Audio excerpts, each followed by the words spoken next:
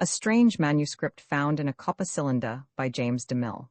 The finding of the copper cylinder, it occurred as far back as February 15, 1850.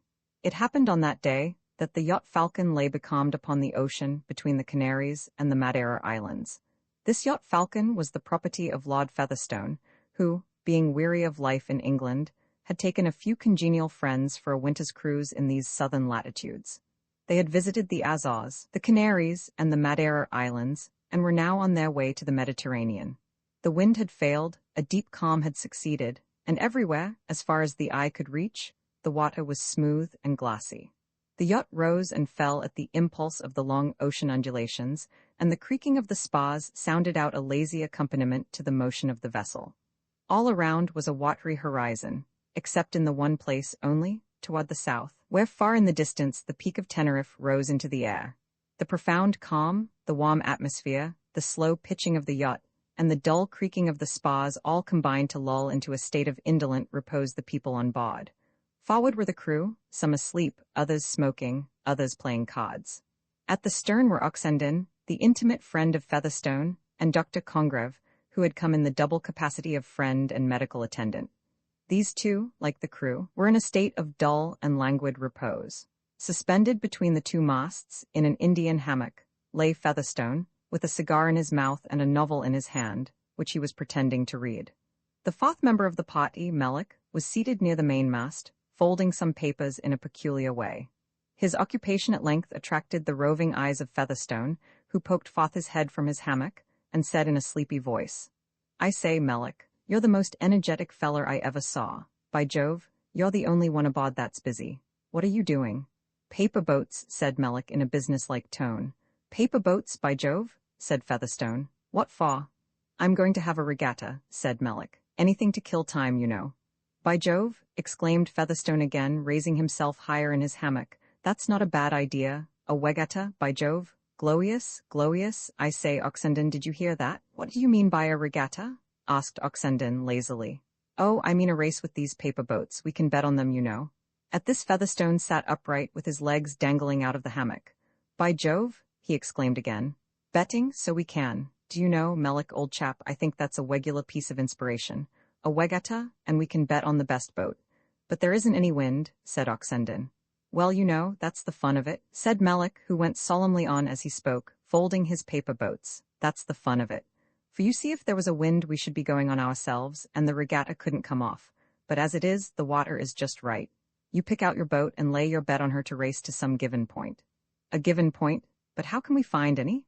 "Oh, easily enough, something or anything. A bubble'll do, or we can pitch out a bit of wood." Upon this Featherstone descended from his perch, and came near to examine the proceedings, while the other two, eager to take advantage of the new excitement, soon joined him.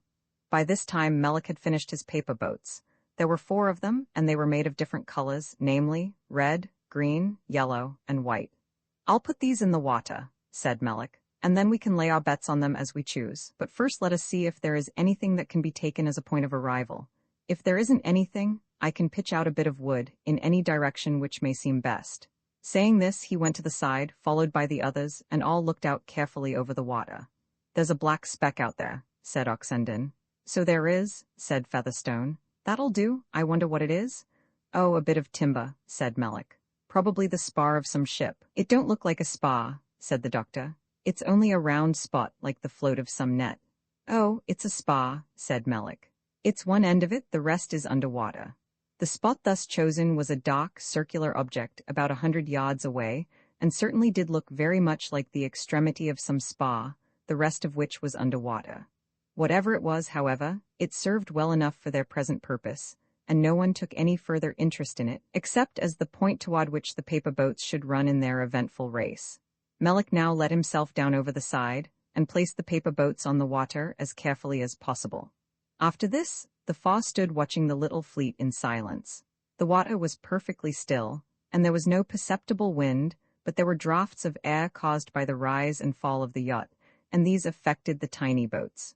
Gradually they drew apart, the green one drifting astern, the yellow one remaining under the vessel, while the red and the white were carried out in the direction where they were expected to go, with about a foot of space between them. 2 to 1 on the red," cried Featherstone, betting on the one which had gained the lead. Done, said Melick, promptly taking his offer. Oxenden made the same bet, which was taken by Melick and the doctor. Other bets were now made as to the direction which they would take, as to the distance by which the red would beat the white, as to the time which would be occupied by the race, and as to 50 other things which need not be mentioned. All took part in this, the excitement rose high, and the betting went on merrily. At length it was noticed that the white was overhauling the red. The excitement grew intense, the betting changed its form, but was still kept up, until at last the two paper boats seemed blended together in one dim spot, which gradually faded out of sight. It was now necessary to determine the state of the race, so Featherstone ordered out the boat. The four were soon embarked, and the men rowed out toward the point which had been chosen as the end of the race. On coming near, they found the paper boats stuck together, saturated with water, and floating limp on the surface. An animated discussion arose about this. Some of the bets were off, but others remained an open question, and each side insisted upon a different view of the case.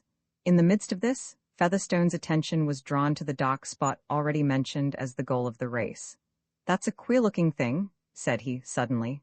"Pull up, lads, a little, let's see what it is. It doesn't look to me like a spar."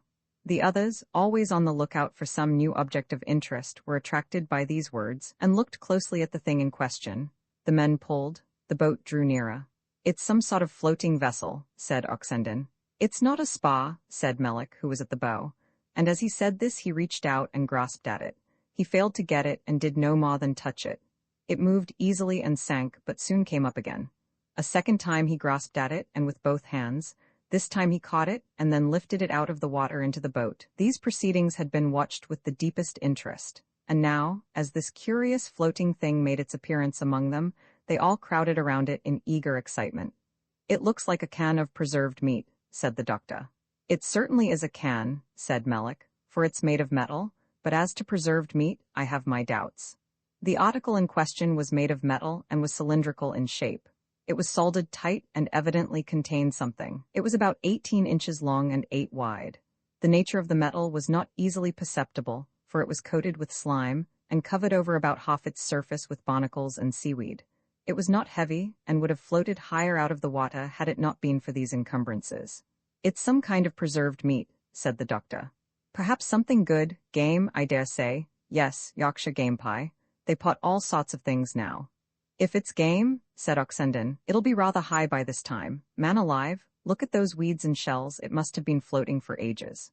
"It's my belief," said Featherstone, "that it's part of the provisions laid in by Noah for his long voyage in the ark. So come, let's open it and see what sort of diet the antediluvians had." "It may be liquor," said Oxenden. Melick shook his head. "No," said he, "there's something inside, but whatever it isn't liquor. It's odd, too. The thing is of foreign make. Evidently, I never saw anything like it before. It may be Chinese." "By Jove!" cried Featherstone. "This is getting exciting. Let's go back to the yacht and open it." The men rowed back to the yacht. "It's meat of some sort," continued the doctor. "I'm certain of that. It has come in good time. We can have it for dinner." "You may have my share, then," said Oxenden. "I hereby give and bequeath to you all my right, title, and interest in and to anything in the shape of meat that may be inside." "Meat cans," said Melick, "are never so large as that." "Oh, I don't know about that," said the doctor. "They make up pretty large packages of pemmican for the Arctic expeditions. But they never pack up pemmican in copper cylinders," said Melick, who had been using his knife to scrape off the crust from the vessel. "Copper?" exclaimed Oxenden. "Is it copper?" "Look for yourselves," said Melick quietly. They all looked and could see, where the knife had cut into the vessel, that it was as he said. It was copper. "It's foreign work," said Melick. "In England we make tin cans for everything. It may be something that's drifted out from Mogador or some pot in Morocco." "In that case," said Oxenden, "it may contain the mangled remains of one of the wives of some Moorish pasha." By this time they had reached the yacht and hurried aboard. All were eager to satisfy their curiosity. Search was made for a cold chisel, but to no purpose. Then Featherstone produced a knife which was used to open sardine boxes, but after a faithful trial this proved useless. At length Melick, who had gone off in search of something more effective, made his appearance armed with an axe. With this he attacked the copper cylinder, and by means of a few dexterous blows succeeded in cutting it open. Then he looked in. "What do you see?" asked Featherstone. "Something," said Melick, "but I can't quite make it out." "If you can't make it out, then shake it out," said Oxenden. Upon this Melick took the cylinder, turned it upside down, shook it smartly, and then lifted it and pounded it against the deck. This served to loosen the contents, which seemed tightly packed, but came gradually down until at length they could be seen and drawn forth. Mille drew them forth, and the contents of the mysterious copper cylinder resolved themselves into 2 packages. The sight of these packages only served to intensify their curiosity. If it had been some species of food, it would at once have revealed itself, but these packages suggested something more important. What could they be? Were there treasures inside, jewels, or golden ornaments from some Moorish seraglio, or strange coin from far Cathay? One of the packages was very much larger than the other. It was enclosed in wrappers made of some coarse kind of felt, bound tight with strong cords. The other was much smaller, and was folded in the same material without being bound. This Mille seized and began to open. "Wait a minute," said Featherstone. "Let's make a bet on it. 5 guineas that it's some sort of jewels?" "Done," said Oxenden. Mille opened the package, and it was seen that Featherstone had lost. There were no jewels, but 1 or 2 sheets of something that looked like paper. It was not paper, however, but some vegetable product which was used for the same purpose. The surface was smooth, but the color was dingy, and the lines of the vegetable fibers were plainly discernible. These sheets were covered with writing. "Halloa!" cried Mille. "Why, this is English?" At this the others crowded around to look on, and Featherstone in his excitement forgot that he had lost his bet. There were 3 sheets, all covered with writing, 1 in English, another in French, and a third in German. It was the same message, written in these 3 different languages. But at that moment, they scarcely noticed this. All that they saw was the message itself, with its mysterious meaning. It was as follows: "To the finder of this, Sir, I am an Englishman, and have been carried by a series of incredible events to a land from which escape is as impossible as from the grave. I have written this and committed it to the sea, in the hope that the ocean currents may bear it within the reach of civilized man. Oh, unknown friend, whoever you are, I entreat you to let this message be made known in some way to my father, Henry Maw, Keswick, Cumberland, England, so that he may learn the fate of his son. The MS. Accompanying this contains an account of my adventures, which I should like to have forwarded to him. Do this for the sake of that mercy which you may one day wish to have shown to yourself. Adam Maw." "By Jove!" cried Featherstone, as he read the above. "This is really getting to be something tremendous." "This other package must be the manuscript," said Oxenden, "and it'll tell all about it." "Such a manuscript'll be better than meat," said the doctor, sententiously. Mille said nothing, but opening his knife, he cut the cords and unfolded the wrapper. He saw a great collection of leaves, just like those of the letter, of some vegetable substance, smooth as paper, and covered with writing. "It looks like Egyptian papyrus," said the doctor. "That was the common paper of antiquity." "Never mind the Egyptian papyrus," said Featherstone, in feverish curiosity. "Let's have the contents of the manuscript. You, Mille, read. You're the most energetic of the lot, and when you're tired the rest of us will take turns." "Read? Why, it'll take a month to read all this," said Mille. "All the better," said Featherstone. "This calm will probably last a month, and we shall have nothing to interest us." Mille made no further objection. He was as excited as the rest, and so he began the reading of the manuscript. The sacred hunt on that very jom, the Kohen informed me that they were about to set forth on the sacred hunt, an event which always occurred toward the end of the season, and he kindly invited me to go. I, eager to find any relief from the horrible thoughts that had taken possession of me, and full of longing for active exertion, at once accepted the invitation. I was delighted to hear Alma say that she too was going, and I learned at the same time that in this strange land the women were as fond of hunting as the men, and that on such occasions their presence was expected. The sacred hunt was certainly a strange one. I saw that it was to take place on the water, for a great crowd, numbering over 100, went down to the harbor and embarked on board a galley, on which there were 100 others, who served as rowers. The hunters were all armed with long, light javelins and short swords. Some of these were offered to me, for as yet no one supposed that my rifle and pistol were instruments of destruction, or anything else than ornaments. My refusal to accept their weapons created some surprise, but with their usual civility, they did not press their offers further. It was evident that this hunting expedition was only made in obedience to some hallowed custom, for the light of the sun pained their eyes, and all their movements were made with uncertainty and hesitation. With these, a hunt by sunlight is the same as a hunt by night would be with us. There was the same confusion and awkwardness. The Kohen was in command. At his word the galley started, and the rowers pulled out to sea with long, regular strokes. I was anxious to know what the expedition was aimed at, and what were the animals that we expected to get, but I could not make out Alma's explanations. Her words suggested something of vague terror, vast proportions, and indescribable ferocity, but my ignorance of the language prevented me from learning anything more. We went along the coast for a few miles, and then came to the mouth of a great river, which seemed to flow from among the mountains. The current was exceedingly swift, and as I looked back, it seemed to me that it must be the very stream which had borne me here into this remote world. I afterward found out that this was so, that this stream emerges from among the mountains, flowing from an unknown source. It was over this that I had been borne in my sleep, after I had emerged from the subterranean darkness, and it was by this current that I had been carried into the open sea. As we crossed the estuary of this river, I saw that the shores on either side were low, and covered with the rankest vegetation. Giant trees of fern, vast reeds and grasses, all arose here in a dense growth impassable to man. Upon the shallow shores the surf was breaking, and here in the tide I saw objects which I at first supposed to be rocks, but afterward found out to be living things. They looked like alligators, but were far larger than the largest alligators known to us, besides being of far more terrific aspect. Toward these the galley was directed, and I now saw with surprise that these were the objects of the sacred hunt. Suddenly, as the galley was moving along at half speed, there arose out of the water a thing that looked like the folds of a giant hairy serpent, which, however, proved to be the long neck of an incredible monster, whose immense body soon afterward appeared above the water. With huge fins he propelled himself toward us, and his head, 20 feet in the air, was poised as though about to attack. The head was like that of an alligator, the open jaws showed a fearful array of sharp teeth, the eyes were fiercely glowing, the long neck was covered with a coarse, shaggy mane, while the top of the body, which was out of the water, was encased in an impenetrable cuirass of bone. Such a monster as this seemed unassailable, especially by men who had no missile weapons, and whose eyes were so dim and weak. I therefore expected that the galley would turn and fly from the attack, for the monster itself seemed as large as our vessel, but there was not the slightest thought of flight. On the contrary, every man was on the alert.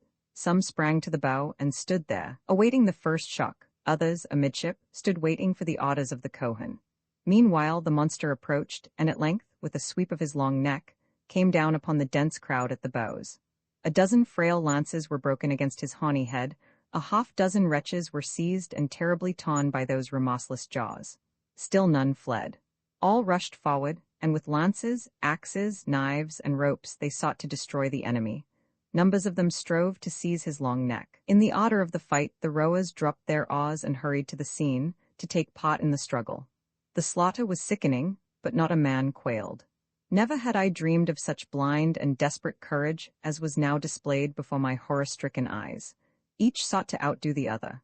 They had managed to throw ropes around the monster's neck, by which he was held close to the galley. His fierce movements seemed likely to drag us all down under the water, and his long neck, free from restraint, writhed and twisted among the struggling crowd of fighting men, in the midst of whom was the Kohen, as desperate and as fearless as any.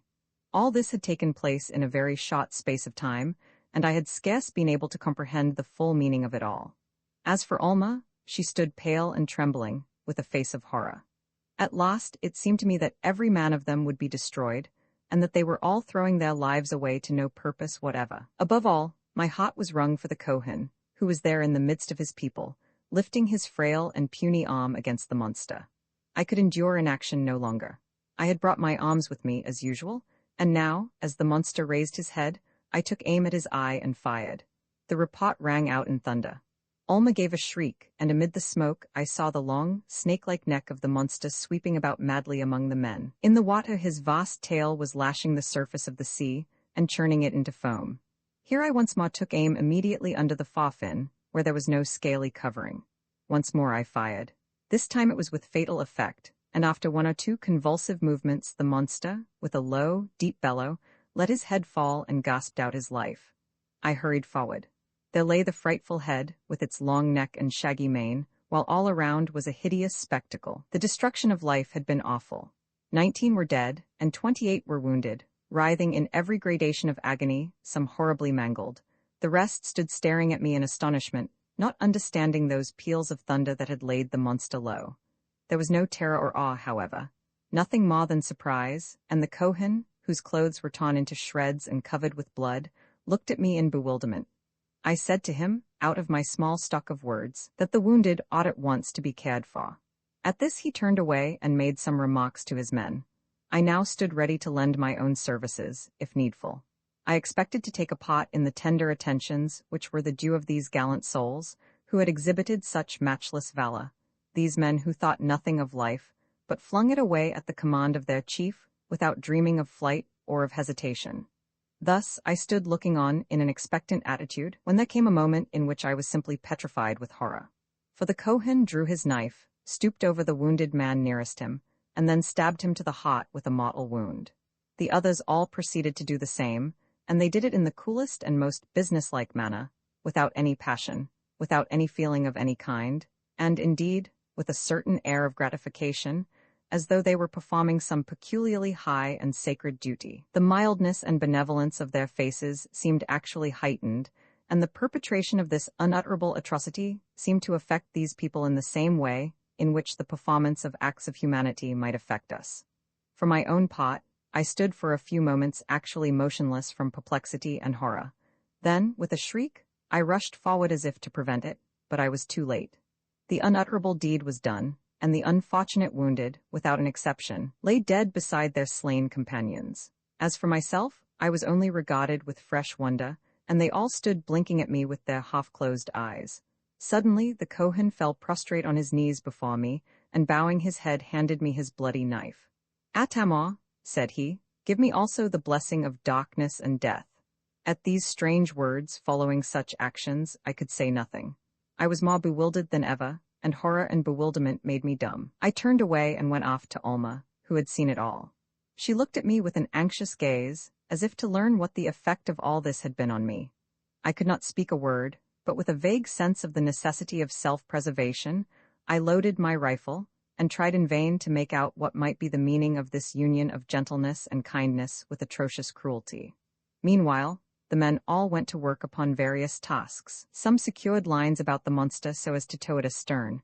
Others busied themselves with the corpses, collecting them and arranging them in rows.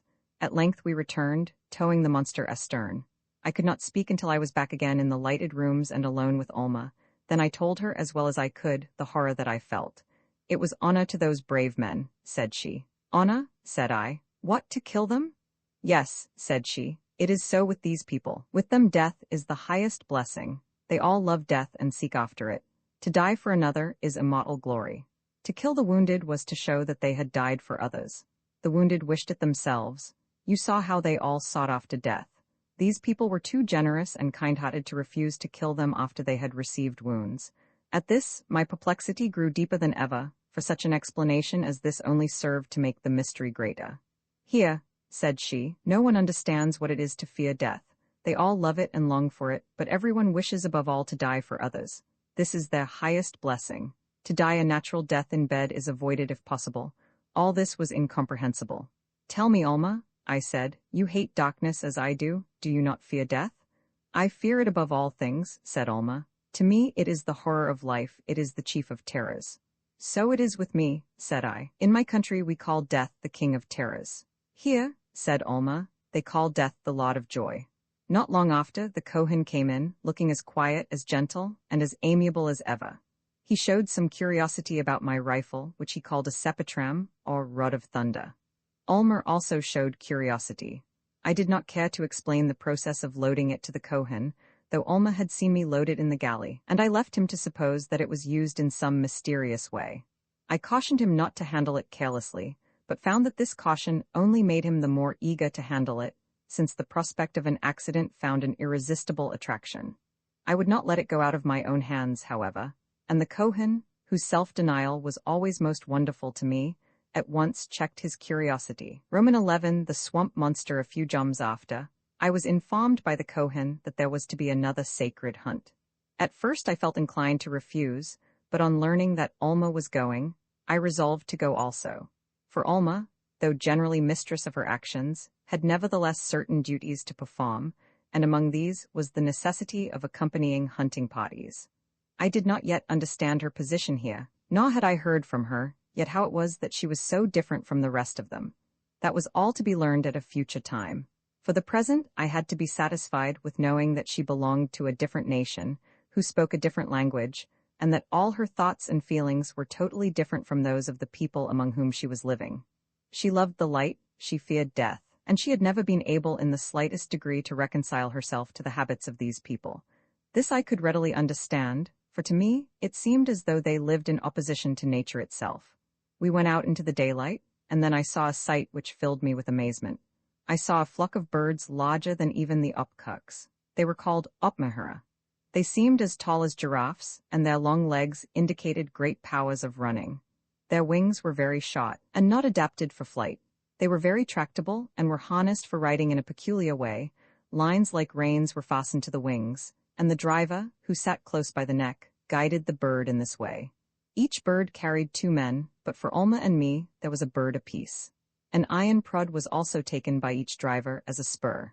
I did not find out until afterward how to drive. At that time, the prospect of so novel a ride was such an exciting one that I forgot everything else.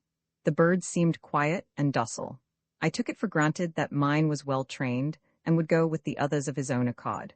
We all mounted by means of a stone platform which stood by the pyramid, and soon were on our way. The speed was amazing. The fastest racehorse at home is slow compared with this. It was as swift as an ordinary railway train, if not more so. For some minutes the novelty of my situation took away all other thoughts, and I held the reins in my hands without knowing how to use them. But this mattered not, for the well-trained bird kept on after the others, while Ulmer on her bird was close behind me. The pace, as I said, was tremendous, yet no easy emotion can be imagined.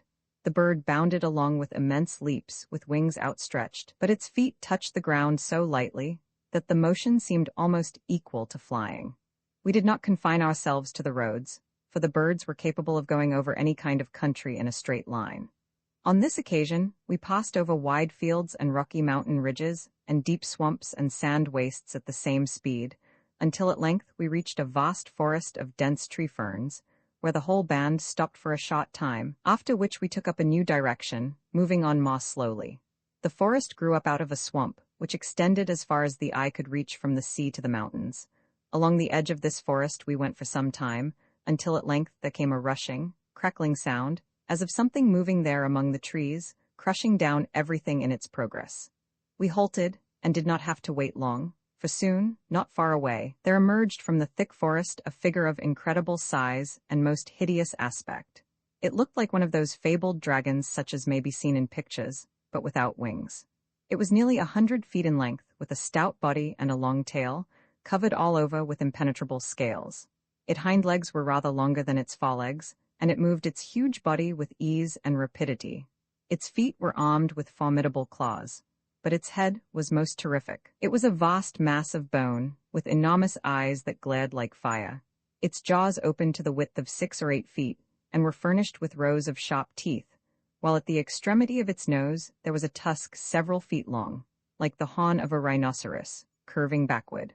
All this I took in at the first glance, and the next instant the whole band of hunters, with their usual recklessness, flung themselves upon the monster. For a short time all was the wildest confusion, an intermingling of birds and men, with the writhing and roaring beast. With his huge claws and his curved horn and his wide jaws, he dealt death and destruction all around.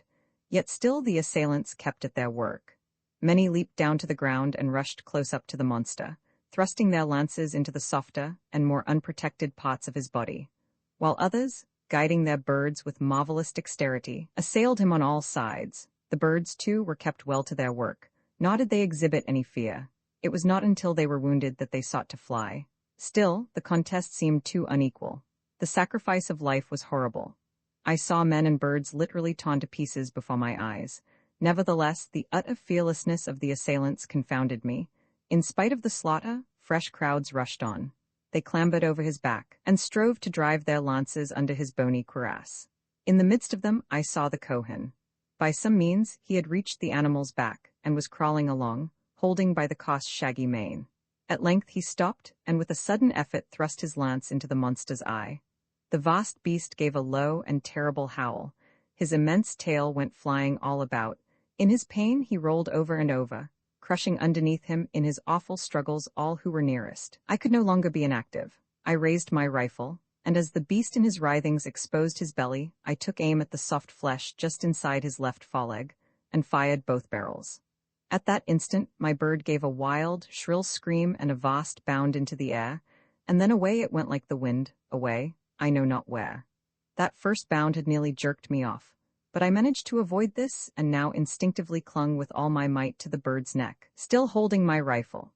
The speed of the bird was twice as great as it had been before, as the speed of a runaway horse surpasses that of the same horse when trotting at his ordinary rate and under control. I could scarcely make out where I was going. Rocks, hills, swamps, fields, trees, sand, and sea all seemed to flash past in one confused assemblage, and the only thought in my mind was that I was being carried to some remote wilderness, to be flung there bruised and maimed among the rocks, to perish helplessly. Every moment I expected to be thrown, for the progress of the bird was not only inconceivably swift, but it also gave immense leaps into the air, and it was only its easy mode of lighting on the ground after each leap that saved me from being hurled off. As it was, however, I clung instinctively to the bird's neck, until at last it came to a stop so suddenly that my hands slipped, and I fell to the ground. I was senseless for I know not how long. When at last I revived, I found myself propped up against a bank, and Alma bathing my head with cold water. Fortunately, I had received no hurt. In falling I had struck on my head, but it was against the soft turf, and though I was stunned, yet on regaining my senses no further inconvenience was experienced. The presence of Alma was soon explained. The report of the rifle had startled her bird also, which had bounded away in terror like mine, but Alma understood how to guide him, and managed to keep him after me, so as to be of assistance in case of need. She had been close behind all the time, and had stopped when I fell, and come to my assistance. The place was a slope looking out upon an arm of the sea, and apparently remote from human abode. The scenery was exquisitely beautiful. A little distance off we saw the edge of the forest. The open country was dotted with clumps of trees. On the other side of the arm of the sea was an easy declivity covered with trees of luxuriant foliage and vast dimensions. Farther away on one side rose the icy summits of impassable mountains. On the other side, there extended the blue expanse of the boundless sea. The spot where I lay was overshadowed by the dense foliage of a tree, which was unlike anything that I had ever seen, and seemed like some exaggerated grass. At our feet, a brook ran murmuring to the shore. In the air and all around were innumerable birds. The situation in which I found myself seemed inexpressibly sweet, and all the more so from the gentle face of Alma. Would it not be well, I thought, to remain here? Why should Alma go back to her repulsive duties? Why should we return to those children of blood, who loved death and darkness? Here we might pass our days together unmolested. The genial climate would afford us warmth. We needed no shelter except the trees, and as for food, there were the birds of the air in innumerable flocks. I proposed this to her. She smiled sadly. "You forget," said she, "this season of light will not last much longer. In a few more joms the dark season will begin, and then we should perish in a place like this. Are there no caverns here? Oh no, this country has no inhabitants. It is full of fierce wild beasts. We should be destroyed before one jom. But must we go back?" said I. "You have a country. Where is it? See, here are these birds. They are swift. They can carry us anywhere. Come, let us fly, and you can return to your own country." Alma shook her head. "These birds," said she, "cannot go over the sea or through these endless forests. My country can only be reached by sea. Can we not hurry back, seize a boat, and go? I know how to sail over the water without oars. We certainly might leave the country, but there is another difficulty. The dark season is coming, and we should never be able to find our way. Besides, the sea is full of monsters, and you and I would perish. At any rate, let us try. I have my sepatram. We could never find our way." "Only tell me," said I, "where it lies, and I will go by the stars." "The trouble is," said she, "that even if we did succeed in reaching my land, I should be sent back again, for I was sent here as a sacred hostage, and I have been here 4 seasons. But in the midst of this conversation, a sound arrested our attention, heavy, puffing, snorting sound, as of some living thing. Hastily I started up, rifle in hand, and looked, and as I looked I felt my nerves thrill with horror. There, close by the shore, I saw a vast form, a living thing, full 60 feet in length. It had a body like that of an elephant, the head of a crocodile, and enormous glaring eyes. Its immense body was covered with impenetrable armor, and was supported on legs long enough to allow it to run with great speed. It differed in many respects from the monster of the swamp, the legs being longer, the tail shorter and thinner, and its head and jaws larger and longer. I shrank back, thinking of seizing Alma and hiding. But I saw that she had already taken the alarm, and with more presence of mind than I had she had hurried to the birds, who were standing near, and had made them lie down. As I turned, she beckoned to me without a word. I hurried to her. She told me to mount. I did so at once. She did the same. Scarce had we mounted than the monster perceived us, and with a terrible bellow came rushing toward us. Alma drove her goad deep into her bird, which at once rose and went off like the wind, and mine started to follow. The vast monster came on. His roar sounded close behind, and I heard the clash of his tremendous jaws, but the swift bird with a bound snatched me from his grasp, and bore me far away out of his reach. Away I went like the wind. Alma was ahead, looking back from time to time, and waving her hand joyously. So we went on, returning on our course at a speed almost as great as that with which we had come. By this time, the novelty had in part worn away, and the easy motion gave me confidence. I noticed that we were traveling a wild, uninhabited, and rocky district by the seaside.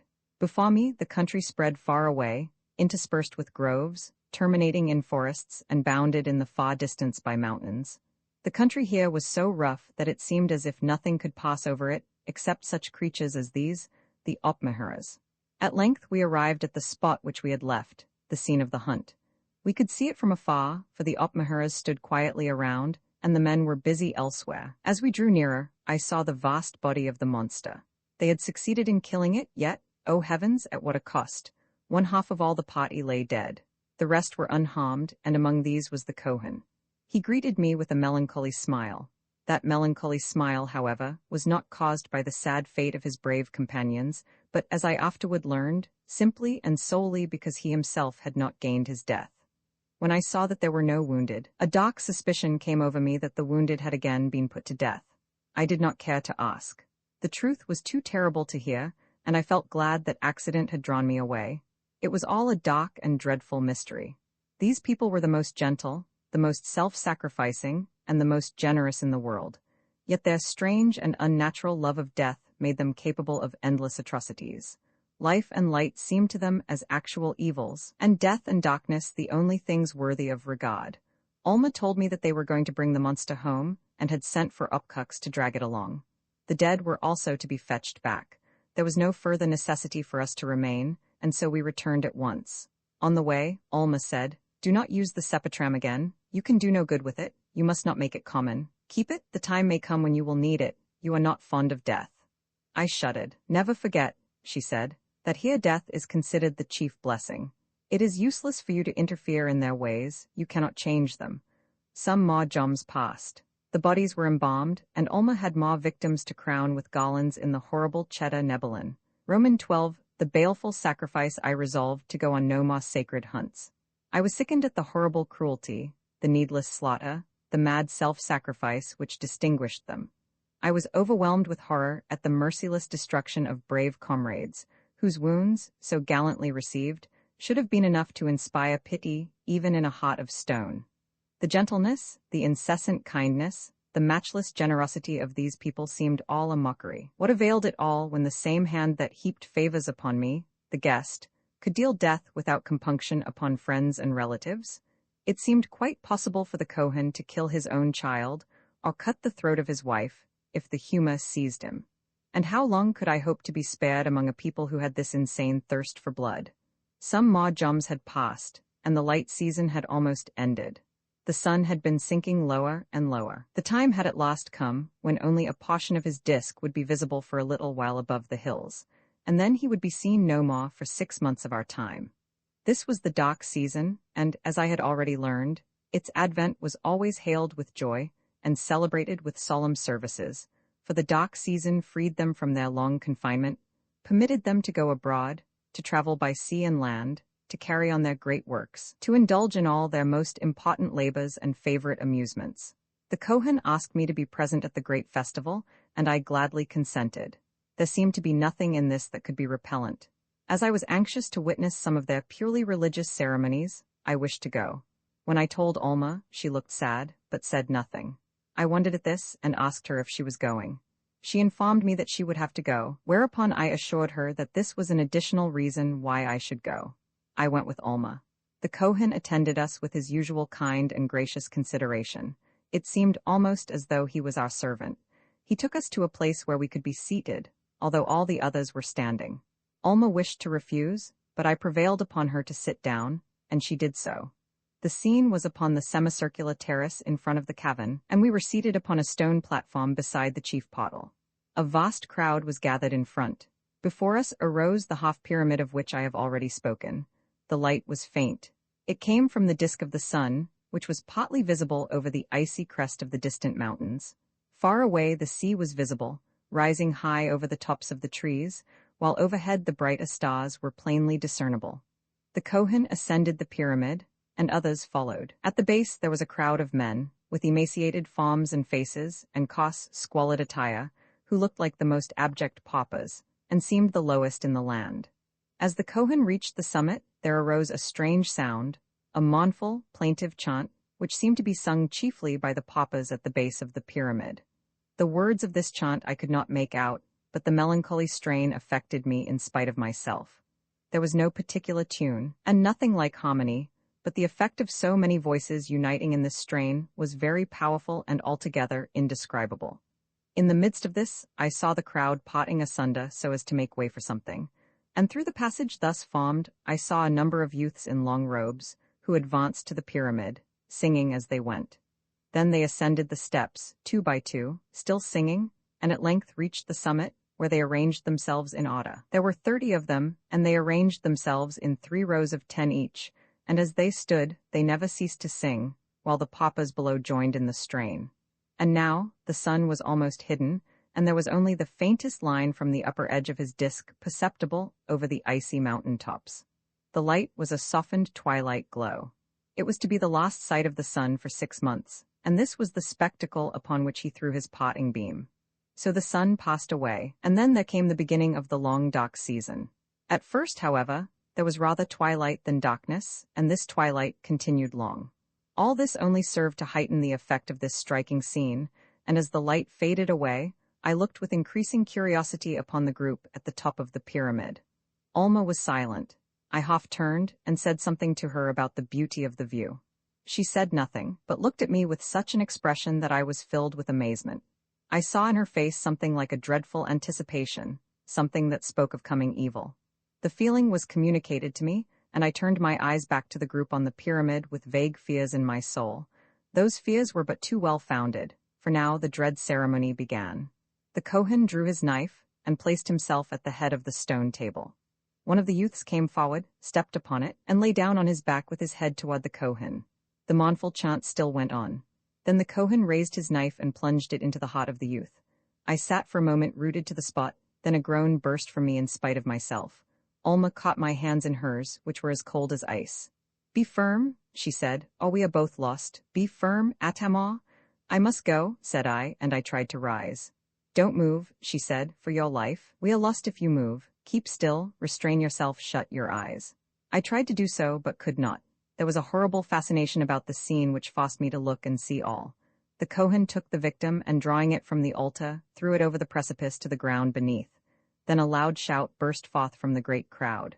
"Sibgu Sibjan, Reinu, Hodu Lekosk," which means, "Sacrifice the victims, rejoice, give thanks to darkness." Then another of the youths went forward amid the singing, and laid himself down to meet the same fate.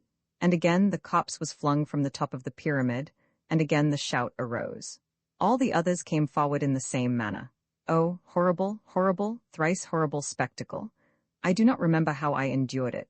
I sat there with Alma, trying to restrain myself as she had entreated me, more for her sake than for my own, a prey to every feeling of horror, anguish, and despair. How it all ended I do not know, nor do I know how I got away from the place, for I only remember coming back to my senses in the lighted grotto, with Alma bending anxiously over me. After this, there remained a dark mystery and an ever-present horror. I found myself among a people who were at once the gentlest of the human race and the most bloodthirsty, the kindest and the most cruel. This mild, amiable, and self-sacrificing Kohen, how was it possible that he should transform himself to a fiend incarnate? And for me, and for Alma, what possible hope could there be? What fate might they have in reserve for us? Of what avail was all this profound respect, this incessant desire to please, this attention to our slightest wish, this comfort and luxury and splendor, this freedom of speech and action? Was it anything better than a mockery? Might it not be the shallow kindness of the priest to the victim reserved for the sacrifice? Was it, after all, in any degree better than the kindness of the cannibal savages on those drear outer shores who received us with such hospitality, but only that they might destroy us at last? Might they not all belong to the same race, dwelling as they did in caverns, shunning the sunlight, and blending kindness with cruelty? It was an awful thought, yet I had one consolation. Alma was with me, and so long as she was spared to me, I could endure this life. I tried for her sake to resist the feelings that were coming over me. I saw that she too was a prey to ever-deepening sadness. She felt as I did, and this despair of soul might wreck her young life if there were no alleviation. And so I sought to alleviate her distress and to banish her sadness. The songs of these people had much impressed me, and one day, as I talked about this with Alma, she brought forth a musical instrument of peculiar shape, which was not unlike a guitar, though the shape was square and there were a dozen strings. Upon this she played, singing at the same time some songs of a plaintive character. An idea now occurred to me to have an instrument made according to my own plans, which should be nothing less than a violin. Alma was delighted at the proposal, and at once found a very clever workman, who under my direction succeeded in producing one which served my purpose well. I was a good violinist, and in this I was able to find solace for myself, and for Alma for many a long hour. The first time that I played was memorable. As the tones floated through the air, they caught the ears of those outside, and soon great numbers came into the apartment, listening in amazement and in rapt attention. Even the painful light was disregarded in the pleasure of this most novel sensation, and I perceived that if the sense of sight was deficient among them, that of hearing was sufficiently acute. I played many times, and sometimes sang from among the songs of different nations, but those which these people liked best were the Irish and Scottish melodies, those matchless strains created by the genius of the Celtic race, and handed down from immemorial ages through long generations. In these there was nothing artificial, nothing transient. They were the utterance of the human heart, and in them there was that touch of nature which makes all men kin. These were the immortal passions which shall never cease to affect the soul of man, and which had power even here. The strains of love, of sadness, and of pathos were sweet and enticing to this gentle race, for in their mild manners and their outburst of cruelty, they seemed to be not unlike the very race which had created this music, since the Celt is at once gentle and bloodthirsty. I played Tara, Bonnie Doon, The Lost Rose of Summer, The Land of the Leal, Auld Lang Syne, Locheba. They stood entranced, listening with all their souls. They seemed to hunger and thirst after this music, and the strains of the inspired Celtic race seemed to come to them like the revelation of the glory of heaven. Then I played more lively airs. Some I played a second time, singing the words. They seemed eager to have the same one played often. At last a grisly thought came to me.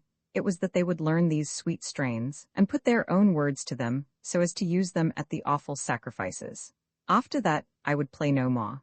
It is a land of tender love and remorseless cruelty. Music is all-powerful to awaken the one, but powerless to abate the other, and the eyes that weep over the pathetic strains of Locheba can gaze without a tear upon the death agonies of a slaughtered friend. Roman 13, the awful Mista Kosuk, the terrible sacrifice marked the end of the light season. The dark season had now begun, which would last for half the coming year. No more sunlight would now be visible, save at first for a few joms, when at certain times the glare would be seen shooting up above the icy crests of the mountains. Now the people all moved out of the caverns into the stone houses on the opposite side of the terraces, and the busy throng transferred themselves and their occupations to the open air. This with them was the season of activity, when all their most important affairs were undertaken and carried out. The season, too, of enjoyment, when all the chief spots and festivals took place. Then the outer world all awoke to life.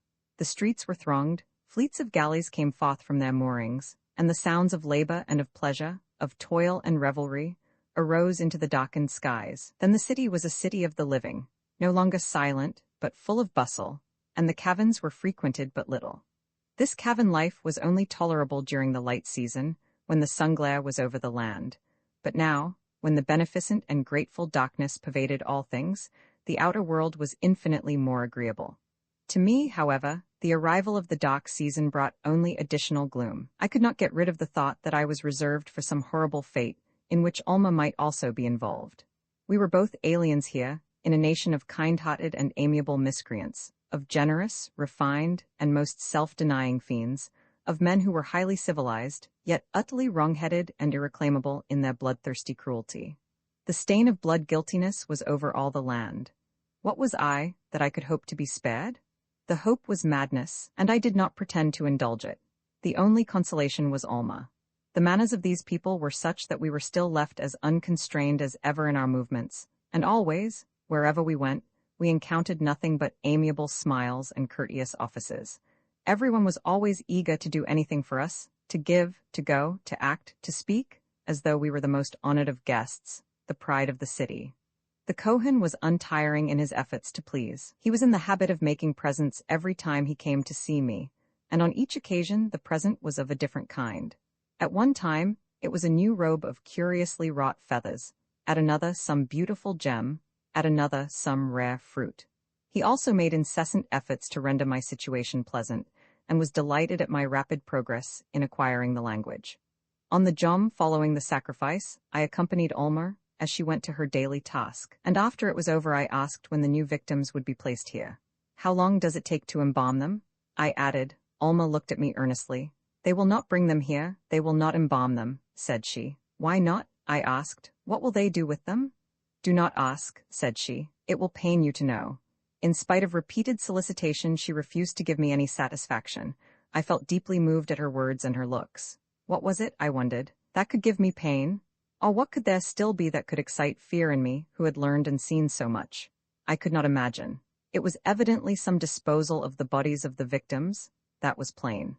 Turning this over in my mind, with vague conjectures as to Alma's meaning, I left her and walked along the terrace until I came to the next cavern. This had never been opened before, and I now entered through curiosity to see what it might be. I saw a vast cavern, quite as large as the Cheddar Nebelin, full of people, who seemed to be engaged in decorating it. Hundreds were at work, and they had brought immense tree ferns, which were placed on either side in long rows, with their branches meeting and interlacing at the top. It looked like the interior of some great Gothic cathedral at night, and the few twinkling lights that were scattered here and there made the shadowy outline just visible to me. I asked one of the bystanders what this might be, and he told me that it was the Mista Kosuk, which means the Feast of Darkness, from which I gathered that they were about to celebrate the advent of the dark season with a feast. From what I knew of their character, this seemed quite intelligible, and there was much beauty and taste in the arrangements. All were industrious and orderly, and each one seemed most eager to assist his neighbor. Indeed, there seemed to be a friendly rivalry in this, which at times amounted to positive violence, for more than once when a man was seen carrying too large a burden, someone else would insist on taking it from him.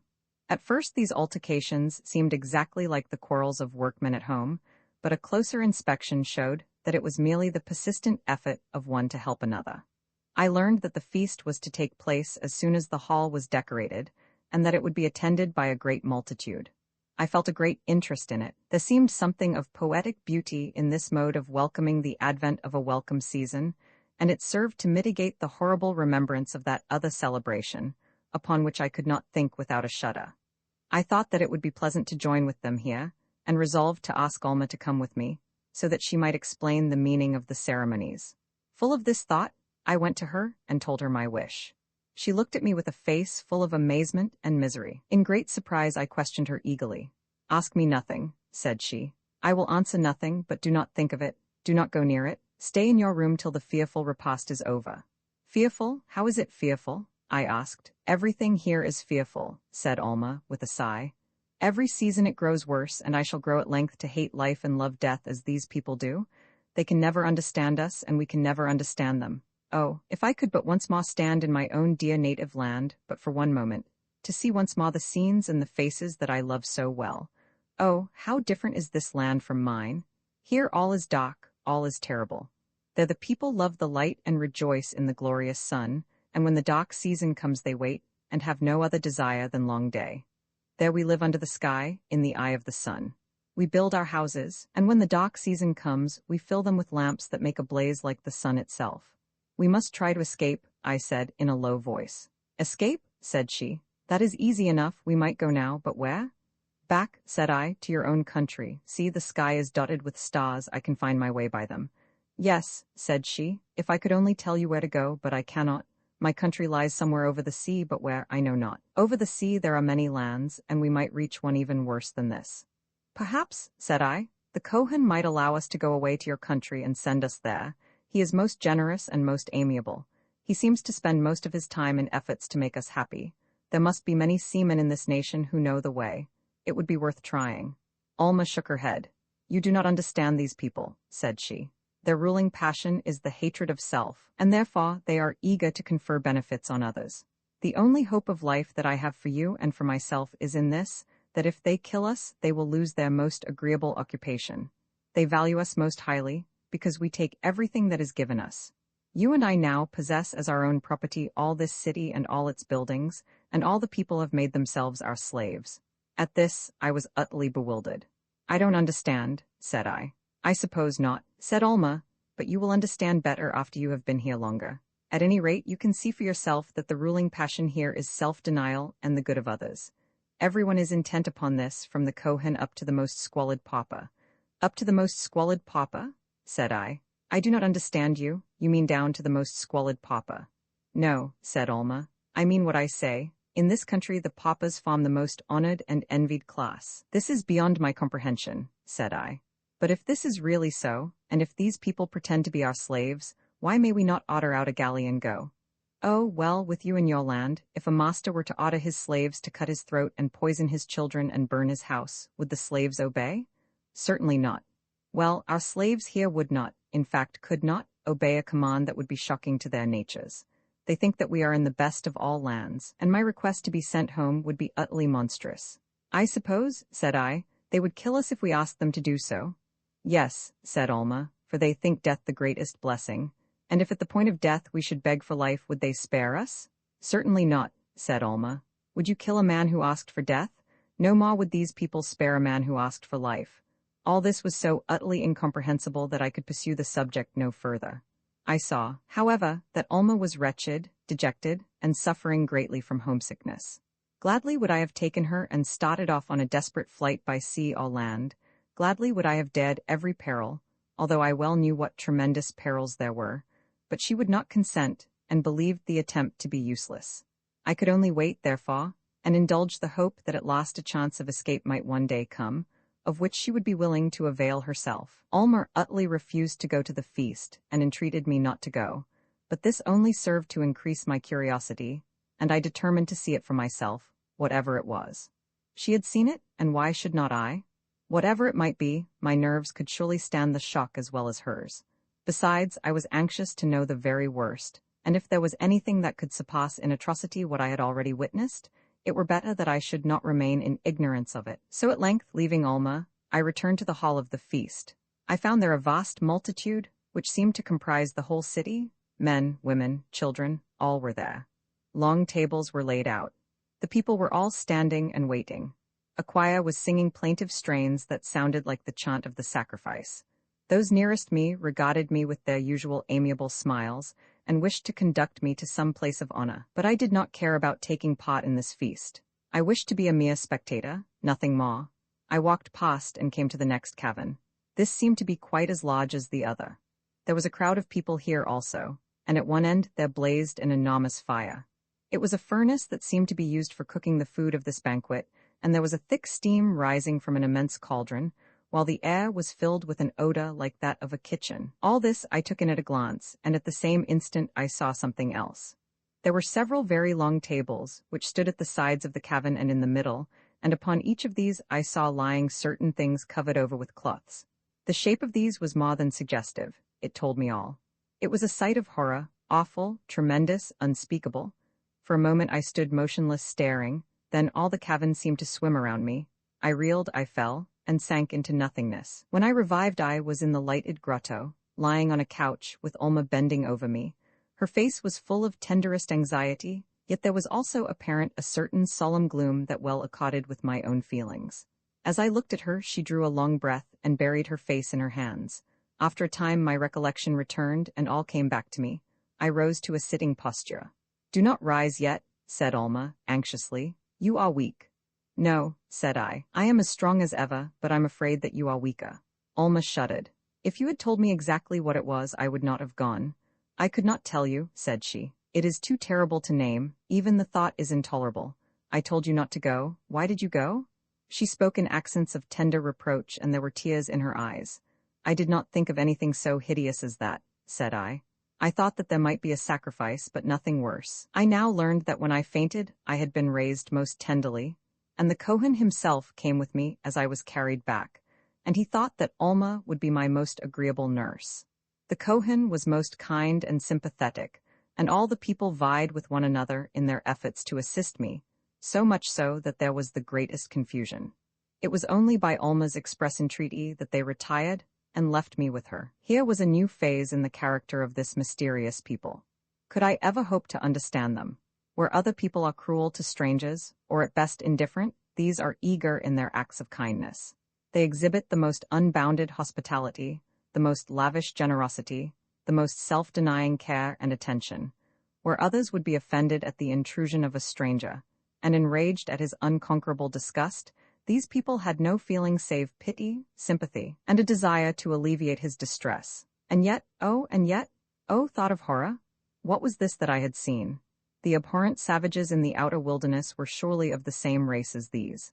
They too received us kindly, they too lavished upon us their hospitality, and yet there followed the horror of that frightful repast. Here there had been kindness and generosity and affectionate attention, to be succeeded by deeds without a name. Ah me, what an hour that was! And yet it was as nothing compared to what lay before me in the future. But the subject was one of which I dared not speak, one from which I had to force my thoughts away. I took the violin and played Locheba till Alma wept, and I had to put it away. Then I begged her to play or sing. She brought an instrument like a lute, and upon this she played some melancholy strains. At length the Kohen came in. His mild, benevolent face never exhibited more gentle and affectionate sympathy than now. He seated himself, and with eyes half-closed as usual, talked much. And yet, with a native delicacy which always distinguished this extraordinary man, he made no allusion to the awful Mista Kosuk. For my own part, I could not speak. I was absent-minded, overwhelmed with gloom and despair, and at the same time full of aversion toward him and all his race. One question, however, I had to put. Who were the victims of the Mista Kosuk? They, said he with an agreeable smile. Oh, they were the victims of the sacrifice. I sank back in my seat and said no more. The Kohen then took Alma's lute, played and sang in a very sweet voice, and at length, with his usual consideration, seeing that I looked weary, he retired. Roman 14 I learn my doom horror, is a feeling that cannot last long. Human nature is incapable of supporting it. Sadness, whether from bereavement, or disappointment, or misfortune of any kind, may linger on through life. In my case, however, the milder and more enduring feeling of sadness had no sufficient cause for existence. The sights which I had seen inspired horror, and horror only.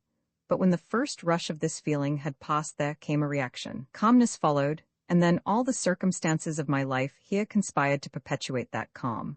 For here all on the surface was pleasant and beautiful. All the people were amiable and courteous and most generous. I had light and luxury and amusements. Around me there were thousands of faces, all greeting me with cordial affection, and thousands of hands all ready to perform my slightest wish. Above all, there was Alma.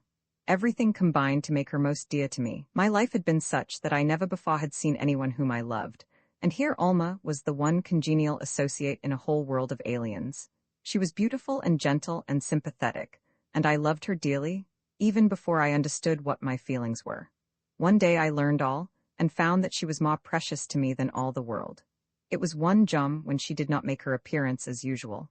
On asking after her, I learned that she was ill. At this intelligence there came over me a feeling of sickening anxiety and fear.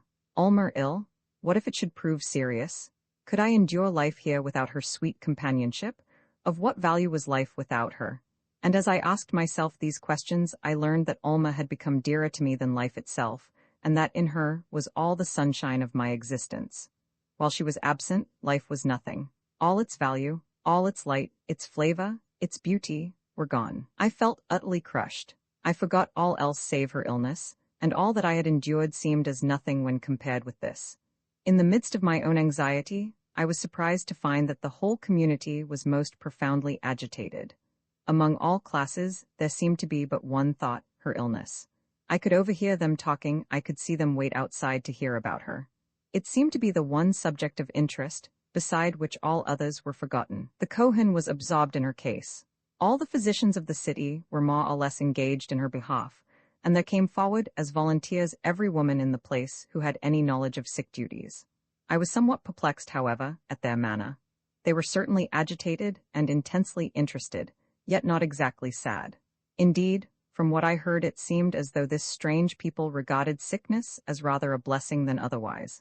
This, however, did not interfere in the slightest degree with the most intense interest in her and the most assiduous attention.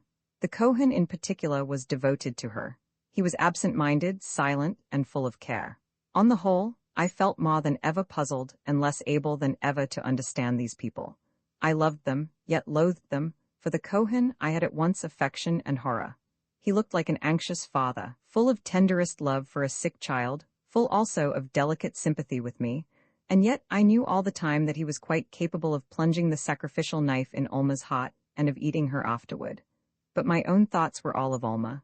I learned how dear she was. With her, the brightness of life had passed. Without her, existence would be intolerable. Her sweet voice, her tender and gracious manner, her soft touch, her tender, affectionate smile, her mournful yet trustful look. Oh, heavens! Would all these be mine no more? I could not endure the thought. At first I wandered about, seeking rest and finding none, and at length I sat in my own room and passed the time in listening, in questioning the attendants, in wondering what I should do if she should be taken from me. At length, on one blessed jom, the Kohen came to me with a bright smile. "Our darling Alma is better," said he. "Eat, I beseech you. She is very dear to all of us, and we have all felt for her and for you. But now all danger is past. The physicians say that she will soon be well." There were tears in his eyes as he spoke. It may have been caused by the bright light, but I attributed this to his loving heart, and I forgot that he was a cannibal. I took his hands in mine and pressed them in deep emotion. He looked at me with a sweet and gentle smile. "I see it all," said he, in a low voice. "You love her. Atama." I pressed his hands harder, but said nothing. Indeed, I could not trust myself to speak. "I knew it," said he. "It is but natural. You are both of a different race from us, you are both much alike and in full sympathy with one another. This draws you together. When I first saw you, I thought that you would be a fit companion for her here, that you would lessen her gloom, and that she would be pleasant to you. I found out soon that I was right, and I felt glad, for you at once showed the fullest sympathy with one another. Never till you came was Alma happy with us. But since you have come, she has been a different being, and there has been a joyousness in her manner that I never saw before. You have made her forget how to weep. And as for yourself, I hope she has made your life in this strange land seem less painful, Atama." At all this, I was so full of amazement that I could not say one word. "Pardon me," continued he, "if I have said anything that may seem like an intrusion upon your secret and most sacred feelings. I could not have said it had it not been for the deep affection I feel for Alma and for you, and for the reason that I am just now more moved than usual and have less control over my feelings." Saying this, he pressed my hand and left me. It was not the custom here to shake hands, but with his usual amiability he had adopted my custom, and used it as naturally as though he had been to the manor born. I was encouraged now. The mild Kohen came often to cheer me. He talked much about Alma, about her sweet and gracious disposition, the love that all felt for her, the deep and intense interest which her illness had aroused. In all this, he seemed more like a man of my own race than before, and in his eager desire for her recovery, he failed to exhibit that love for death which was his nature. So it seemed. Yet this desire for her recovery did not arise out of any lack of love for death. Its true cause I was to learn afterward, and I was to know that if he desired Alma's recovery now, it was only that she might live long enough to encounter death in a more terrific form. But just then, all this was unknown, and I judged him by myself. At last, I learned that she was much better, and would be out on the following jom. This intelligence filled me with a fever of eager anticipation, so great that I could think of nothing else. Sleep was impossible. I could only wait, and try as best I might to quell my impatience. At last the time came. I sat waiting. The curtain was drawn aside. I sprang up, and hurrying toward her, I caught her in my arms and wept for joy. Ah me, how pale she looked! She bore still the marks of her illness. She seemed deeply embarrassed and agitated at the fervor of my greeting. while I, instead of apologizing or trying to excuse myself, only grew more agitated still. "Oh, Alma," I cried. "I should have died if you had not come back to me. Oh, Alma, I love you better than life, and I never knew how dearly I loved you till I thought that I had lost you. Oh, forgive me, but I must tell you, and don't weep, darling." She was weeping as I spoke. She said nothing, but twined her arms around my neck and wept on my breast. After this, we had much to say that we had never mentioned before. I cannot tell the sweet words that she said to me, but I now learned that she had loved me from the first, when I came to her in her loneliness, when she was homesick and heartsick, and I came, a kindred nature, of a race more like her own. And she saw in me the only one of all around her whom it was possible not to detest, and therefore she loved me. We had many things to say to one another, and long exchanges of confidence to make. She now for the first time told me all the sorrow that she had endured in her captivity, sorrow which she had kept silent and shut up deep within her breast. At first her life here had been so terrible that it had brought her down nearly to death. After this she had sunk into dull despair. She had grown familiar with horrors and lived in a state of unnatural calm. From this, my arrival had roused her. The display of feeling on my part had brought back all her old self, and roused anew all those feelings which in her had become dormant. The darkness, the bloodshed, the sacrifices, all these affected me as they had once affected her. I had the same fear of death which she had. When I had gone with her to the Cheddar Nebelin, when I had used my sepatram to save life, she had perceived in me feelings and impulses to which all her own nature responded. Finally, when I asked about the Mista Kosek, she warned me not to go. When I did go, she was with me in thought and suffered all that I felt, until the moment when I was brought back and laid senseless at her feet. Then, said Alma, I felt the full meaning of all that lies before us. What do you mean by that? I asked anxiously. You speak as though there were something yet worse than what has already been, yet nothing can possibly be worse. We have seen the worst. Let us now try to shake off these grisly thoughts and be happy with one another. Your strength will soon be back, and while we have one another, we can be happy even in this gloom. Ah me, said Alma, it would be better now to die. I could die happy now, since I know that you love me. Death, said I, do not talk of it, do not mention that word, it is more abhorrent than ever. No, Alma, let us live and love, let us hope, let us fly. Impossible, said she, in a mournful voice. We cannot fly, there is no hope. We must face the future and make up our minds to bear our fate. Fate? I repeated, looking at her in wonder and in deep concern. What do you mean by our fate? Is there anything more which you know and which I have not heard?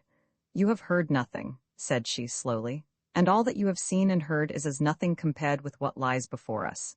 For you and for me there is a fate, inconceivable, abhorrent, tremendous, a fate of which I dare not speak or even think, and from which there is no escape whatever.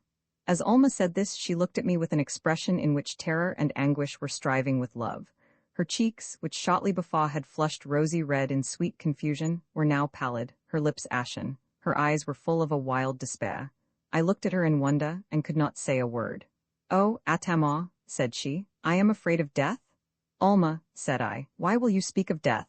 What is this fate which you fear so much? It is this, said she hurriedly, and with a shudder, you and I are singled out. I have been reserved for years until one should be found who might be joined with me. You came. I saw it all at once. I have known it, dreaded it, tried to fight against it, but it was of no use. Oh, Atama, our love means death, for the very fact that you love me and I love you seals our doom. Our doom? What doom? The sacrifice, exclaimed Alma with another shudder. In her voice and look there was a terrible meaning which I could not fail to take. I understood it now, and my blood curdled in my veins. Alma clung to me despairingly.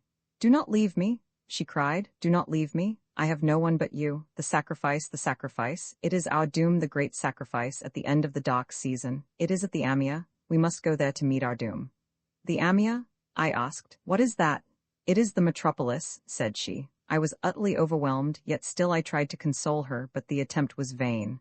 Oh, she cried, you will not understand. The sacrifice is but a pot, it is but the beginning. Death is terrible, yet it may be endured, if there is only death. But think of that which comes after, the Mista Kosek. Now the full meaning flashed upon me, and I saw it all. In an instant there arose in my mind the awful sacrifice on the pyramid and the unutterable horror of the Mista Kosek. Oh, horror, horror, horror! Oh, hideous abomination and deed without a name! I could not speak. I caught her in my arms, and we both wept passionately.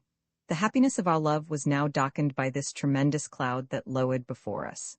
The shock of this discovery was overpowering, and some time elapsed before I could rally from it, though Alma's love was sweet beyond expression, and though as the time passed I saw that every jom she regained more and more of her former health and strength, still I could not forget what had been revealed. We were happy with one another, yet our happiness was clouded, and amid the brightness of our love there was ever present the dread spectre of our appalling doom. These feelings, however, grew fainter.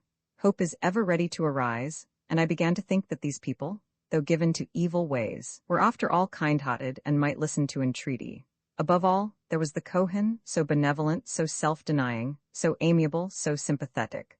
I could not forget all that he had said during Alma's illness, and it seemed more than probable that an appeal to his better nature might not be without effect.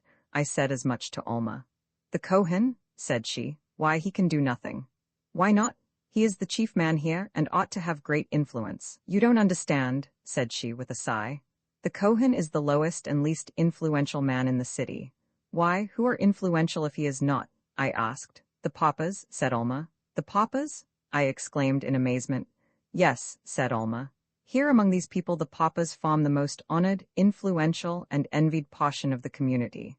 This was incomprehensible. Alma tried to explain, but to no purpose, and I determined to talk to the Kohen. Roman 15, the Kohen is inexorable. I determined to talk to the Kohen, and try for myself whether he might not be accessible to pity. This greatest of cannibals might, indeed, have his little peculiarities, I thought, and who has not? Yet at bottom he seemed full of tender and benevolent feeling, and as he evidently spent his whole time in the endeavor to make us happy, it seemed not unlikely that he might do something for our happiness in a case where our very existence was at stake. The Kohen listened with deep attention as I stated my case. I did this fully and frankly. I talked of my love for Alma and of Alma's love for me, our hope that we might be united so as to live happily in reciprocal affection, and I was going on to speak of the dread that was in my heart when he interrupted me. "You speak of being united," said he. "You talk strangely. Of course you mean that you wish to be separated." "Separated?" I exclaimed. "What do you mean? Of course we wish to be united." The Kohen stared at me as I said this with the look of one who was quite puzzled, and I then went on to speak of the fate that was before us, and to entreat his sympathy and his aid that we might be saved from so hideous a doom. To all these words the Kohen listened with an air of amazement, as though I were saying incomprehensible things. "You have a gentle and an affectionate nature," I said, "a nature full of sympathy with others and noble self-denial." "Of course," said the Kohen, quickly, as though glad to get hold of something which he could understand, "of course we are all so, for we are so made. It is our nature. Who is there who is not self-denying? No one can help that." This sounded strange indeed, but I did not care to criticize it. I came to my purpose direct and said, "Save us from our fate." "Your fate?" "Yes, from death, that death of horror." "Death? Horror? What do you mean by horror?" said the Kohen in an amazement that was sincere and unfeigned. "I cannot comprehend your meaning. It seems as though you actually dislike death, but that is not conceivable. It cannot be possible that you fear death." "Fear death?" I exclaimed. I do. Who is there that does not fear it?" The Kohen stared. "I do not understand you," he said. "Do you not understand," said I, "that death is abhorrent to humanity?" "Abhorrent?" said the Kohen. "That is impossible. Is it not the highest blessing? Who is there that does not long for death? Death is the greatest blessing, the chief desire of man, the highest aim. And you, are you not to be envied in having your felicity so near? Above all, in having such a death as that which is appointed for you, so noble, so sublime? You must be mad. Your happiness has turned your head." All this seemed like hideous mockery, and I stared at the Kohen with a gaze that probably strengthened his opinion of my madness. "Do you love death?" I asked at length in amazement. "Love death? What a question! Of course I love death. All men do. Who does not? Is it not human nature? Do we not instinctively fly to meet it whenever we can? Do we not rush into the jaws of sea monsters, or throw ourselves within their grasp? Who does not feel within him this intense longing after death as the strongest passion of his heart?" I don't know, said I. "You are of a different race. I do not understand what you say, but I belong to a race that fears death. I fear death and love life, and I entreat you, I implore you to help me now in my distress and assist me so that I may save my life and that of Alma." I help you?" said the Kohen, in new amazement. "Why do you come to me of all men? Why, I am nothing here, and help you to live. Who ever heard of such a thing?" And the Kohen looked at me with the same astonishment which I should evince if a man should ask me to help him to die. Still, I persisted in my entreaty for his help. "Such a request," said he, is revolting, you must be mad. Such a request outrages all the instincts of humanity. And even if I could do such violence to my own nature as to help you to such a thing, how do you think I could face my fellow men? Or how could I endure the terrible punishment which would fall upon me? Punishment? Said I. What, would you be punished? Punished? Said the Kohen. That, of course, would be inevitable. I should be esteemed an unnatural monster and the chief of criminals. My lot in life now is painful enough, but in this case my punishment would involve me in evils without end. Riches would be poured upon me. I should be raised to the rank of Kohen Gadol. I should be removed farther away than ever from the pauper class, so far, indeed, that all hope in life would be over. I should be made the first and noblest and richest in all the land. He spoke these words just as if he had said, the lowest, meanest, poorest, and most infamous. It sounded like fresh mockery, and I could not believe but that he was amusing himself at my expense. This is cruel, said I. You are mocking me. Cruel? Cruel? Said he. What is cruel? You mean that such a fate would be cruel for me. No, no, said I, but alas, I see we cannot understand one another. No, said the Kohen musingly as he looked at me. No, it seems not, but tell me, Atamar, is it possible that you really fear death, that you really love life?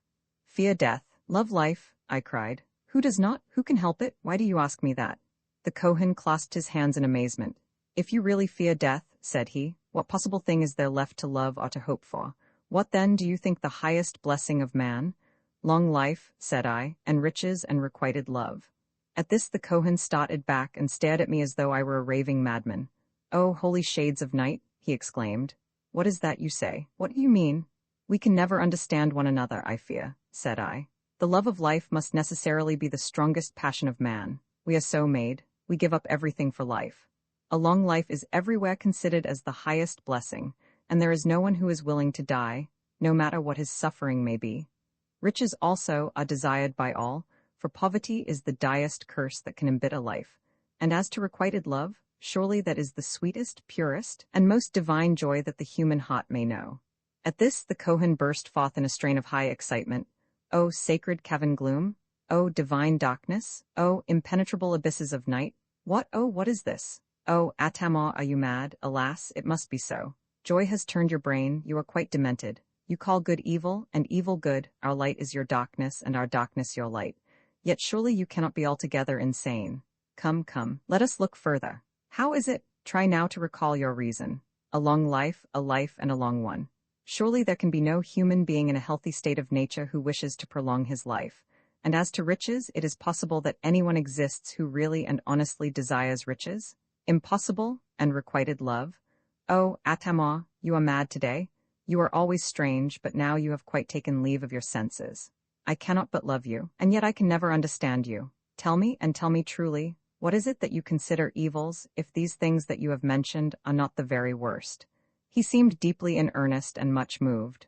I could not understand him, but could only answer his questions with simple conciseness.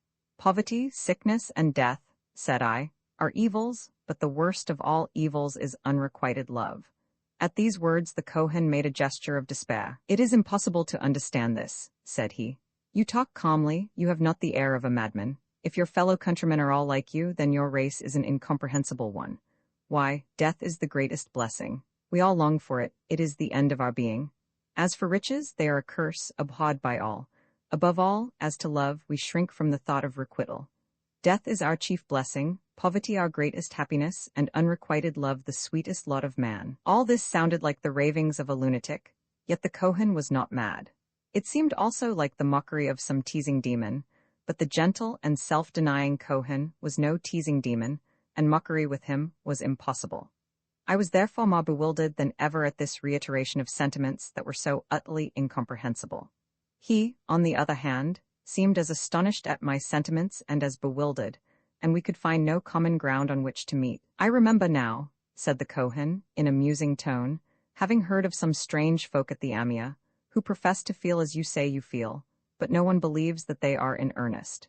For although they may even bring themselves to think that they are in earnest in their professions, yet after all everyone thinks that they are self-deceived. For you see, in the first place, these feelings which you profess are utterly unnatural. We are so made that we cannot help loving death. It is a sort of instinct. We are also created in such a way that we cannot help longing after poverty. The papa must always, among all men, be the most envied of models. Nature, too, has made us such that the passion of love, when it arises, is so vehement, so all-consuming that it must always struggle to avoid requital.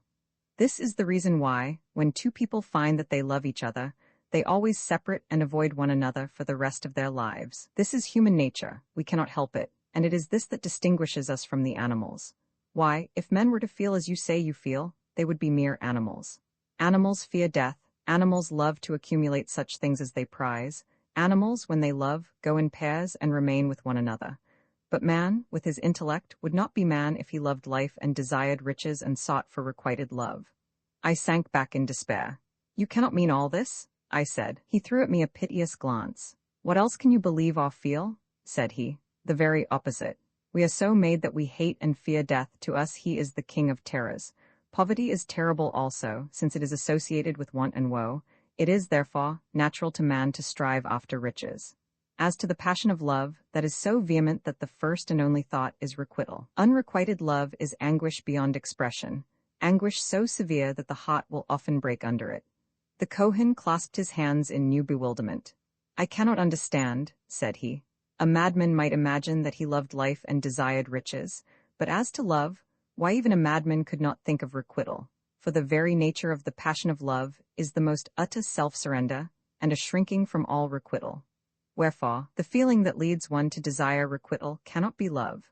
I do not know what it can be. Indeed, I never heard of such a thing before, and the annals of the human race make no mention of such a feeling. For what is love?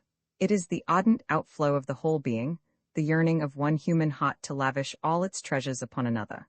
Love is more than self-denial, it is self-surrender and utter self-abnegation.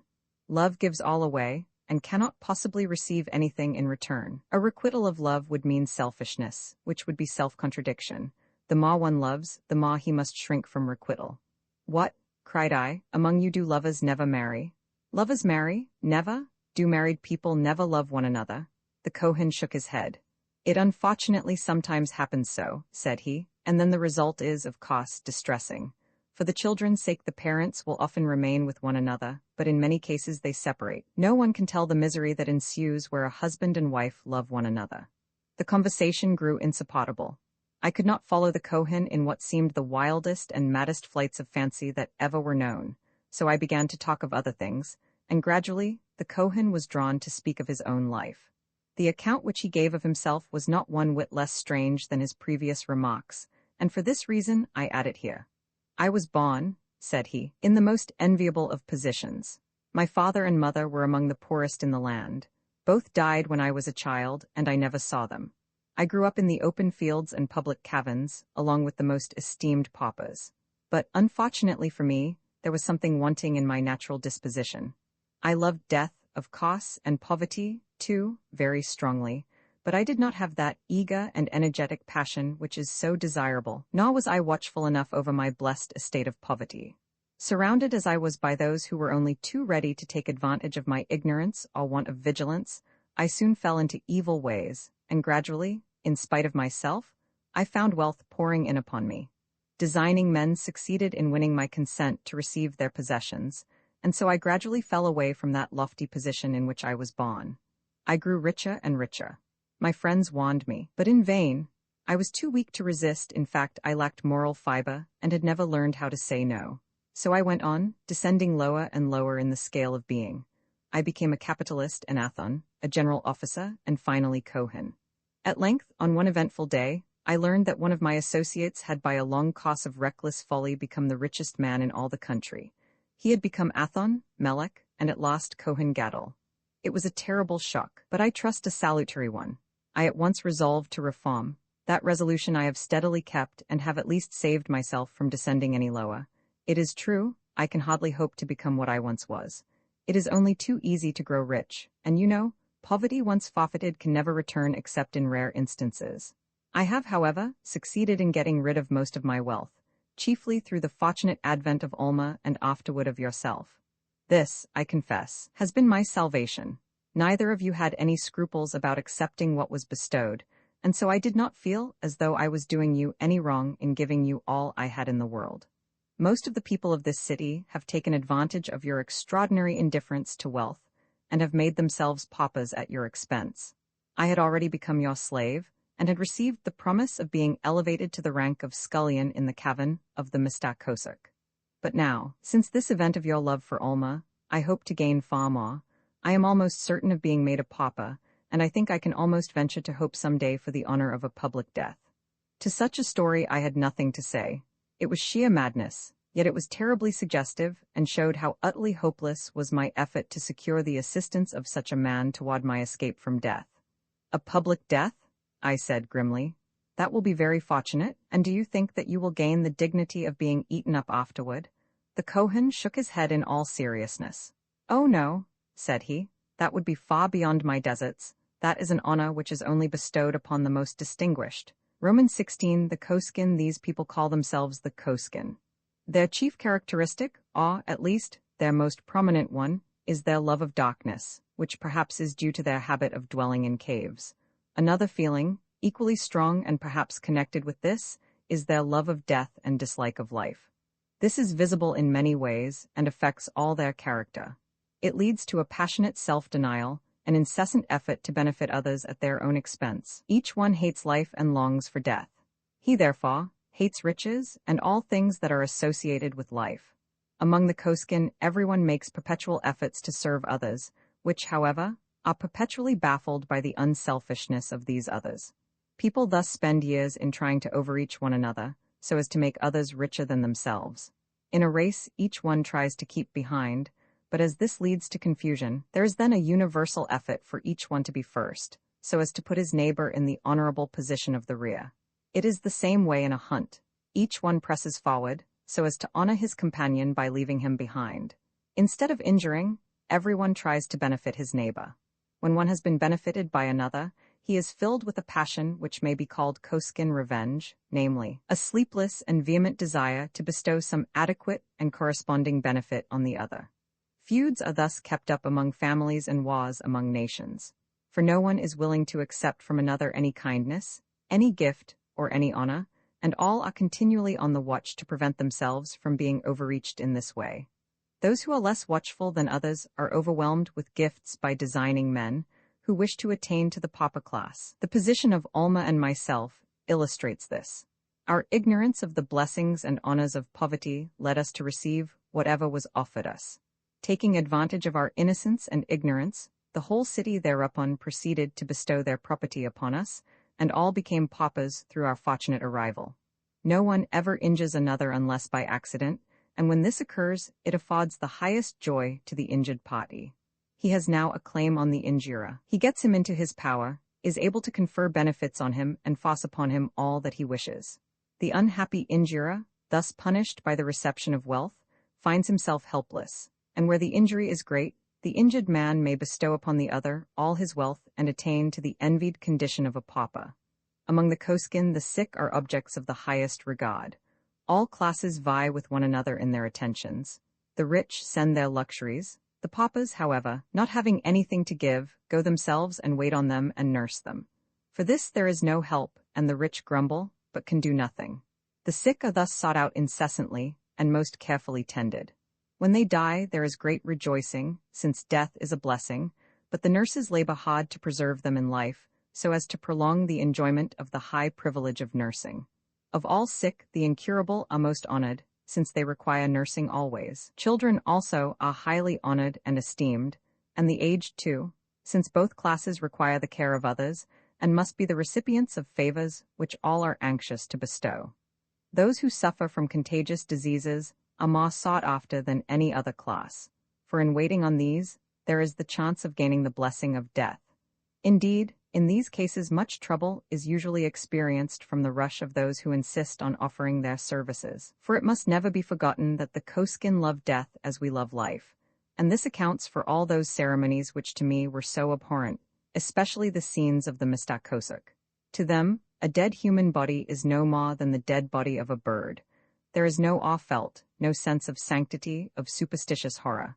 And so I learned, with a shudder, that the hate of life is a far worse thing than the fear of death. This desire for death is, then, a master passion, and is the key to all their words and acts. They rejoice over the death of friends, since those friends have gained the greatest of blessings. They rejoice also at the birth of children, since those who are born will one day gain the bliss of death. For a couple to fall in love is the signal for mutual self-surrender. Each insists on giving up the loved one, and the more passionate the love is, the more eager is the desire to have the loved one married to someone else. Lovers have died broken-hearted from being compelled to marry one another. Poets here among the Coskins celebrate unhappy love which has met with this end. These poets also celebrate defeats instead of victories, since it is considered glorious for one nation to sacrifice itself to another. But to this, there are important limitations, as we shall see.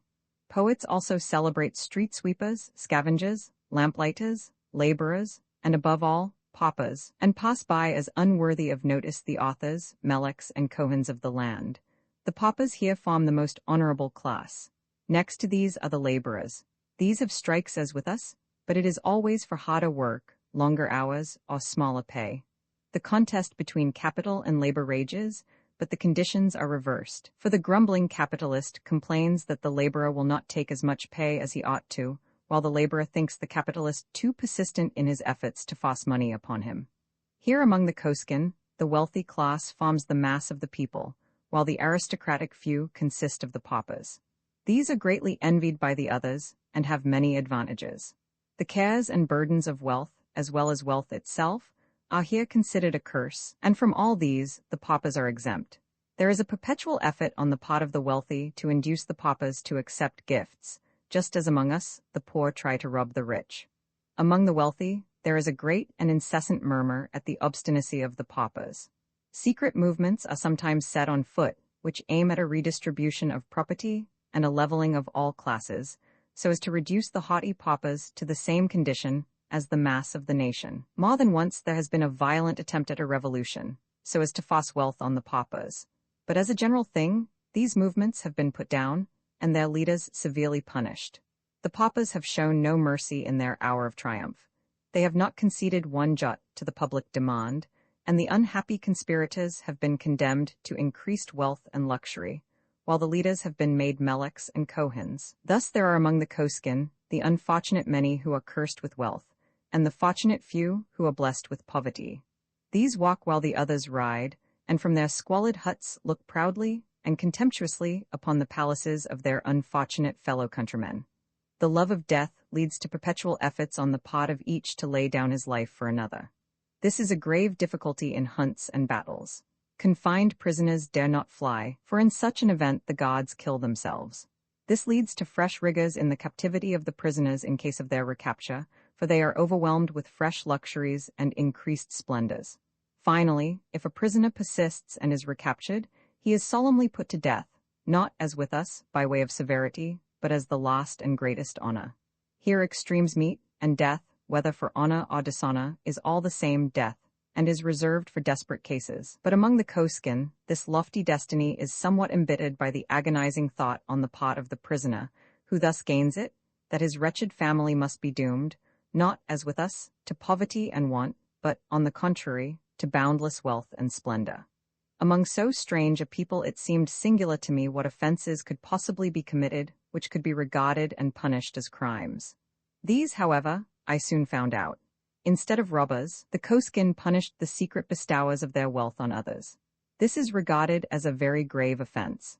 Analogous to our crime of piracy is the forcible arrest of ships at sea and the transfer to them of valuables. Sometimes the Koskin pirates give themselves up as slaves.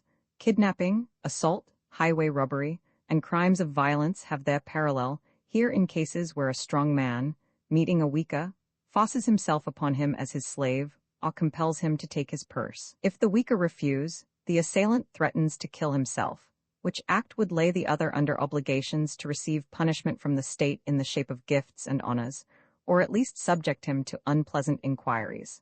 Murder has its counterpart among the Koskin in cases where one man meets another, forces money on him, and kills himself. Forgery occurs where one uses another's name so as to confer money on him. There are many other crimes, all of which are severely punished. The worse the offense is, the better is the offender treated. Among the Koskin capital punishment is imprisonment amid the greatest splendor, where the prisoner is treated like a king, and has many palaces and great retinues, For that which we consider the highest they regard as the lowest, and with them the chief post of honor is what we would call the lowest menial office.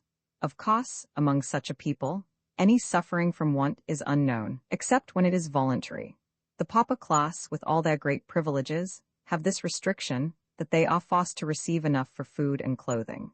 Some, indeed, manage by living in out-of-the-way places to deprive themselves of these, and have been known to die of starvation. But this is regarded as dishonorable, as taking an undue advantage of a great position, and where it can be proved, the children and relatives of the offender are severely punished according to the Koskin fashion. State politics here move, like individual affairs, upon the great principle of contempt for earthly things. The state is willing to destroy itself for the good of other states, but as other states are in the same position, nothing can result. In times of war, the object of each army is to honor the other and benefit it by giving it the glory of defeat. The contest is thus most fierce. The Koskin, through their passionate love of death, are terrible in battle, and when they are also animated by the desire to confer glory on their enemies by defeating them, they generally succeed in their aim. This makes them almost always victorious, and when they are not so, not a soul returns alive. Their state of mind is peculiar. If they are defeated, they rejoice, since defeat is their chief glory. But if they are victorious, they rejoice still more in the benevolent thought that they have conferred upon the enemy the joy, the glory, and the honor of defeat. Here all shrink from governing others. The highest wish of each is to serve. The Meleks and Kohens, whom I at first considered the highest, are really the lowest orders. Next to these come the authors, then the merchants, then farmers, then artisans, then laborers, and finally, the highest rank is reached in the paupers. Happy the aristocratic, the haughty, the envied paupers. The same thing is seen in their armies. The privates here are highest in rank, and the officers come next in different graduations. These officers, however, have the command and the charge of affairs as with us. Yet this is consistent with their position, for here to obey is considered nobler than to command. In the fleet the rowers are the highest class, next come the fighting men, and lowest of all are the officers. War arises from motives as peculiar as those which give rise to private feuds, as, for instance, where one nation tries to force a province upon another, where they try to make each other greater, where they try to benefit unduly each other's commerce, where one may have a smaller fleet or army than has been agreed on, or where an ambassador has been presented with gifts, or received too great honor or attention. In such a country as this, where riches are disliked and despised, I could not imagine how people could be induced to engage in trade. This, however, was soon explained. The laborers and artisans have to perform their daily work, so as to enable the community to live and move and have its being. Their impelling motive is the high one of benefiting others most directly. They refuse anything but the very smallest pay, and insist on giving for this the utmost possible labor. Tradesmen also have to supply the community with articles of all sorts. Merchants have to sail their ships to the same end, all being animated by the desire of effecting the good of others. Each one tries not to make money, but to lose it. But as the competition is sharp and universal, this is difficult, and the larger portion are unsuccessful. The purchasers are eager to pay as much as possible, and the merchants and traders grow rich in spite of their utmost endeavors.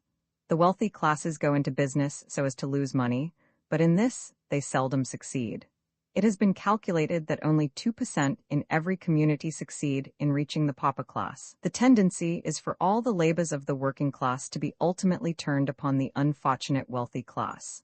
The workmen, being the creators of wealth, and refusing to take adequate pay, cause a final accumulation of the wealth of the community in the hands of the mass of the non-producers, who thus are fixed in their unhappy position, and can hope for no escape except by death. The farmers till the ground, the fishermen fish, the laborers toil, and the wealth thus created is pushed from these incessantly, till it all falls upon the lowest class, namely, the rich, including Athons, Meleks, and Kohens. It is a burden that is often too heavy to be borne, but there is no help for it, and the better-minded seek to cultivate resignation. Women and men are in every respect absolutely equal, holding precisely the same offices and doing the same work. In general, however, it is observed that women are a little less fond of death than men, and a little less unwilling to receive gifts. For this reason, they are very numerous among the wealthy class, and abound in the offices of administration. Women serve in the army and navy as well as men, and from their lack of ambition or energetic perseverance, they are usually relegated to the lower ranks, such as officers and generals. To my mind, it seemed as though the women were in all the offices of honor and dignity, but in reality, it was the very opposite. The same is true in the family. The husbands insist on giving everything to the wives and doing everything for them. The wives are therefore universally the rulers of the household, while the husbands have an apparently subordinate, but to the Koskin, a more honorable position. As to the religion of the Koskin, I could make nothing of it. They believe that after death they go to what they call the world of darkness. The death they long for leads to the darkness that they love, and the death and the darkness are eternal. Still, they persist in saying that the death and the darkness together form a state of bliss. They are eloquent about the happiness that awaits them there in the sunless land, the world of darkness, but for my own part, it always seemed to me a state of nothingness. Romans 17 Belief and unbelief. The doctor was here interrupted by Featherstone, who, with a yawn, informed him that it was 11 o'clock, and that human endurance had its limits. Upon this, the doctor rolled up the manuscript and put it aside for the night, after which supper was ordered. "Well," said Featherstone, "what do you think of this last?" "It contains some very remarkable statements," said the doctor. "There are certainly monsters enough in it," said Melick, Goggins, "and hydras and chimeras dire." "Well, why not?" said the doctor. "It seems to me," said Melick, "that the writer of this has peopled his world with creatures that resemble the fossil animals more than anything else." "The so-called fossil animals," said the doctor, "may not be extinct. There are fossil specimens of animals that still have living representatives. There is no reason why many of those supposed to be extinct may not be alive now. It is well known that many very remarkable animals have become extinct within a comparatively recent period. These great birds, of which Ma speaks, seem to me to belong to these classes. The dodo was in existence 50 years ago, the moa about 100 years ago. These great birds, together with others, such as the epiones and palapteryx, have disappeared, not through the ordinary course of nature, but by the hand of man. Even in our hemisphere they may yet be found. Who can tell but that the moa or the dodo may yet be lurking somewhere here in the interior of Madagascar, of Borneo, or of Papua? Can you make out anything about those great birds?" asked Featherstone. "Do they resemble anything that exists now, or has ever existed?" "Well, yes, I think so," said the doctor. "Unfortunately, Moore is not at all close or accurate in his descriptions. He has a decidedly unscientific mind, and so one cannot feel sure. Yet from his general statements, I think I can decide pretty nearly upon the nature and the scientific name of each one of his birds and animals. It is quite evident to me that most of these animals belong to races that no longer exist among us, and that this world at the South Pole has many characteristics which are like those of what is known as the coal period.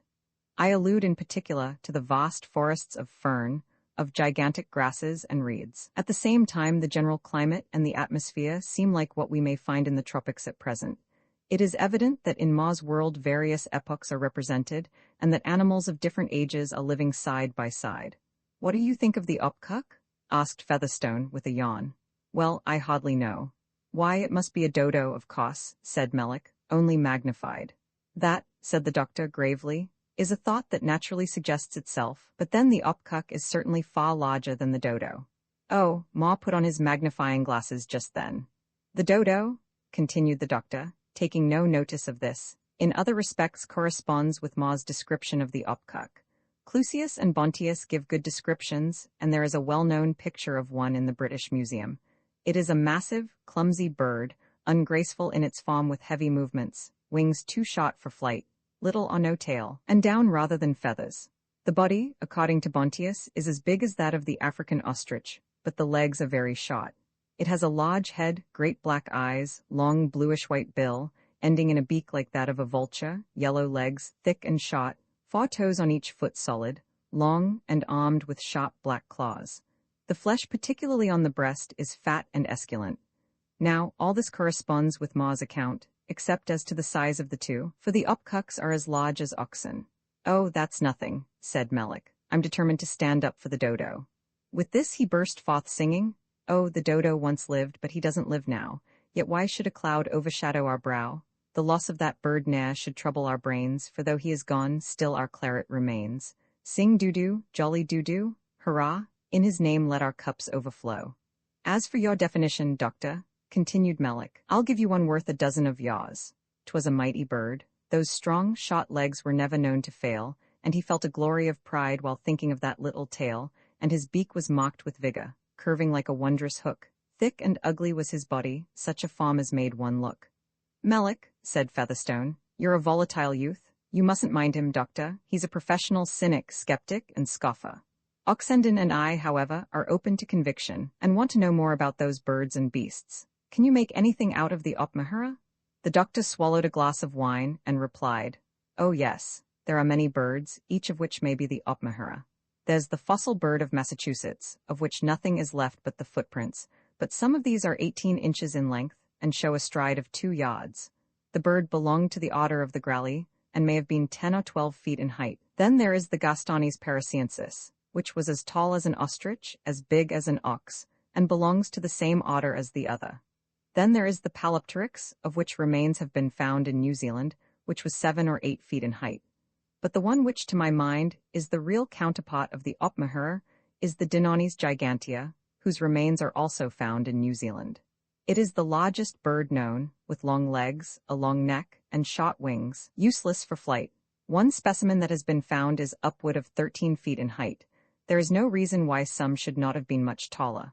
Ma compares its height to that of a giraffe. The Maoris call this bird the moa, and their legends and traditions are full of mention of it. When they first came to the island, 600 or 700 years ago, they found these vast birds everywhere, and hunted them for food. To my mind, the Dinonis is the Opmahera of Ma. As to riding on them, that is likely enough, for ostriches are used for this purpose, and the Dinonis must have been far stronger and fleeter than the ostrich. It is possible that some of these birds may still be living in the remoter parts of our hemisphere. What about those monsters, asked Featherstone, that Ma speaks of in the Sacred Hunt? I think, said the doctor, that I understand pretty well what they were, and can identify them all. As the galley passed the estuary of that great river, you remember that he mentioned seeing them on the shore. One may have been the Ichthyosaurus. This, as the name implies, is a fish lizard.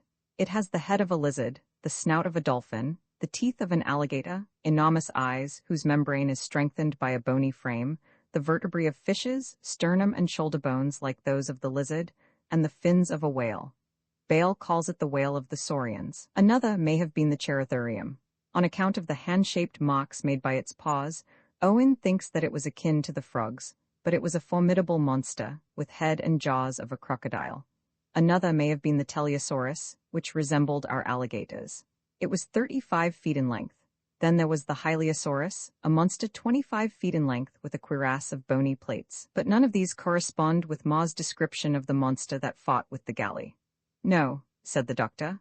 I am coming to that now. That monster could have been no other than the Plesiosaurus, one of the most wonderful animals that has ever existed. Imagine a thing with the head of a lizard, the teeth of a crocodile, the neck of a swan, the trunk and tail of a quadruped, and the fins of a whale. Imagine a whale with its head and neck consisting of a serpent, with the strength of the former and the malignant fury of the latter, and then you will have the Plesiosaurus. It was an aquatic animal, yet it had to remain near or on the surface of the water, while its long, serpent-like neck enabled it to reach its prey above or below with swift, far-reaching darts. Yet it had no armor, and could not have been at all a match for the Ichthyosaurus. Ma's account shows, however, that it was a fearful enemy for man to encounter. He seems to have been less formidable than that beast which they encountered in the swamp. Have you any idea what that was? I think it can have been no other than the Iguanodon, said the doctor. The remains of this animal show that it must have been the most gigantic of all primeval saurians.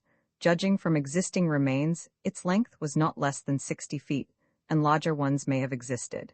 It stood high on its legs. The hind ones were larger than the fore. The feet were massive and armed with tremendous claws.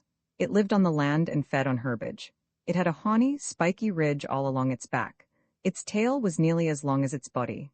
Its head was short, its jaws enormous, furnished with teeth of a very elaborate structure, and on its muzzle it carried a curved horn. Such a beast as this might well have caused all that destruction of life on the part of his desperate assailants of which Ma speaks. Then there was another animal, continued the doctor, who was evidently discoursing upon a favorite topic. It was the one that came suddenly upon Ma while he was resting with Ulmer after his flight with the runaway bird, that I take to be the Megalosaurus. This animal was a monster of tremendous size and strength. Cuvier thought that it might have been 70 feet in length.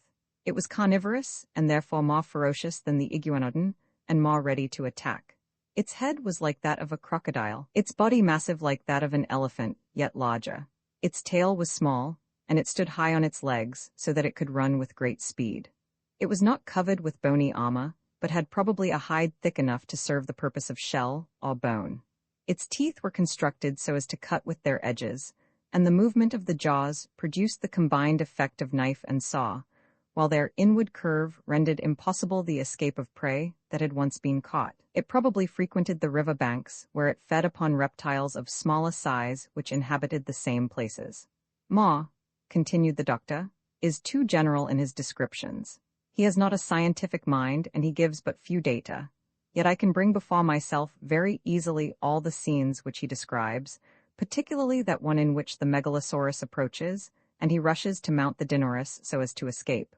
I see that river, with its trees and shrubs, all unknown now except in museums, the vegetation of the coal period, the lepidodendron, the lepidostrobus, the pecopterus, the neuropterus, the lonchopterus, the odontopterus, the sphenopterus, the cyclopterus, the sigillaria veniformis, the sphenophylium, the calamites. Melick started to his feet. There, he cried, hold hard, doctor. Talking of calamities, what greater calamity can there be than such a torrent of unknown words? Talk English, doctor, and we shall be able to appreciate you. But to make your jokes, your conundrums, and your brilliant witticisms in a foreign language isn't fair to us, and does no credit either to your head or your heart. The doctor elevated his eyebrows, and took no notice of Melick's ill-timed levity. All these stories of strange animals, said Oxenden, may be very interesting, doctor, but I must say that I am far more struck by the account of the people themselves. I wonder whether they are an aboriginal race, or descendants of the same stock from which we came. I should say, remarked the doctor, confidently, that they are, beyond a doubt, an aboriginal and autochthonous race. I differ from you altogether, said Oxenden calmly. Oh, said the doctor, there can be no doubt about it. Their complexion, small stature, and peculiar eyes, their love of darkness, their singular characteristics, both physical and moral, all go to show that they can have no connection with the races in our part of the earth. Their peculiar eyes, said Oxenden, are no doubt produced by dwelling in caves for many generations. On the contrary, said the doctor, it is their peculiarity of eye that makes them dwell in caves. You are mistaking the cause for the effect, doctor. Not at all, it is you who are making that mistake. It's the old debate, said Melick. As the poet has it? Which was first, the egg or the hen? Tell me, I pray ye learned men. There are the eyeless fishes of the great cave of Kentucky, said Oxenden, whose eyes have become extinct from living in the dock. No, cried the doctor, the fish that have arisen in that lake have never needed eyes and have never had them. Oxenden laughed. Well, said he, I'll discuss the question with you on different grounds altogether, and I will show clearly that these men, these bearded men, must belong to a stock that is nearly related to our own, or, at least, that they belong to a race of men with whom we are all very familiar. I should like very much to have you try it, said the doctor. Very well, said Oxenden. In the first place I take their language. Their language? Yes, Ma has given us very many words in their language. Now he himself says that these words had an Arabic sound. He was slightly acquainted with that language. What will you say if I tell you that these words are still more like Hebrew? Hebrew? Exclaimed the doctor, in amazement. Yes, Hebrew, said Oxenden. They are all very much like Hebrew words, and the difference is not greater than that which exists between the words of any two languages of the Aryan family. Oh, if you come to philology, I'll throw up the sponge, said the doctor. Yet I should like to hear what you have to say on that point. The languages of the Aryan family, said Oxenden, have the same general characteristics, and in all of them, the differences that exist in their most common words are subject to the action of a regular law. The action of the law is best seen in the changes which take place in the mutes. These changes are indicated in a summary and comprehensive way by means of what is called Grimm's law. Take Latin and English, for instance. Grimm's law tells us, among other things, that in Latin, and in that part of English which is of Teutonic origin, a large number of words are essentially the same, and differ merely in certain phonetic changes. Take the word father. In Latin, as also in Greek, it is pater. Now the Latin P in English becomes F, that is, the thin mute becomes the aspirated mute. The same change may be seen in the Latin piscis, which in English is fish, and the Greek pyupsilinro, which in English is fire. Again, if the Latin or Greek word begins with an aspirate, the English word begins with a medial. Thus the Latin F is found responsive to the English B, as in Latin fagus, English beach, Latin fero, English bear. Again, if the Latin or Greek has the medial, the English has the thin, as in Latin duo, English two, Latin genu, English knee. Now, I find that in many of the words which Ma mentions this same Grimm's law will apply, and I am inclined to think that if they were spelled with perfect accuracy they would show the same relation between the Koskin language and the Hebrew that there is between the Saxon English and the Latin. The doctor gave a heavy sigh. "You're out of my depth, Oxenden," said he. "I'm nothing of a philologist." "By Jove," said Featherstone, "I like this. This is equal to your list of the plants of the coal period, doctor. But I say, Oxenden, while you are about it, why don't you give us a little dose of Anglo-Saxon and Sanskrit? By Jove, the fellow has bought by heart, and yet he expects us to argue with him." "I have it," cried Melick. "The Koskin are the lost 10 tribes. Oxenden is feeling his way to that. He is going to make them out to be all Hebrew, and then, of course, the only conclusion will be that they are the 10 tribes, who after a life of strange vicissitudes have pulled up at the South Pole. It's a wonder Ma didn't think of that. Or the writer of this yarn, whoever he may be. Well, for my part, I always took a deep interest in the lost 10 tribes and thought them a fine body of men." "Don't think they've got much of the Jew about them," said Featherstone, languidly. "They hate riches and all that, you know. Break a Jew's heart to hear of all that property wasted and money going a-begging. Not a bad idea, though, that of theirs about money. Too much money's a Howwood baw. By Jove. Well," continued Oxenden, calmly resuming, and taking no notice of these interruptions, "I can give you word after word that Ma has mentioned which corresponds to a kindred Hebrew word in accordance with Grimm's law. For instance, Koskin op, Hebrew off, Koskin athon, Hebrew adon, Koskin salon, Hebrew shalom. They are more like Hebrew than Arabic, just as Anglo-Saxon words are more like Latin or Greek than Sanskrit." "Hurrah!" cried Melick. "We've got him to Sanskrit at last. Now, Oxenden, my boy, trot out the Hittapedsa, the Meghaduta, the Rigveda. Quote Beowulf and Keedman. Gives us a little Zeno, and wind up with Lalla-Rookh in modern Persian." "So I conclude," said Oxenden, calmly, ignoring Melick, "that the Koskin are a Semitic people. Their complexion and their beards show them to be akin to the Caucasian race, and their language proves beyond the shadow of a doubt that they belong to the Semitic branch of that race. It is impossible for an autochthonous people to have such a language." "But how?" cried the doctor. "How in the name of wonder did they get to the South Pole?" "Easily enough," interrupted Melick. "Shem landed there from Noah's Ark and left some of his children to colonize the country. That's as plain as a pikestaff. I think, on the whole, that this idea is better than the other one about the 10 tribes. At any rate, they are both mine, and I want all present to keep their hands off them, for on my return I intend to take out a copyright." "There's another thing," continued Oxenden, "which is of immense importance, and that is their habit of cave-dwelling. I am inclined to think that they resorted to cave-dwelling at first from some hereditary instinct or other, and that their eyes and their whole morals have become affected by this mode of life. Now, as to ornamented caverns, we have many examples. Caverns adorned with a splendor fully equal to anything among the Koskin. There are in India the great Bihar caves, the splendid Kali temple with its magnificent sculptures and imposing architecture, and the cavern temples of Elephanta. There are the subterranean works in Egypt, the Temple of Denderer in particular. In Petra we have the case of an entire city excavated from the Rocky Mountains.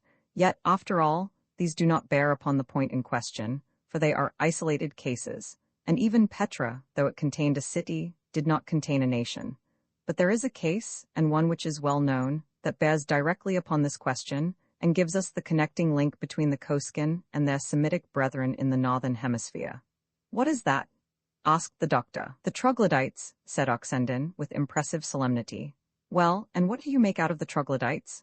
"I will explain," said Oxenden. "The name troglodytes is given to various tribes of men, but those best known and celebrated under this name once inhabited the shores of the Red Sea, both on the Arabian and the Egyptian side. They belonged to the Arabian race and were consequently a Semitic people. Mark that, for it is a point of the utmost importance.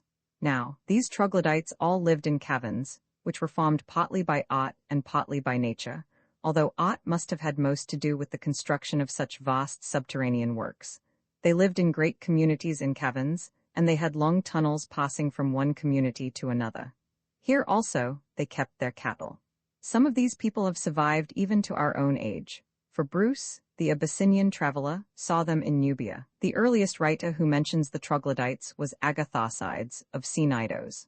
According to him, they were chiefly herdsmen. Their food was the flesh of cattle, and their drink a mixture of milk and blood. They dressed in the skins of cattle, they tattooed their bodies. They were very swift of foot and were able to run down wild beasts in the hunt.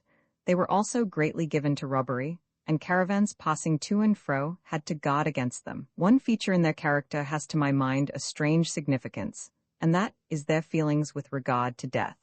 It was not the Koskin love of death, yet it was something which must certainly be considered as approximating to it. For Agathosides says that in their burials they were accustomed to fasten the corpse to a stake, and then gathering round, to pelt it with stones amid shouts of laughter and wild merriment. They also used to strangle the old and infirm, so as to deliver them from the evils of life. These troglodytes, then, were a nation of cave dwellers, loving the dark, not exactly loving death, yet at any rate regarding it with merriment and pleasure, and so I cannot help seeing a connection between them and the Koskin. Yes, said the doctor, but how did they get to the South Pole? That, said Oxenden, is a question which I do not feel bound to answer. Oh, it is easy enough to answer that, said Melick. They, of course, dug through the earth. Oxenden gave a groan. I think I'll turn in for the night, said he, rising. Upon this the others rose also, and followed his example. On the following morning the calm still continued. None of the party rose until very late, and then over the breakfast table they discussed the manuscript once more, each from his own point of view, Melick still asserting a contemptuous skepticism, Oxenden and the doctor giving reasons for their faith, and Featherstone listening without saying much on either side. At length, it was proposed to resume the reading of the manuscript, which task would now devolve upon Oxenden. They adjourned to the deck, where all disposed themselves in easy attitudes to listen to the continuation of Ma's narrative. Roman 18, A Voyage Over the Pole, the discovery of our love had brought a crisis in our fate for me and Alma. The Kohen hailed it with joy, for now was the time when he would be able to present us to the Kohen Gadol. Our doom was certain and inevitable. We were to be taken to the Amia, we were to be kept until the end of the dark season, and then we were both to be publicly sacrificed. After this, our bodies were to be set apart for the hideous rites of the Mista Kosuk. Such was the fate that lay before us. The Kohen was now anxious to take us to the Amia. I might possibly have persuaded him to postpone our departure, but I saw no use in that. It seemed better to go, for it was possible that amid new scenes and among new people there might be hope. This, too, seemed probable to Alma, who was quite anxious to go. The Kohen pressed forward the preparations, and at length a galley was ready for us. This galley was about 300 feet in length and 50 in width, but not more than 6 feet in depth. It was like a long raft. The rowers, 200 in number, sat on a level with the water, 100 on each side. The oars were small, being not more than 12 feet in length, but made of very light, tough material, with very broad blades. The galley was steered with broad-bladed paddles at both ends. There was no mast or sail. Astern was a light poop, surrounded by a pavilion, and forward there was another. At the bow, there was a projecting platform, used chiefly in fighting the Thanin, or sea monsters, and also in war. There were no masts or flags or gay streamers, no brilliant colors. All was intensely black, and the ornaments were of the same hue. We were now treated with greater reverence than ever, for we were looked upon as the recipients of the highest honor that could fall to any of the Koskin, namely, the envied dignity of a public death. As we embarked, the whole city lined the public ways, and watched us from the quays, from boats, and from other galleys. Songs were sung by a chosen choir of paupers, and to the sound of this plaintive strain we moved out to sea. "This will be a great journey for me," said the Kohen, as we left the pot. "I hope to be made a pauper at least, and perhaps gain the honor of a public death. I have known people who have gained death for less. There was an Athon last year who attacked a payment with 40 men and 120 rowers. All were killed or drowned except himself. In reward for this, he gained the mutacheb, or death recompense. In addition to this, he was set apart for the Mista Kosuk. Then, with you, when a man procures the death of others, he is honored." "Why, yes, how could it be otherwise?" said the Kohen. "Is it not the same with you? Have you not told me incredible things about your people, among which there were a few that seemed natural and intelligible?" Among these was your system of honoring above all men those who procure the death of the largest number. You, with your pretended fear of death, wish to meet it in battle as eagerly as we do, and your most renowned men are those who have sent most to death. To this strange remark, I had no answer to make. The air out at sea now grew chillier. The Kohen noticed it also, and offered me his cloak, which I refused. He seemed surprised and smiled. "You are growing like one of us," said he. "You will soon learn that the greatest happiness in life is to do good to others and sacrifice yourself. You already show this in part. When you are with Olma, you act like one of the Koskin. You watch her to see and anticipate her slightest wish. You are eager to give her everything. She, on the other hand, is equally eager to give up all to you. Each one of you is willing to lay down life for the other. You would gladly rush upon death to save her from harm, much as you pretend to fear death. And so I see that with Olma you will soon learn how sweet a thing death may be." "To live without her," said I, "would be so bitter that death with her would indeed be sweet. If I could save her life by laying down my own, death would be sweet as still, and not one of you Koskin would meet it so gladly." The Koskin smiled joyously. "O, almighty and wondrous power of love," he exclaimed, "how thou hast transformed this foreigner. O, Atamar, you will soon be one of us altogether, for see, how is it now? You pretend to love riches and life, and yet you are ready to give up everything for Olma." "Gladly, gladly?" I exclaimed. "Yes," he said, "all that you have you would gladly lavish on her, and would rejoice to make yourself a papa for her sweet sake. You also would rejoice equally to give up life for her. Is it not so?" "It is," said I. "Then I see by this that Olma has awakened within you your true human nature. Thus far it has lain dormant. It has been concealed under 1,000 false and unnatural habits, arising from your strange native customs. You have been brought up under some frightful system, where nature is violated. Here among us your true humanity is unfolded, and with Olma you are like the Koskin. Soon you will learn new lessons, and will find out that there is a new and a final self-abnegation in perfect love, and your love will never rest till you have separated yourself from Olma, so that love can have its perfect work." The sea now opened wide before us, rising up high as if halfway to the zenith, giving the impression of a vast ascent to endless distances. Around the shores spread themselves, with the shadowy outlines of the mountains. Above was the sky, all clear, with faint aurora flashes and gleaming stars. Hand in hand with Ulmer, I stood and pointed out the constellations as we mocked them, while she told me of the different divisions known among the Koskin as well as her own people. There, high in the zenith, was the southern polar star, not exactly at the pole, nor yet of very great brightness, but still sufficiently noticeable. Looking back, we saw, low down, parts of the Phoenix and the Crane, higher up the Toucan, Hydrus, and Pavo.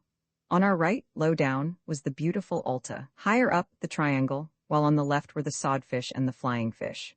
Turning to look forward, we beheld a more splendid display. Then, over the bow of the vessel, between the Centaur, which lay low, and Muscar Indica, which rose high, there blazed the bright stars of the Southern Cross, a constellation, if not the brightest, at least the most conspicuous and attractive in all the heavens. All around there burned other stars, separated widely. Then, over the stern, gleamed the splendid luster of Achenar, on the left the brilliant glow of Alpha Rubber and Canopus, and low down before us the bright light of Argo. It was a scene full of splendor and fascination. After a time, a change came over the sky. The aurora flashes, at first faint, gradually increased in brilliancy, till the stars grew dim, and all the sky, wherever the eye might turn from the horizon to the zenith, seemed filled with lustrous flames of every conceivable hue. Colossal beams radiated from the pole toward the horizon till the central light was dissipated, and there remained encircling us an infinite colonnade of flaming pillars that towered to the stars. These were all in motion, running upon one another, incessantly shifting and changing. New scenes forever succeeded to old.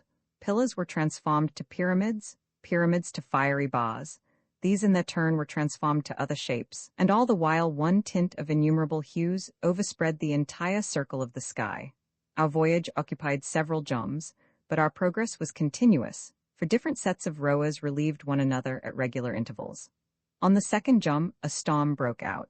The sky had been gathering clouds during sleeping time, and when we awoke we found the sea all lashed to fury, while all around the darkness was intense.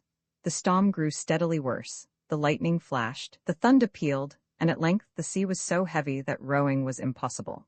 Upon this the oars were all taken in, and the galley lay tossing upon the furious sea, amid waves that continually beat upon her.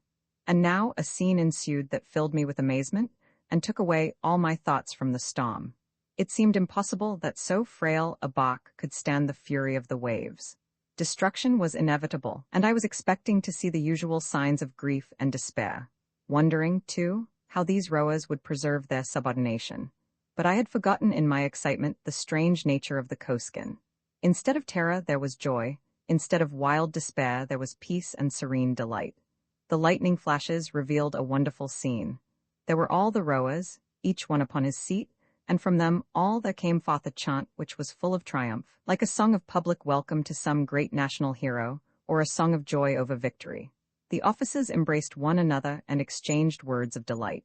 The Kohen, after embracing all the others, turned to me, and forgetting my foreign ways, exclaimed, in a tone of enthusiastic delight, "We are destroyed? Death is near? Rejoice!" Accustomed as I was to the perils of the sea, I had learned to face death without flinching. Alma, too, was calm, for to her this death seemed preferable to that darker fate which awaited us, but the words of the Kohen jarred upon my feelings. "Do you not intend to do anything to save the ship?" I asked. He laughed joyously. "There's no occasion," said he. "When the oars are taken in, we always begin to rejoice. And why not? Death is near, it is almost certain. Why should we do anything to distract our minds and mar our joy? For, oh, dear friend, the glorious time has come when we can give up life, with all its toils, its burdens, its endless bitternesses, its perpetual evils. Now we shall have no more suffering from vexatious and oppressive riches, from troublesome honors, from a surplus of food, from luxuries and delicacies, and all the ills of life. But what is the use of being born at all?" I asked, in a wonder that never ceased to rise at every fresh display of Koskin feeling. "The use?" said the Kohen. "Why, if we were not born, how could we know the bliss of dying, or enjoy the sweetness of death? Death is the end of being, the one sweet hope and crown and glory of life, the one desire and hope of every living man. The blessing is denied to none. Rejoice with me, O Atamah, you will soon know its blessedness as well as I." He turned away. I held Ulmer in my arms, and we watched the storm by the lightning flashes and waited for the end, but the end came not. The galley was light, broad, and buoyant as a lifeboat. At the same time, it was so strongly constructed that there was scarcely any twist or contortion in the sinewy fabric. So we floated buoyantly and safely upon the summit of vast waves, and a storm that would have destroyed a ship of the European fashion scarcely injured this in the slightest degree. It was as indestructible as a raft and as buoyant as a bubble. So we rode out the gale, and the death which the Koskin invoked did not come at all. The storm was but short-lived. The clouds dispersed, and soon went scudding over the sky. The sea went down. The rowers had to take their oars once more, and the reaction that followed upon their recent rejoicing was visible in universal gloom and dejection. As the clouds dispersed, the aurora lights came out more splendid than ever, and showed nothing but melancholy faces. The rowers pulled with no life or animation. The officers stood about sighing and lamenting. Ulmer and I were the only ones that rejoiced over this escape from death. Jums passed. We saw other sights, we met with galleys and saw many ships about the sea. Some were moved by sails only. These were merchant ships, but they had only square sails, and could not sail in any other way than before the wind. Once or twice I caught glimpses of vast shadowy objects in the air. I was startled and terrified, for great as were the wonders of this strange region, I had not yet suspected that the air itself might have denizens as tremendous as the land or the sea. Yet so it was, and afterward during the voyage I saw them often. One in particular was so near that I observed it with ease. It came flying along in the same course with us, at a height of about 50 feet from the water. It was a frightful monster, with a long body and vast wings like those of a bat. Its progress was swift, and it soon passed out of sight. To Alma the monster created no surprise. She was familiar with them, and told me that they were very abundant here, but that they never were known to attack ships. She informed me that they were capable of being tamed if caught when young, though in her country they were never made use of. The name given by the Koskin to these monsters is Athaleb. At length we drew near to our destination. We reached a large harbor at the end of a vast bay. Here the mountains extended around, and before us there arose terrace after terrace of twinkling lights running away to immense distances. It looked like a city of 1,000,000 inhabitants, though it may have contained far less than that. By the brilliant aurora light, I could see that it was in general shape and form precisely like the city that we had left, though far larger and more populous. The harbor was full of ships and boats of all sorts, some lying at the stone quays, others leaving port, others entering. Galleys passed and repassed, and merchant ships with their clumsy sails, and small fishing boats. From afar arose the deep hum of a vast multitude and the low roar that always ascends from a populous city. The galley hauled alongside her wharf, and we found ourselves at length in the mighty amir of the Koskin. The Kohen alone landed, the rest remained on board, and Alma and I with them. Other galleys were here. On the wharf workmen were moving about. Just beyond were caverns that looked like warehouses. Above these was a terraced street, where a vast multitude moved to and fro. A living tide as crowded and as busy as that in Cheapside. After what seemed a long time, the Kohen returned. This time he came with a number of people, all of whom were in cars drawn by opkuks. Half were men and half women. These came aboard, and it seemed as though we were to be separated, for the women took Alma, while the men took me. Upon this, I entreated the Kohen not to separate us. I informed him that we were both of a different race from his, that we did not understand their ways, we should be miserable if separated. I spoke long and with all the entreaty possible to one with my limited acquaintance with the language. My words evidently impressed them. Some of them even wept. "You make us sad," said the Kohen. "Willingly would we do everything that you bid, for we are your slaves, but the state law prevents. Still, in your case, the law will be modified, for you are in such honor here that you may be considered as beyond the laws. For the present, at least, we cannot separate you." These words brought much consolation. After this we landed, and Alma and I were still together. Roman 19, the wonders of the Amia, we were drawn on cars up to the first terraced street, and here we found the vast multitude which we had seen from a distance.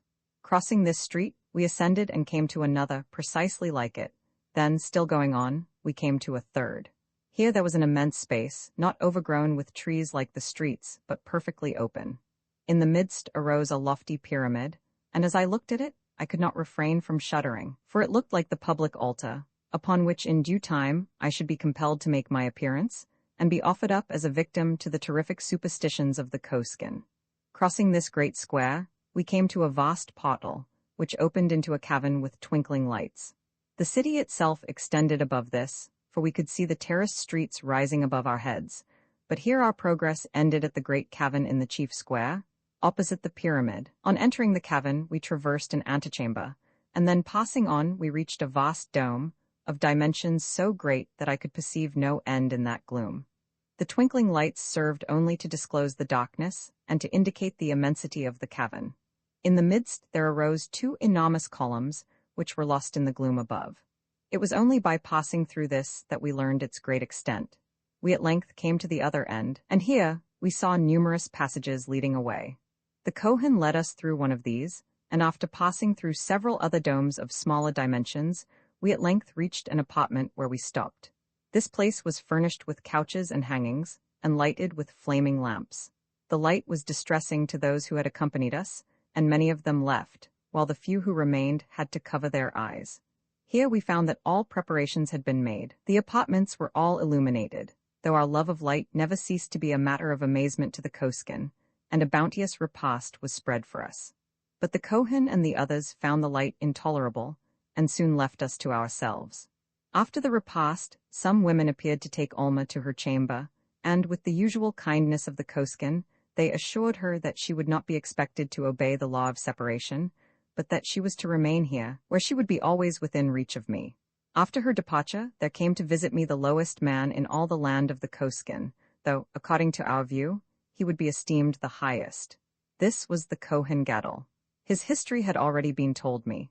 I had learned that through lack of Koskin virtue, he had gradually sunk to this position, and now was compelled to hold in his hands more wealth, power, and display than any other man in the nation. He was a man of singular appearance. The light was not so troublesome to him as to the others. He merely kept his eyes shaded, but he regarded me with a keen look of inquiry that was suggestive of shrewdness and cunning. I confess it was with a feeling of relief that I made this discovery, for I longed to find someone among this singular people who was selfish, who feared death, who loved life, who loved riches, and had something in common with me. This I thought I perceived in the shrewd, cunning face of the Kohen Gadol, and I was glad, for I saw that while he could not possibly be more dangerous to me than those self-sacrificing, self-denying cannibals whom I had thus far known, he might prove of some assistance, and might help me to devise means of escape. If I could only find someone who was a coward, and selfish and avaricious. If this Kohen Gadol could but be he, how much brighter my life would be? And so there happened to me an incredible thing, that my highest wish was now to find in the Kohen Gadol cowardice, avarice, and selfishness. The Kohen was accompanied by a young female, richly attired, who I afterward learned was his daughter.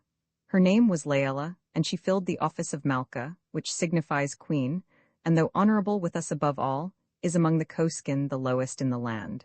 Laela was so beautiful that I looked at her in amazement. She was very tall for one of the Koskin, which made her stature equal to that of an ordinary girl with us. Her hair was rich, dark, and luxuriant, gathered about her head in great masses and bound by a golden band. Her features were delicate and perfect in their outline. Her expression was noble and commanding. Her eyes were utterly unlike those of the other Koskin. The upper lids had a slight droop, but that was all, and that was the nearest approach to the national blink. Her first entrance into the room seemed to dazzle her, and she shaded her eyes for a few moments, but after that she looked at me fixedly, and seemed to suffer no more inconvenience than I did. The perfect liberty of women among the Koskin made this visit from her quite as natural as that of her father, and though she said but little on this occasion, she was an attentive listener and close observer. Their visit was long, for they were evidently full of curiosity. They had heard much about me and wished to see Ma. It was the first time that I had found among the Koskin the slightest desire to know where I had come from. Hitherto, all had been content with the knowledge that I was a foreigner. Now, however, I found in the Kohen Gadol and Laeler a curiosity that was most eager and intense. They questioned me about my country, about the great world beyond the mountains, about the way in which I had come here, about the manners and customs of my countrymen. They were eager to know about those great nations of which I spoke, who loved light and life, about men who loved themselves better than others, of that world where men feared death and loved life, and sought after riches and lived in the light. The sleeping time came and passed, and my visitors were still full of eager questionings. It was Laela who at last thought of the lateness of the hour. At a word from her the Kohen Gadol rose, with many apologies, and prepared to go. But before he left he said, "When I was a child I was shipwrecked, and was taken up a ship which conveyed me to a nation beyond the sea. There I grew up to manhood. I learned their language and manners and customs, and when I returned home I found myself an alien here. I do not love darkness or death, I do not hate riches, and the result is that I am what I am. If I were like the rest of my countrymen, my lot would make me miserable, but as it is I prefer it to any other, and consider myself not the lowest but the greatest in the land. My daughter is like me, and instead of being ashamed of her station she is proud of it, and would not give it up even to become a papa. I will see you again, I have much to say." With these words the Kohen Gadol retired, followed by Laela, leaving me more hopeful than I had been for a long time. For many joms following I received visits from the Kohen Gadol and from Laela. Alma was with me until sleeping time, and then these other visitors would come. In this, at least, they resembled the other Koskin, that they never dreamed of interfering with Alma when she might wish to be with me. Their visits were always long, and we had much to say, but what I lost of sleep I always made up on the following jom. The Kohen Gadol, with his keen, shrewd face, interested me greatly, but Laela, with her proud face and air of command, was a positive wonder. I soon learned that the Kohen Gadol was what we term a man of advanced views, or perhaps a reformer, or a philosophic radical. It matters not which. Suffice it to say that his ideas and feelings differed from those of his nation, and if carried out would be equal to a revolution in politics and morals. The Kohen Gadol advocated selfishness as the true law of life, without which no state can prosper. There were a few of similar views, but they were all regarded with great contempt by the multitude, and had to suffer the utmost rigor of the law. For they were all endowed with vast wealth, compelled to live in the utmost splendor and luxury, to have enormous retinues, and to wield the chief power in politics and in religion. Even this, however, had not changed the sentiments of the condemned, and I learned that they were laboring incessantly, notwithstanding their severe punishment, to disseminate their peculiar doctrines. These were formulated as follows: a man should not love others better than himself. Life is not an evil to be got rid of. Other things are to be preferred to death. Poverty is not the best state for man.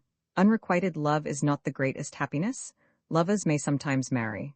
To serve is not more honorable than to command. Defeat is not more glorious than victory. To save a life should not be regarded as a criminal offense. The paupers should be forced to take a certain amount of wealth to relieve the necessities of the rich. These articles were considered both by the Kohen Gadol and by Layla to be remarkable for their audacity, and were altogether too advanced for mention by any except the chosen few. With the multitude he had to deal differently, and had to work his way by concealing his opinions. He had made a great conspiracy, in which he was still engaged, and had gained immense numbers of adherents by allowing them to give him their whole wealth. Through his assistance, many Athons and Kohins and Meleks had become artisans, laborers, and even paupers, but all were bound by him to the strictest secrecy. If anyone should divulge the secret, it would be ruin to him and to many others, for they would at once be punished by the bestowal of the extremest wealth, by degradation to the rank of rulers and commanders, and by the severest rigors of luxury, power, splendor, and magnificence known among the Koskin. Overwhelmed thus with the cares of government, crushed under the weight of authority and autocratic rule, surrounded by countless slaves all ready to die for them, their lives would be embittered, and their punishment would be more than they could bear.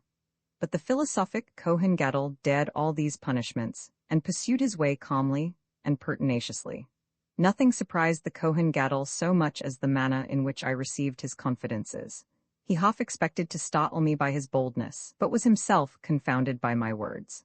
I told him that in my country self was the chief consideration, self-preservation the law of nature, death the king of terrors, wealth the object of universal search, poverty the worst of evils, unrequited love nothing less than anguish and despair, to command others the highest glory, victory, honor, defeat, intolerable shame, and other things of the same sort, all of which sounded in his ears, as he said, with such tremendous force that they were like peals of thunder.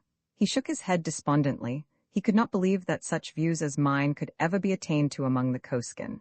But Layla was bolder, and with all a woman's impetuosity grasped at my fullest meaning and held it firm. "He is right," said Layla, "the heaven-born Atamah. He shall be our teacher. The rich shall be esteemed, the poor shall be downtrodden. To rule over others shall be glorious, to serve shall be base. Victory shall be an honor, defeat a shame. Selfishness, self-seeking, luxury, and indulgence shall be virtues.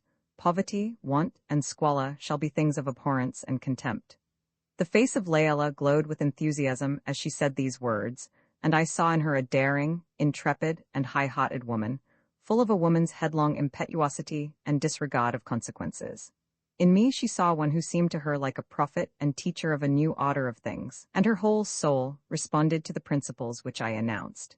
It required immense strength of mind and firmness of soul to separate herself from the prevalent sentiment of her nation, and though nature had done much for her in giving her a larger portion of original selfishness than was common to her people, still she was a child of the Koskin, and her daring was all the more remarkable. And so she went further than her father, and adopted my extreme views when he shrank back, and dared more unflinchingly the extremest rigors of the national law, and all that the Koskin could inflict in the way of wealth, luxury, supreme command, palatial abodes, vast retinues of slaves, and the immense degradation of the queenly office. I spoke to her in a warning voice about her rashness. "Oh," said she, "I have counted the cost and am ready to accept all that they can inflict. I embrace the good cause and will not give it up, no, not even if they could increase my wealth 1,000-fold, and sentence me to live 100 seasons. I can bear their utmost inflictions of wealth, power, magnificence. I could even bear being condemned to live forever in the light. Oh, my friend, it is the conviction of right and the support of conscience that strengthens one to bear the greatest evils that man can inflict." From these words it was evident to me that Layla was a true child of the Koskin, for though she was of advanced sentiments, she still used the language of her people, and spoke of the punishments of the law as though they were punishments in reality. Now, to me and to Alma, these so-called punishments seemed rewards. It was impossible for me to avoid feeling a very strong regard for this enthusiastic and beautiful girl, all the more, indeed, because she evinced such an undisguised admiration for me. She evidently considered me some superior being, from some superior race, and although my broken and faulty way of speaking the language was something of a trial, still she seemed to consider every word I uttered as a maxim of the highest wisdom. The tritest of truths, the commonest of platitudes, the most familiar of proverbs or old saws current among us were eagerly seized by Layla, and accepted as truths almost divine, as new doctrines for the guidance of the human race. These she would discuss with me. She would put them into Beta and Ma striking language and ask for my opinion. Then she would write them down. For the Koskin knew the art of writing. They had an alphabet of their own, which was at once simple and very scientific. There were no vowels, but only consonant sounds, the vowels being supplied in reading, just as if one should write the words FTHA or DGHTA, and read them father and daughter.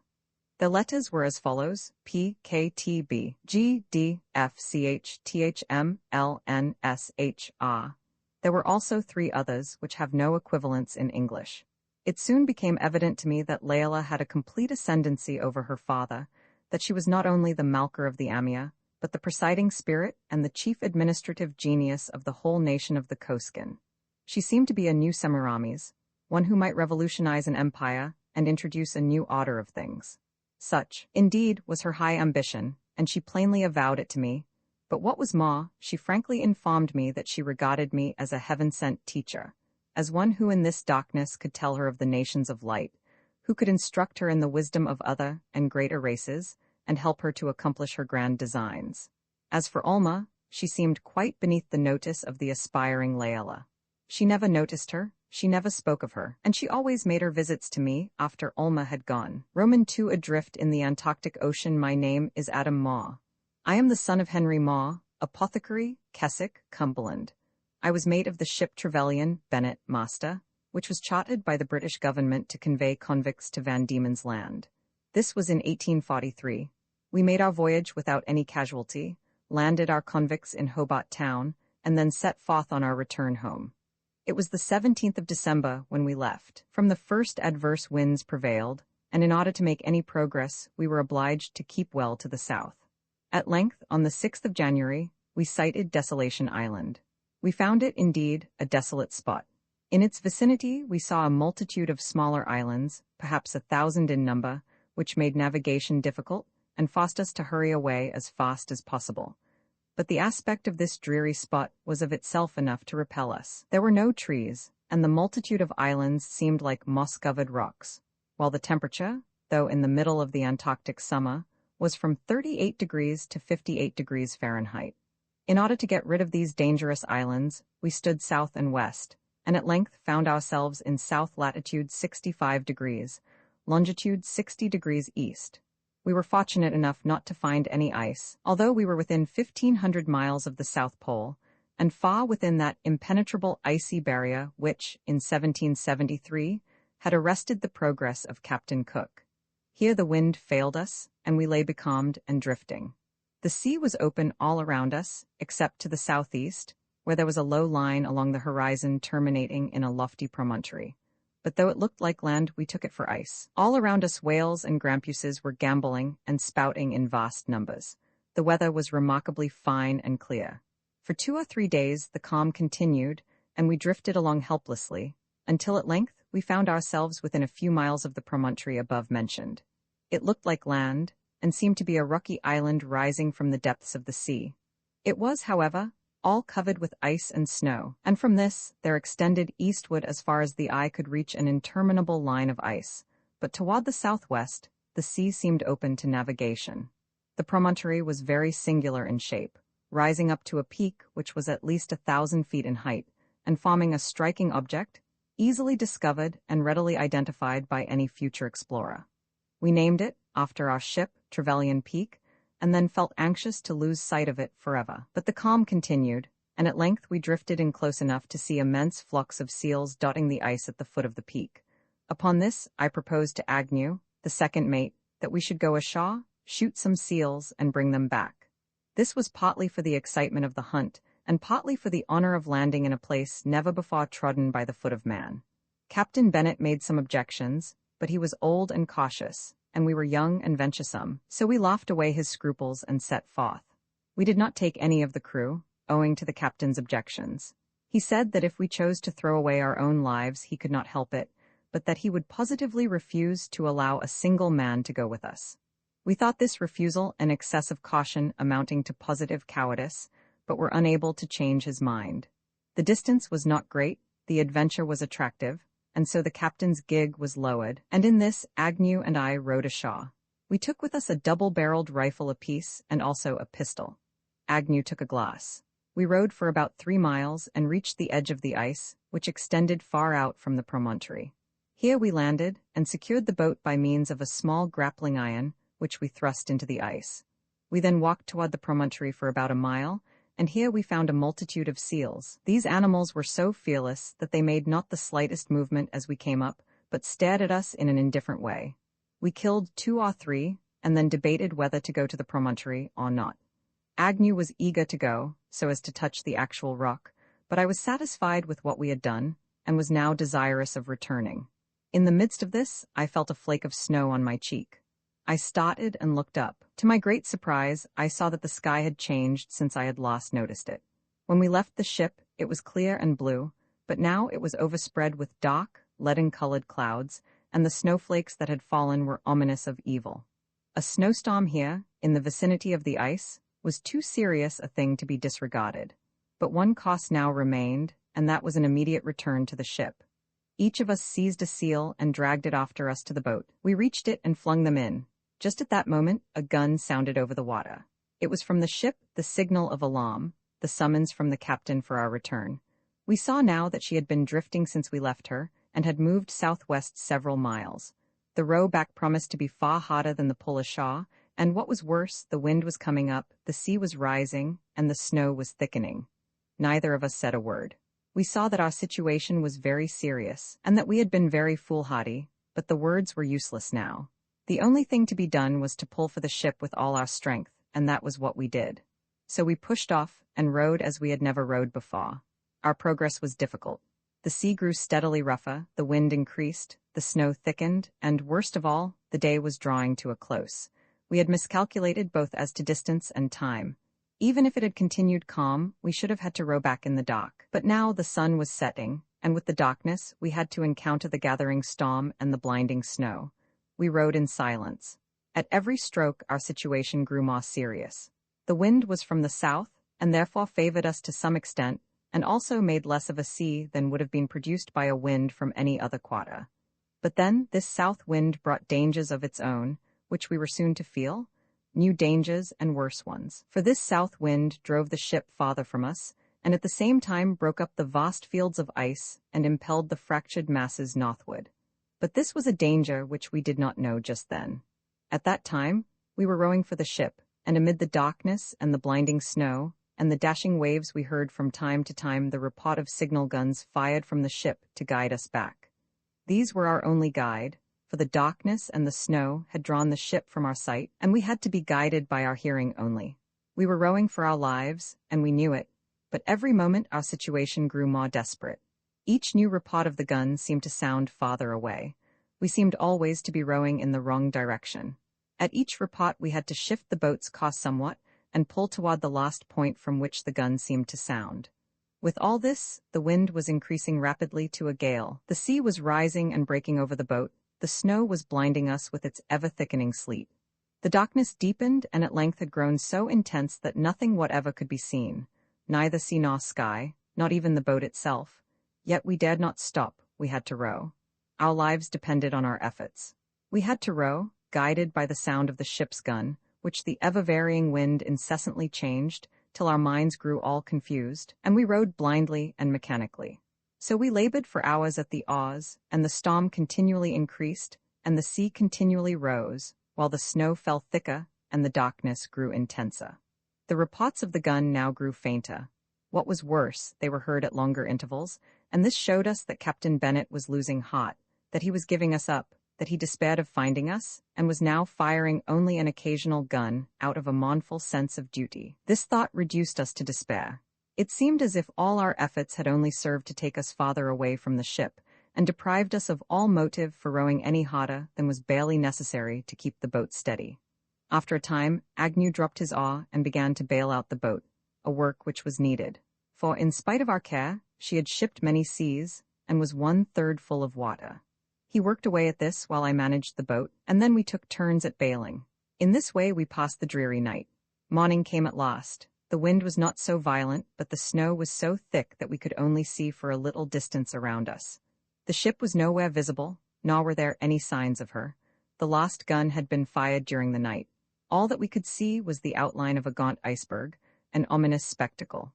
Not knowing what else to do, we rode on as before, keeping in what seemed our best course, though this was mere conjecture, and we knew all the time that we might be going wrong. There was no compass in the boat, nor could we tell the sun's position through the thick snow. We rode with the wind, thinking that it was blowing toward the north and would carry us in that direction. We still hoped to come within sound of the ship's gun and kept straining our ears incessantly to hear the wished-for report. But no such sound ever came again, and we heard nothing except the plash of the waves and the crash of breaking ice.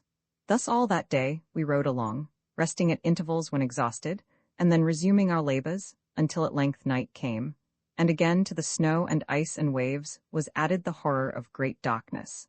We passed that night in deep misery.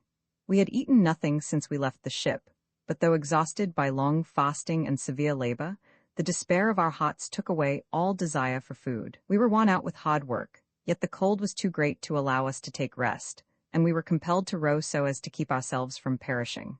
But fatigue and drowsiness overcame us, and we often sank into sleep even while rowing, and then after a brief slumber we would awake with benumbed limbs to wrestle again with the oars. In this way we passed that night. Another morning came, and we found to our great joy that the snow had ceased. We looked eagerly around to see if there were any signs of the ship. Nothing could be seen of her. Far away on one side rose a peak, which looked like the place where we had landed. Judging from the wind, which we still supposed to be southerly, the peak lay toward the northeast, in which case we had been carried steadily, in spite of all our efforts, toward the south. About a mile on one side of us the ice began, and extended far away, while on the other side, at the distance of some 10 miles, there was another line of ice. We seemed to have been carried in a southwesterly direction along a broad strait that ran into the vast ice fields. This discovery showed how utterly useless our labors had been, for in spite of all, even with the wind in our favor, we had been drawn steadily in an opposite direction. It was evident that there was some current here, stronger than all our strength, which had brought us to this place. We now determined to land on the ice and try to cook a portion of our seals. On approaching it, we noticed that there was a current which tended to draw us past the ice in what I supposed to be a southwesterly direction. This confirmed my worst fears. But now, the labor of landing and building a fire on the ice served to interest us for a time and divert our thoughts. We brushed away the snow, and then broke up a box which was in the boat, and also the stern seats. This we used very sparingly, reserving the rest for another occasion. Then we cut portions from one of the seals and laid them in thin strips on the flames. The cooking was but slight, for the meat was merely singed, but we were ravenous, and the contact of the fire was enough to give it an attractive flavor. With this food we were greatly refreshed, and as for drink, we had all around us an endless extent of ice and snow. Then, taking our precious fragments of cooked meat, we returned to the boat and put off. We could scarcely tell what to do next, and while debating on this point we fell asleep. We slept far into the night, then awoke benumbed with cold, then took to the oars till we were weary, then fell asleep again, to be again awakened by the cold and again to pull at the oars. So the night passed, and another day came. The snow still held off, but the sky was overcast with dark, leaden-colored clouds, and looked threatening. Ice was all around us as before, and the open water had diminished now from 10 miles to 5 miles of width. The ice on one side was low, but on the opposite side, it arose to the height of 100 feet. We saw here, as we watched the shore, that the current which had already borne us thus far was now stronger than ever, and was carrying us along at a rate which made all efforts of ours against it utterly useless. And now a debate arose between us as to the direction of this current. Agnew suddenly declared his belief that it was running north, while I was firm in the conviction that it ran south. "There's no use rowing any more," said Agnew. "If it runs south, we can't resist it. It's too strong, but I always like to look on the bright side, and so I believe it runs north. In that case there is no use rowing, for it will carry us along fast enough." Then I proposed that we should go ashore on the ice. To this Agnew objected, but afterward consented, at my earnest request. So we tried to get ashore, but this time found it impossible, for the ice consisted of a vast sheet of floating lumps, which looked like the ruin of bergs that had been broken up in some storm. After this, I had nothing to say, nor was there anything left for us but to drift wherever the current might carry us. So we drifted for some days, Agnew all the time maintaining that we were going north, while I was sure that we were going south. The sky remained as cloudy as ever, the wind varied incessantly, and there was nothing by which we could conjecture the points of the compass. We lived on our seal, and for drink we chewed ice and snow. One thing was certain, the climate was no colder. Agnew laid great stress on this. "You see," said he, "we must be going north. If we were going south we should be frozen stiff by this time." "Yes, but if we were going north," said I, "we ought to find it growing warmer." "No," said he, "not with all this ice around us. It's the ice that keeps the temperature in this cold state." Argument could do no good, and so we each remained true to our belief, his leading him to hope and mine dragging me down to despair. At length we finished the last fragment of the seal that we had cooked and, finding ourselves near some firm ice, we went ashore and cooked all that was left, using the remainder of our wood for fuel, and all that we dared to remove from the boat. Re-embarking with this, we drifted on as before. Several more days passed. At last one night I was roused by Agnew. He pointed far away to the distant horizon, where I saw a deep red glow as of fire. We were both filled with wonder at the sight, and were utterly unable to account for it. We knew that it could not be caused by the sun or the moon, for it was midnight, and the cause lay on the earth and not in the skies. It was a deep, lurid glow, extending along the horizon, and seemed to be caused by some vast conflagration. Roman 20, the dark maiden Laila at length began to make pointed remarks about Alma. "She loves you," said she, "and you love her. How is it that you do not give each other up?" "I would die rather than give up Alma," said I. Laila smiled. "That sounds strange to the Koskin," said she, "for here to give up your love and to die are both esteemed the greatest possible blessings, but Alma should give you up.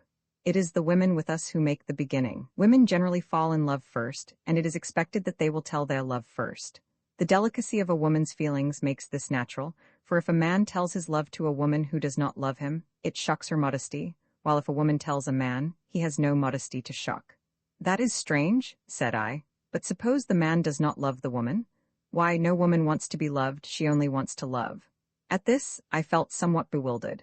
"That," said Laila, "is unrequited love, which is the chief blessing here, though for my part I am a philosopher, and would wish when I love to be loved in return." "And then," said I, "if so, would you give up your lover, in accordance with the custom of your country?" Laila's dark eyes rested on me for a moment with a glance of intense earnestness and profound meaning. She drew a long breath, and then said, in a low, tremulous voice, "Never." Laila was constantly with me, and at length used to come at an earlier time, when Alma was present. Her manner toward Alma was full of the usual Koskin courtesy and gracious cordiality. She was still intent upon learning from me the manners, customs, and principles of action of the race to which I belonged. She had an insatiable thirst for knowledge, and her curiosity extended to all of those great inventions which are the wonder of Christendom. Locomotives and steamboats were described to her under the names of horses of fire and ships of fire. Printing was letters of power, the electric telegraph, messages of lightning, the organ, lute of giants, and so on.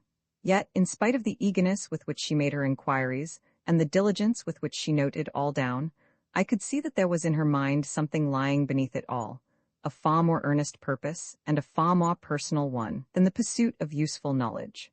Laila was watchful of Alma. She seemed studying her to see how far this woman of another race differed from the Koskin. She would often turn from me and talk with Alma for a long time, questioning her about her people and their ways. Alma's manner was somewhat reserved, and it was rendered somewhat more so from the fact that her mind was always full of the prospect of our impending doom.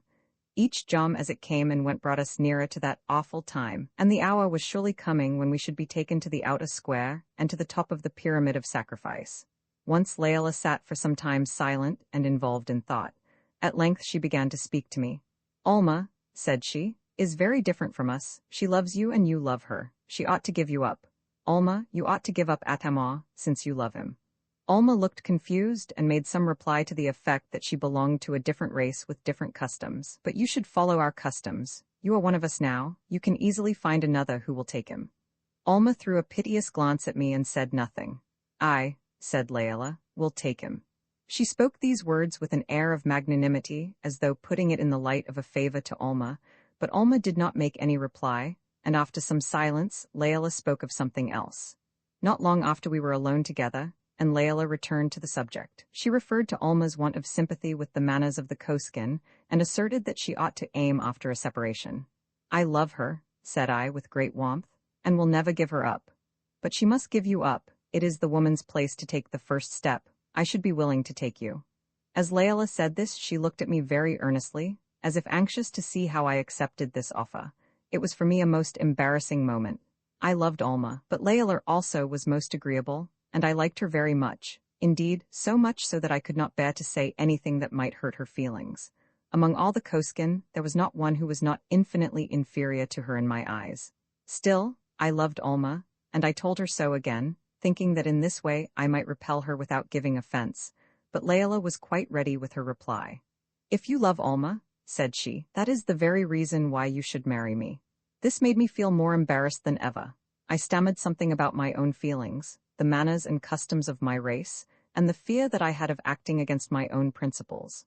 "Besides," I added, "I'm afraid it would make you unhappy." "Oh no," said Layla briskly.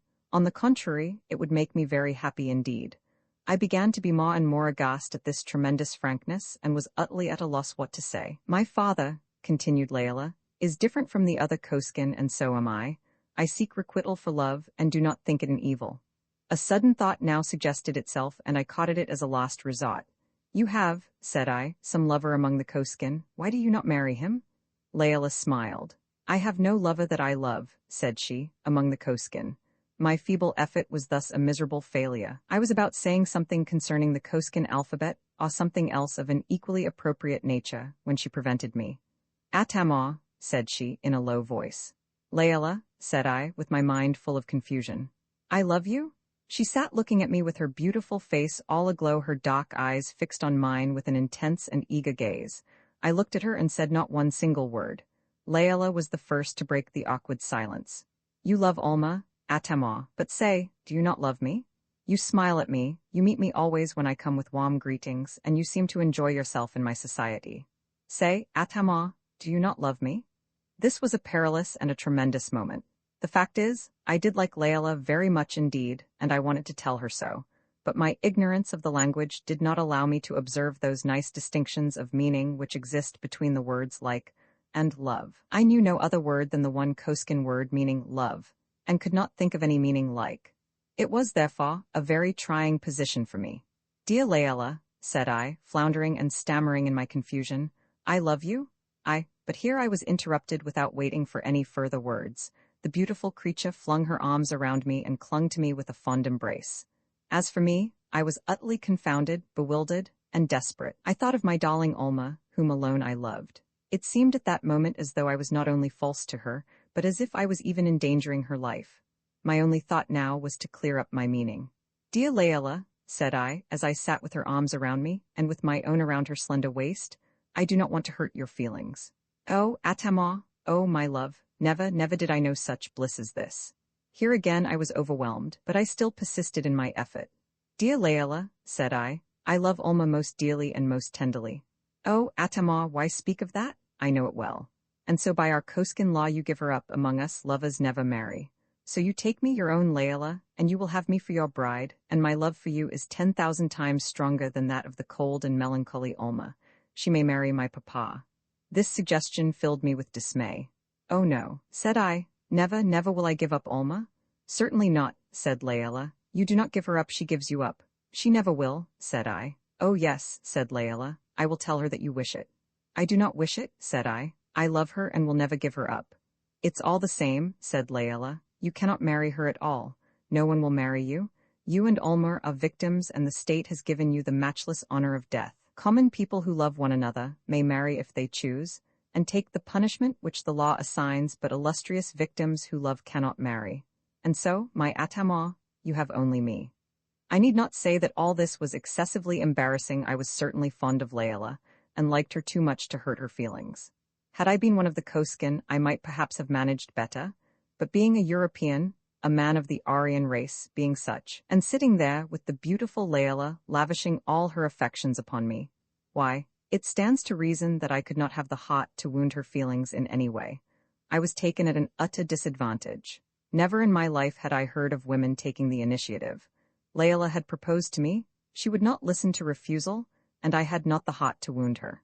I had made all the fight I could by persisting in asserting my love for Alma, but all my assertions were brushed lightly aside as trivial things. Let any gentleman put himself in my situation and ask himself what he would do. What would he do if such a thing could happen to him at home? But there such a thing could not happen, and so there is no use in supposing an impossible case. At any rate, I think I deserve sympathy. Who could keep his presence of mind under such circumstances? With us, a young lady who loves one man can easily repel another suitor, but here it was very different, for how could I repel Laela? Could I turn upon her and say, "Unhand me"? Could I say, "Away, I am another's"? Of course I couldn't, and what's worse, if I had said such things, Laela would have smiled me down into silence. The fact is, it doesn't do for women to take the initiative. It's not fair. I had stood a good deal among the Koskin. Their love of darkness, their passion for death, their contempt of riches, their yearning after unrequited love, their human sacrifices, their cannibalism, all had more or less become familiar to me, and I had learned to acquiesce in silence. But now when it came to this, that a woman should propose to a man, it really was more than a fellow could stand. I felt this at that moment very forcibly, but then the worst of it was that Laela was so confoundedly pretty, and had such a nice way with her, that hang me if I knew what to say. Meanwhile Laela was not silent, she had all her wits about her. "Dear papa," said she, "would make such a nice husband for Olma. He is a widower, you know. I could easily persuade him to marry her. He always does whatever I ask him to do. But victims cannot marry, you said."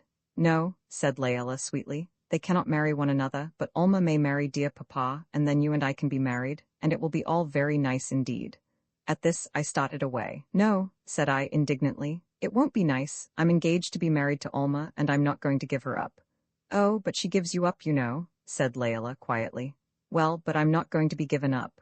"Why, how unreasonable you are, you foolish boy," said Laela in her most caressing manner. "You have nothing at all to do with it." At this I was in fresh despair, and then a new thought came, which I seized upon. "See here," said I, "why can't I marry both of you? I'm engaged to Olma, and I love her better than all the world. Let me marry her and you too." At this Laela laughed long and merrily. Peal after peal of laughter, musical and most merry, burst from her. It was contagious, I could not help joining in, and so we both sat laughing.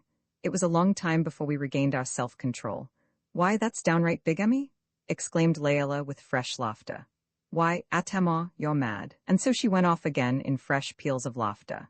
It was evident that my proposal was not at all shocking, but simply comical, ridiculous, and inconceivable in its absurdity. It was to her what the remark of some despairing beauty would be among us who, when pressed by two lovers, should express a confused willingness to marry both.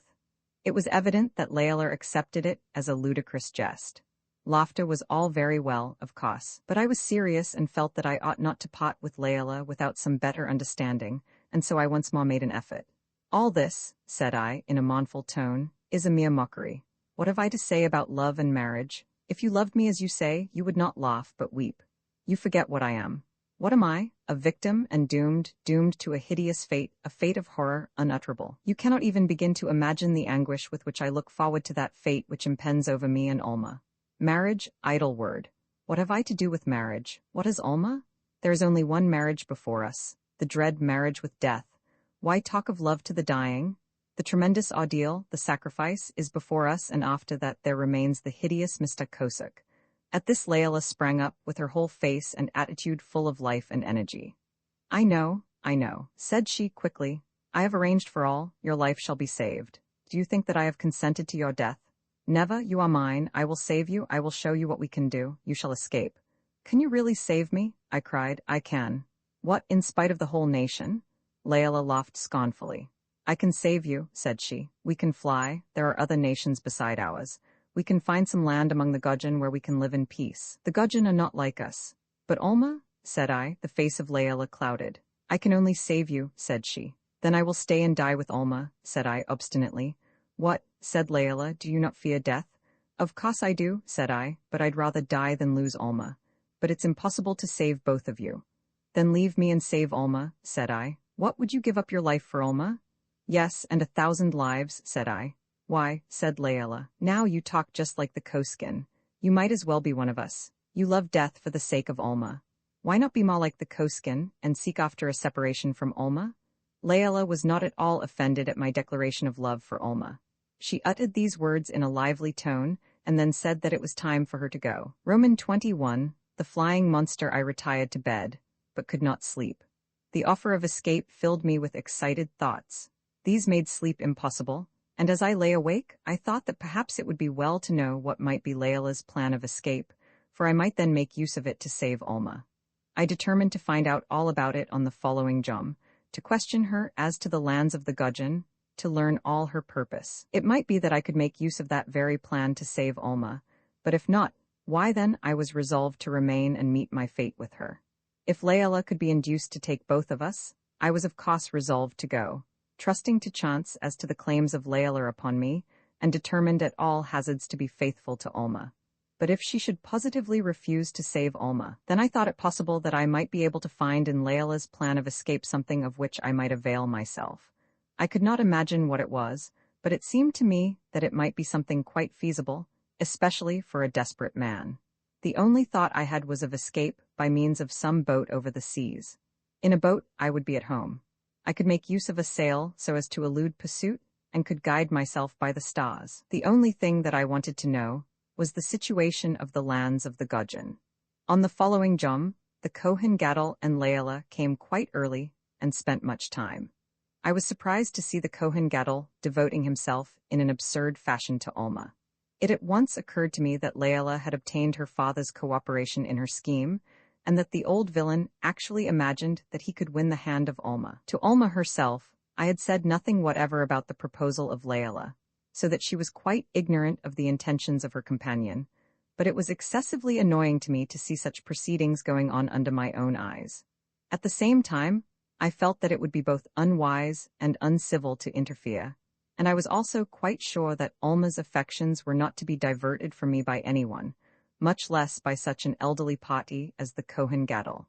It was very trying, however, and in spite of my confidence in Alma, my jealousy was excited, and I began to think that the party of philosophical radicals were not so agreeable as the orthodox cannibals whom I first met. As for Layla, she seemed quite unconscious of any disturbance in my mind. She was as amiable, as sprightly, as inquisitive, and as affectionate as ever. She even outdid herself, and devoted herself to me with an abandon that was quite irresistible. After Alma had left me, Layla came again, and this time she was alone. "I have come," said she, "to show you the way in which we can escape whenever you decide to do so." It was the thing above all others which I wished to know, and therefore I questioned her eagerly about it, but to all of my questions she only replied that she would show me, and I might judge for myself. Layla led the way, and I followed her. We traversed long galleries and vast halls, all of which were quite empty. It was the sleeping time, and only those were visible who had some duties which kept them up later than usual. Faint, twinkling lights but feebly illuminated the general gloom. At length we came to an immense cavern, which was darker than ever, and without any lamps at all. Through a vast portal, which was closed with a barred gateway, the beams of the brilliant aurora penetrated and disclosed something of the interior. Here Layla stopped and peered through the gloom while I stood waiting by her side, wondering what means of escape could be found in this cavern. As I stood, I heard through the still air the sound as of living things.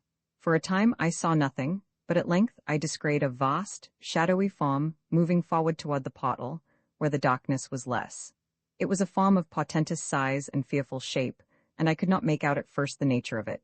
It surpassed all that I had ever seen. Its head was large and its jaws long, armed with rows of terrible teeth like those of a crocodile.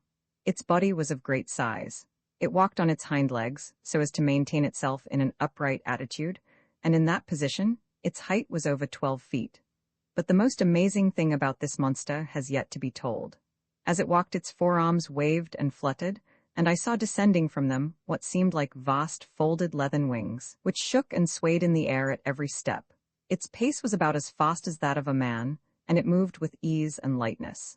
It seemed like some enormous bat, or rather like a winged crocodile, or yet again like one of those monstrous dragons of which I had read, but in whose actual existence I had never believed. Yet here I saw one living and moving before me, an actual dragon, with the exception of a tail, for that appendage, which plays so great a part in all the pictures of dragons, had no place here. This beast had but a short caudal appendage, and all its terrors lay in its jaws and in its wings. For a moment I stood almost lifeless with terror and surprise.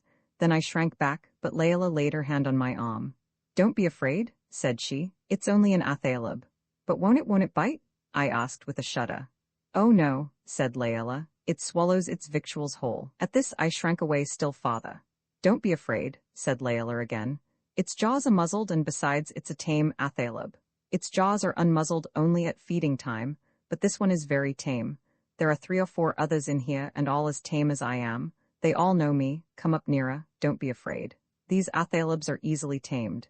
How can such tremendous monsters be tamed? I asked in an incredulous tone. Oh, man can tame anything. The athalebs are very docile when they are taken young. They are very long-lived. This one has been in service here for 100 seasons and more. At this, I began to regain my confidence, and as Layla moved nearer to the athaleb, I accompanied her. A nearer view, however, was by no means reassuring. The dragon look of the athaleb was stronger than ever, for I could see that all its body was covered with scales. On its neck and back was a long ridge of crosshair, and the sweep of its vast arms was enormous. It was with a quaking heart that I stood near, but the coolness of Layla reassured me, for she went close up, as a boy would go up to a tame elephant, and she stroked his enormous back, and the monster bent down his terrible head and seemed pleased. This, said Layla, is the way we have of escaping. This, I exclaimed doubtfully. Yes, said she. He is trained to the service. We can mount on his back, and he will fly with us wherever I choose to guide him. What? I exclaimed as I shrank back. Fly? Do you mean to say that you will mount this hideous monster and trust yourself to him? Certainly, said Layla quietly. He is very docile. There is harness here with which we can guide him. Should you like to see him harnessed? Very much indeed, said I. Upon this, Layla walked up to the monster and stroked his breast. The huge athaleb at once lay down upon his belly. Then she brought 2 long straps like reins, and fastened each to the tip of a projecting tip of each wing. Then she fastened a collar around his neck, to which there was attached a grappling iron. We seat ourselves on his back, said Layla. I guide with these reins. When we land anywhere, I fasten him with the grapple. He looks dull now, but if I were to open the gate and remove his muzzle, he would be off like the wind. But can he carry both of us? I asked. Easily, said Layla. He can carry 3 persons without fatigue. Could you mount on his back now and show me how you sit? Layla readily assented and mounted with the greatest ease, seating herself on the broadest part of the back between the wings. Here, said she, is room for you. Will you not come? For an instant I hesitated, but then the sight of her, seated there as coolly as though she were on a chair, reassured me, and I climbed up also, though not without a shudder. The touch of the fearful monster was abhorrent, but I conquered my disgust and seated myself close behind Layla. Here she sat, holding the reins in her hands, with the grapple just in front of her, and seated in this position, she went on to explain the whole process by which the mighty monster was guided through the air. No sooner had I found myself actually on the back of the athaleb, then all fear left me. I perceived fully how completely tame he was, and how docile. The reins attached to his wings could be pulled with the greatest ease, just as one would pull the tiller ropes of a boat. Familiarity breeds contempt. And now, since the first terror had passed away, I felt perfect confidence, and under the encouragement of Layla, I had become like some rustic in a menagerie, who at first is terrified by the sight of the elephant, but soon gains courage enough to mount upon his back. With my newfound courage and presence of mind, I listened most attentively to all of Layla's explanations, and watched most closely the construction and fastening of the harness. For the thought had occurred to me that this athaleb might be of avail in another way, that if I did not fly with Layla, I might fly with Alma. This thought was only of a vague and shadowy character, a dim suggestion, the carrying out of which I scarce dared to think possible. Still, it was in my mind, and had sufficient power over me to make me very curious as to the plans of Layla. I determined to find out where she proposed to go, and how far, to ask her about the dangers of the way and the means of sustenance. It seemed, I confess, rather unfair to Layla to find out her plans and use them for another purpose, but then that other purpose was Alma, and to me at that time every device which was for her safety seemed fair and honorable. Here, said Layla, here, Atama, you see the way of escape.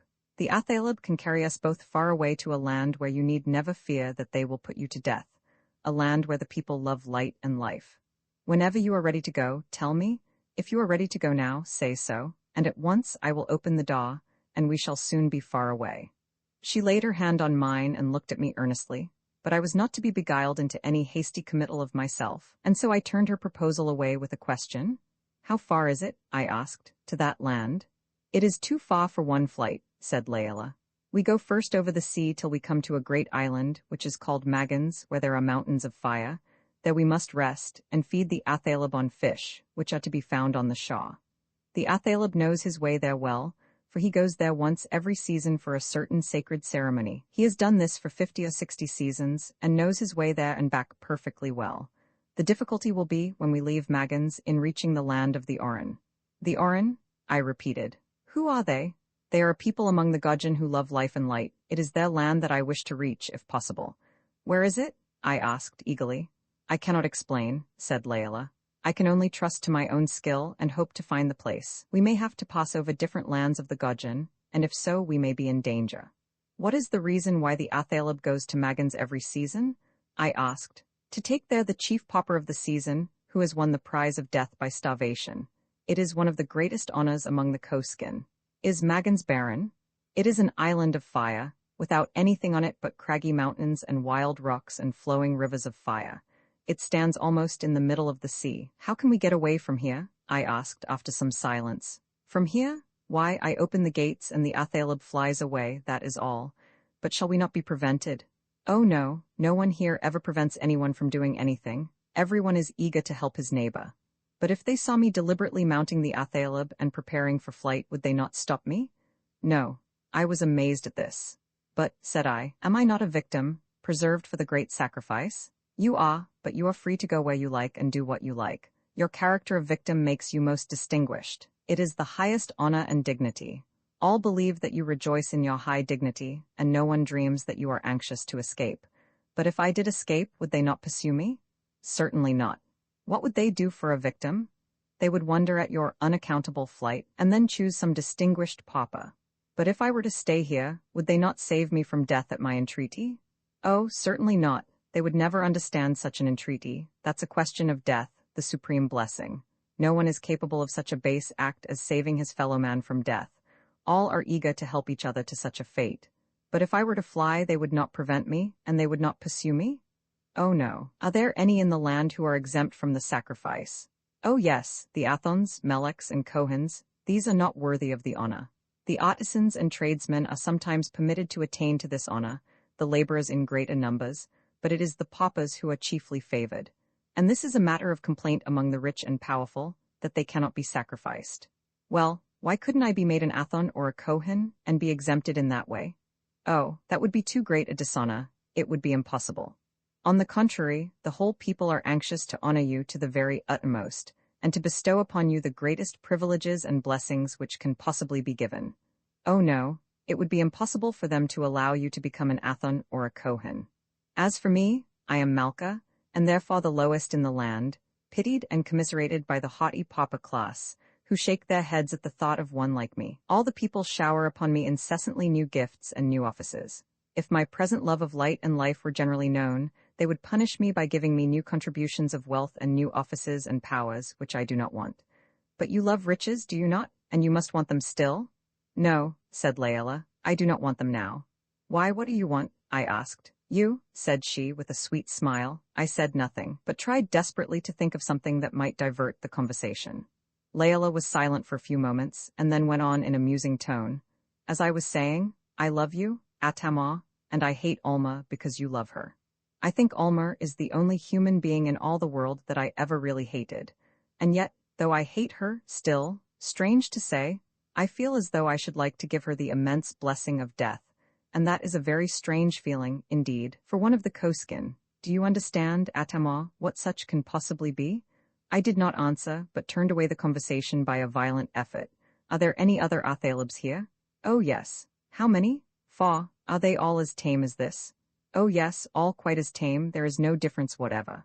Upon this, I left the back of the Athaleb, and Layla also descended, after which she proceeded to show me the other monsters. At length, she unharnessed the Athaleb, and we left the cavern. Roman 22 escape on the following jom, I told everything to Alma. I told her that Layla was urging me to fly with her, and that I had found out all about her plans.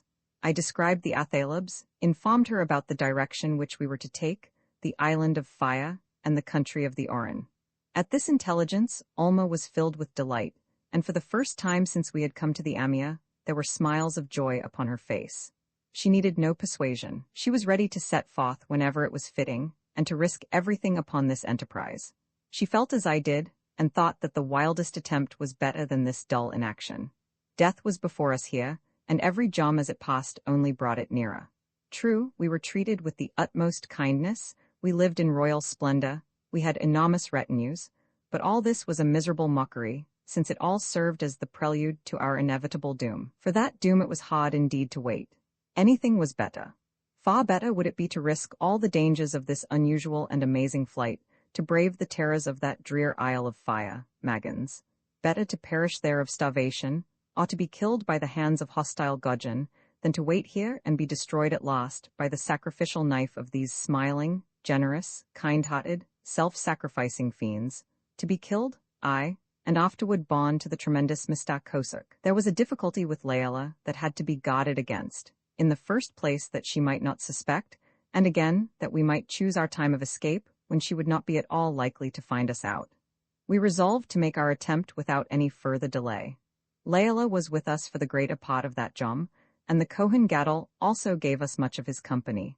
Laela did not seem to have any suspicions whatever of my secret purpose, for she was as bright, as amiable, and as devoted to me as ever, while the Kohen Gadol sought as before to make himself agreeable to Alma. I did not think fit to tell her about Laela's proposal, and therefore she was quite ignorant of the secret plans of the Kohen Gadol, evidently attributing his attention to the unfailing amiability of the Koskin. Laela came again after Alma had retired, and spent the time in trying to persuade me to fly with her. The beautiful girl was certainly never more engaging, nor was she ever more tender. Had it not been for Alma, it would have been impossible to resist such sweet persuasions, but as it was I did resist. Laela, however, was not at all discouraged, nor did she lose any of her amiability, but when she took leave, it was with a smile and sweet words of forgiveness on her lips for what she called my cruelty. After she left, I remained for a time with a painful sense of helplessness. The fact is, my European training did not fit me for encountering such a state of things as existed among the Koskin. It's very easy to be faithful to one's own true love in England, when other fair ladies hold aloof and wait to be sought. But here among the Koskin, women have as much liberty in making love as men, and there is no law or custom about it. If a woman chooses, she can pay the most desperate attentions and play the part of a distracted lover to her heart's content.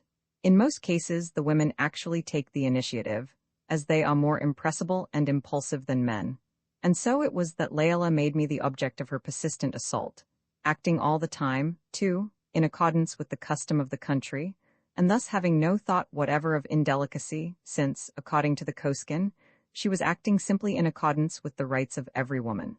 Now, where a woman is urged by one ardent lover to dismiss her other lover, she may sometimes find it difficult to play her part satisfactorily, but in my case, I did not play my part satisfactorily at all. The ordeal was too hard, and I was utterly unable to show to Laela that firmness and decision of character which the occasion demanded. Yet, after all, the ordeal at last ended. Laela left, as I have said, with sweet words of forgiveness on her lips, and I after a time succeeded in regaining my presence of mind. Alma was waiting, and she soon joined me. We gathered a few articles for the journey, the chief of which were my rifle and pistol, which I had not used here, and then we set forth. Leaving our apartments, we traversed the long passages, and at length came to the cavern of the Athalebs. We met several people on the way, who looked at us with smiles, but made no other sign. It was evident that they had no commission to watch us, and that thus far Laela's information was correct. Upon entering the cavern of the Athalebs, my first feeling was one of helplessness, for I had no confidence whatever in my own powers of managing these awful monsters, nor did I feel sure that I could harness them, but the emergency was a pressing one, and there was no help for it. I had seen where Laela had left the harness, and now my chief desire was to secure one of the Athalebs. The faint light served to disclose nothing but gloom, and I waited for a while, hoping that one of them would come forward as before. But waiting did no good, for no movement was made, and I had to try what I could do myself to rouse them. So I walked farther in toward the back part of the cavern, peering through the gloom, while Alma remained near the entrance. As I advanced, I heard a slight noise, as of someone moving. I thought it was one of the Athalebs and walked on farther, peering through the gloom, when suddenly I came full upon a man who was busy at some work which I could not make out. For a moment, I stood in amazement and despair, for it seemed as though all was lost, and as if this man would at once divine my intent. While I stood thus, he turned and gave me a very courteous greeting, after which, in the usual manner of the Koskin, he asked me with much amiability what he could do for me. I muttered something about seeing the Athalebs, upon which he informed me that he would show them to me with pleasure. He went on to say that he had recently been raised from the low position of Athon to that of feeder of the Athalebs, a post involving duties like those of ostlers or grooms among us, but which here indicated high rank and honor. He was proud of his title of epit, which means servant, and more than usually obliging. I at once took advantage of his complaisance, and requested him to show me the Athalebs. Upon this, he led the way farther on, where I could see through the gloom the shadowy outlines of 4 monsters, all of which were resting in an upright posture against the wall, with their claws fixed on a shelf of rock. They looked more than ever like dragons, or rather like enormous bats, for their wings were disclosed hanging in loose leathern folds. "Can they be roused?" I asked, and made to move? "Oh yes," said the epit, and without waiting for any further request he proceeded to pull at the loose fan-like wing of the nearest one. The monster drew himself together, gave a flutter with his wings, and then moved back from the wall. "Make him walk," said I, eagerly. The epit at this pulled upon his wing once more, and the Athaleb moved forward. "Bring him to the portal so that I may see him," said I. The epit, still holding the Athaleb's wing, pulled at him, and thus guided him toward the portal. I was amazed at the docility of this terrific monster. Yet, after all, I thought that it was no more astonishing than the docility of the elephant, which in like manner allows itself to be guided by the slightest pressure. A child may lead a vast elephant with ease, and here with equal ease the epit led the Athaleb. He led him up near to the portal, where the aurora light beamed through far brighter than the brightest moon, and disclosed all the vast proportions of the monster. I stood and looked on for some time in silence, quite at a loss what to do next. And now Layla's words occurred to me as to the perfect willingness of the Koskin to do anything which one might wish. She had insisted on it that they would not prevent our flight, and had given me to understand that they would even assist me if I should ask them. This is what now occurred to me, and I determined to make a trial. So I said, "I should like to fly in the air on the Athaleb. Will you harness him?" I confess it was with some trepidation that I said this, but the feeling was soon dissipated. The epit heard my words with perfect coolness, as though they conveyed the most natural request in the world, and then proceeded to obey me, just as at home a servant might hear and obey his master, who might say, "I should like to take a ride. Will you harness the bay mare?" So the epit proceeded to harness the Athaleb, and I watched him in silence, but it was the silence of deep suspense, and my heart throbbed painfully. There was yet much to be risked. The gates had to be opened, others might interfere. Layla might come. All these thoughts occurred to me as I watched the epit, and though the labor of harnessing the Athaleb was simple and soon performed, still the time seemed long. So the collar was secured around the neck of the Athaleb, with the grapple attached, and the lines were fastened to the wings, and then Alma and I mounted. The epit now stood waiting for further orders. "Open the gates," said I. The epit did so. Alma was seated on the back of the Athaleb before me, holding on to the cos mane. I, just behind, held the reins in my hand. The gates were opened wide. A few people outside, roused by the noise of the opening gates, stood and looked on. They had evidently no other feeling but curiosity. All was now ready and the way was open, but there was an unexpected difficulty. The Athaleb would not start, and I did not know how to make him. I had once more to apply for help to the epit. "How am I to make him start?" I asked. "Pull at the collar to make him start, and pull at both reins to make him stop," said the epit. Upon this I pulled at the collar. The Athaleb obeyed at once. He rose almost erect and moved out through the gate. It was difficult to hold on, but we did so. On reaching the terrace outside, the Athaleb expanded his vast wings, which spread out over a space of full 50 feet, and then with vigorous motions raised himself in the air. It was a moment full of terror to both of us. The strange sensation of rising in the air, the quivering muscles of the Athaleb at the working of the enormous pinions, the tremendous display of strength, all combined to overwhelm me with a sense of utter helplessness. With one hand I clung to the stiff mane of the monster, with the other I held Alma, who was also grasping the Athaleb's hair, and thus for some time all thought was taken up in the one purpose of holding on.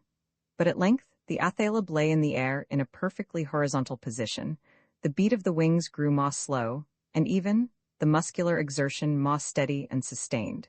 We both began to regain some degree of confidence, and at length I raised myself up and looked around. It did not seem long since we had left, but already the city was far behind, rising with its long, crescent terraces, sparkling and twinkling with innumerable lights. We had passed beyond the bay, the harbour was behind us, the open sea before us, the deep water beneath. The Athaleb flew low, not more than 100 feet above the water, and maintained that distance all the time. It seemed, indeed, as if he might drop into the water at any time, but this was only fancy, for he was perfect master of all his movement, and his flight was swift and well sustained. Overhead, the sky was filled with the glory of the aurora beams, which spread everywhere, flashing out from the zenith and illuminating the earth with a glow brighter than that of the brightest moon. Beneath, the dark waters of the sea extended, with the waves breaking into foam, and traversed by galleys, by merchant ships, and by the navies of the coastguard. Far away the surface of the sea spread, with that marvelous appearance of an endless ascent, as though for 1,000 miles, rising thus until it terminated halfway up the sky.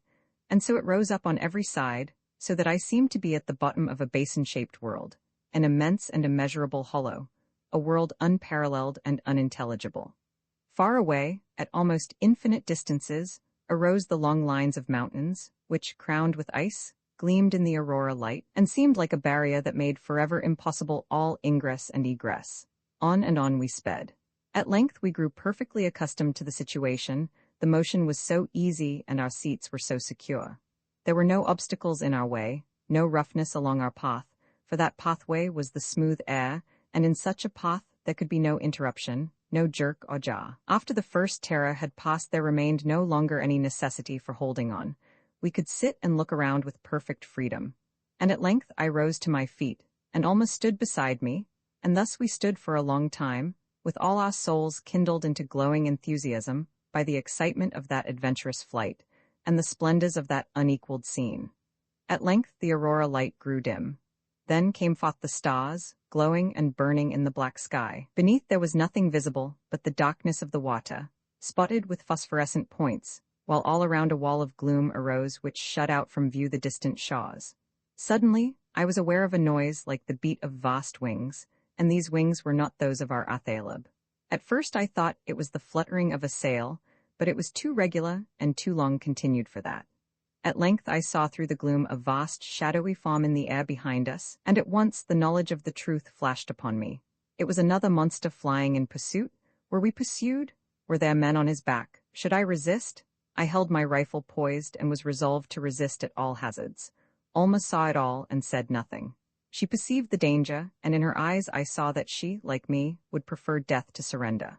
The monster came nearer and nearer, until at last I could see that he was alone, and that none were on his back. But now another fear arose. He might attack our Athaleb, and in that way endanger us. He must be prevented from coming nearer, yet to fire the rifle was a serious matter.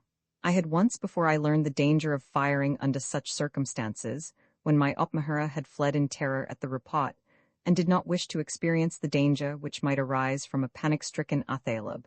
And so as I stood there, I waved my arms and gesticulated violently. The pursuing Athaleb seemed frightened at such an unusual occurrence, for he veered off, and soon was lost in the darkness. Roman 23, the island of fire. At last there appeared before us what seemed like a long line of dull red fires, and as we looked we could see bursts of flame at fitful intervals, which shone out for a few moments and then died away. Upon this now our whole attention was fixed, for it seemed as though we were approaching our destination, and that this place was the Island of Fire, a name which, from present appearances, was fully justified. As we went on and drew steadily nearer, the mass of glowing fire grew larger and brighter, and what at first had seemed a line was broken up into different parts, one of which far surpassed the others. This was higher in the air, and its shape was that of a long, thin, sloping line, with a burning, glowing globule at each end. It seemed like lava running down from the crater of a volcano, and this appearance was made certainty on a nearer approach, for we saw at the upper point, which seemed the crater, an outburst of flame, followed by a new flow of the fiery stream. In other places there were similar fires, but they were less bright, either because they were smaller or more remote. At length we heard beneath us the roar of breakers, and saw long white lines of surf beating upon the shore. Our Athaleb now descended and alighted. We clambered to the ground, and I, taking the grapple, fixed it securely between two sharp rocks. we were at last on Magans, the island of fire. The brightness of the aurora light had left us, but it needed not this to show us the dismal nature of the land to which we had come. It was a land of horror, where there was nothing but the abomination of desolation, a land overstrewn with blasted fragments of fractured lava blocks, intermixed with sand, from which there arose black precipices and giant mountains that poured forth rivers of fire and showers of ashes and sheets of flame. A tremendous peak arose before us, with a crest of fire and sides streaked with red torrents of molten lava.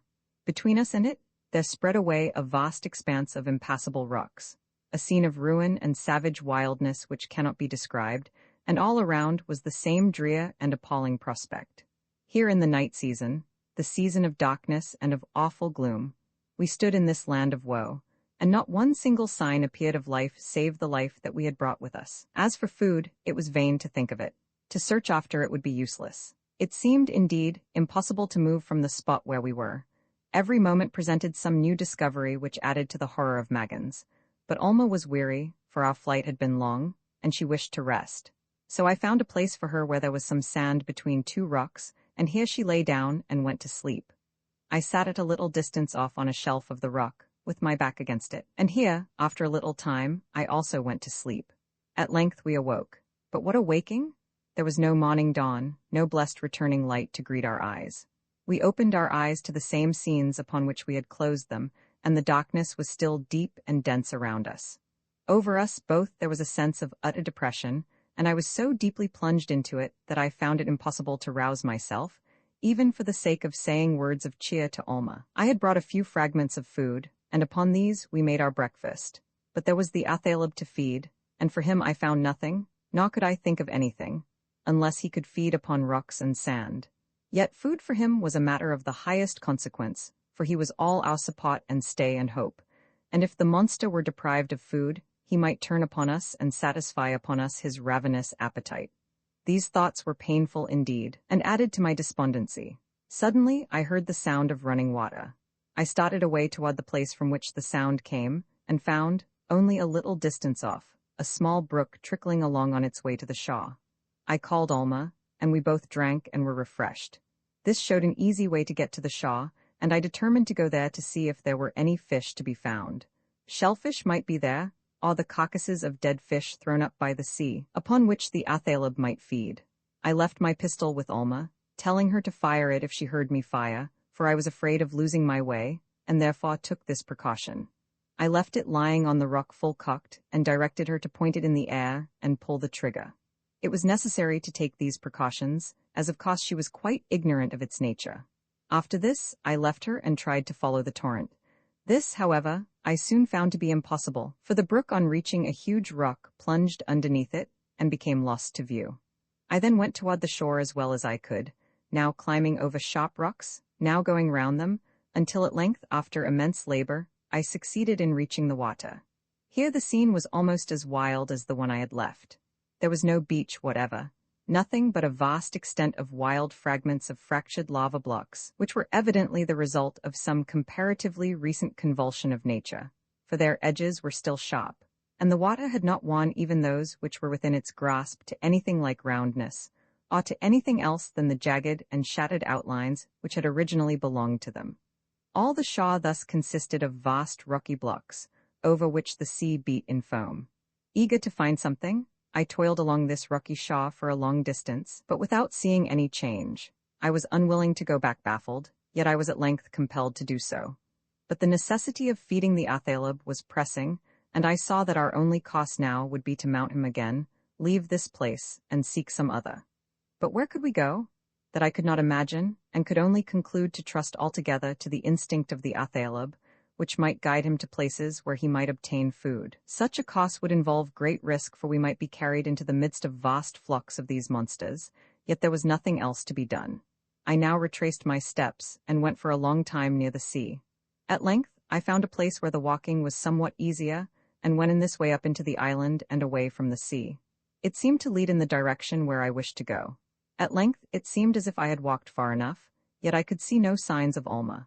I shouted, but there was no answer. I shouted again and again, but with the like result. Then I fired my rifle and listened. In response, there came the report of the pistol far away behind me. It was evident that in coming back along the shore I had passed by the place where Alma was. There was nothing now left but to retrace my steps, and this I accordingly did. I went back to the Shaw and returned on my steps, shouting all the time, until at length I was rejoiced to hear the answering shout of Alma. After this, it was easy to reach her. We now took up the grapple and once more mounted. The Athaleb, eager to be off, raised himself quickly in the air, and soon our late resting place was far behind. His flight was now different from what it was before. Then he stood off in one straight line for a certain fixed destination, as though under some guidance. For though I did not direct him, still his long training had taught him to fly to Magans. But now training and guidance were both wanting, and the Athaleb was left to the impulse of his hunger and the guidance of his instinct.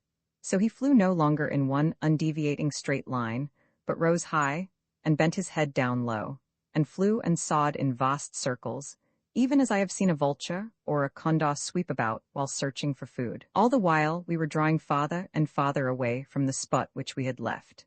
We passed the lofty volcano. We saw more plainly the rivers of molten lava. We passed vast cliffs and bleak mountains, all of which were more terrific than all that we had left behind. Now the darkness lessened, for the aurora was brightening in the sky, and gathering up swiftly and gloriously all its innumerable beams, and flashing forth its lustrous glow upon the world. To us this was equal to the return of day. It was like a blessed dawn. Light had come, and we rejoiced and were exceeding glad.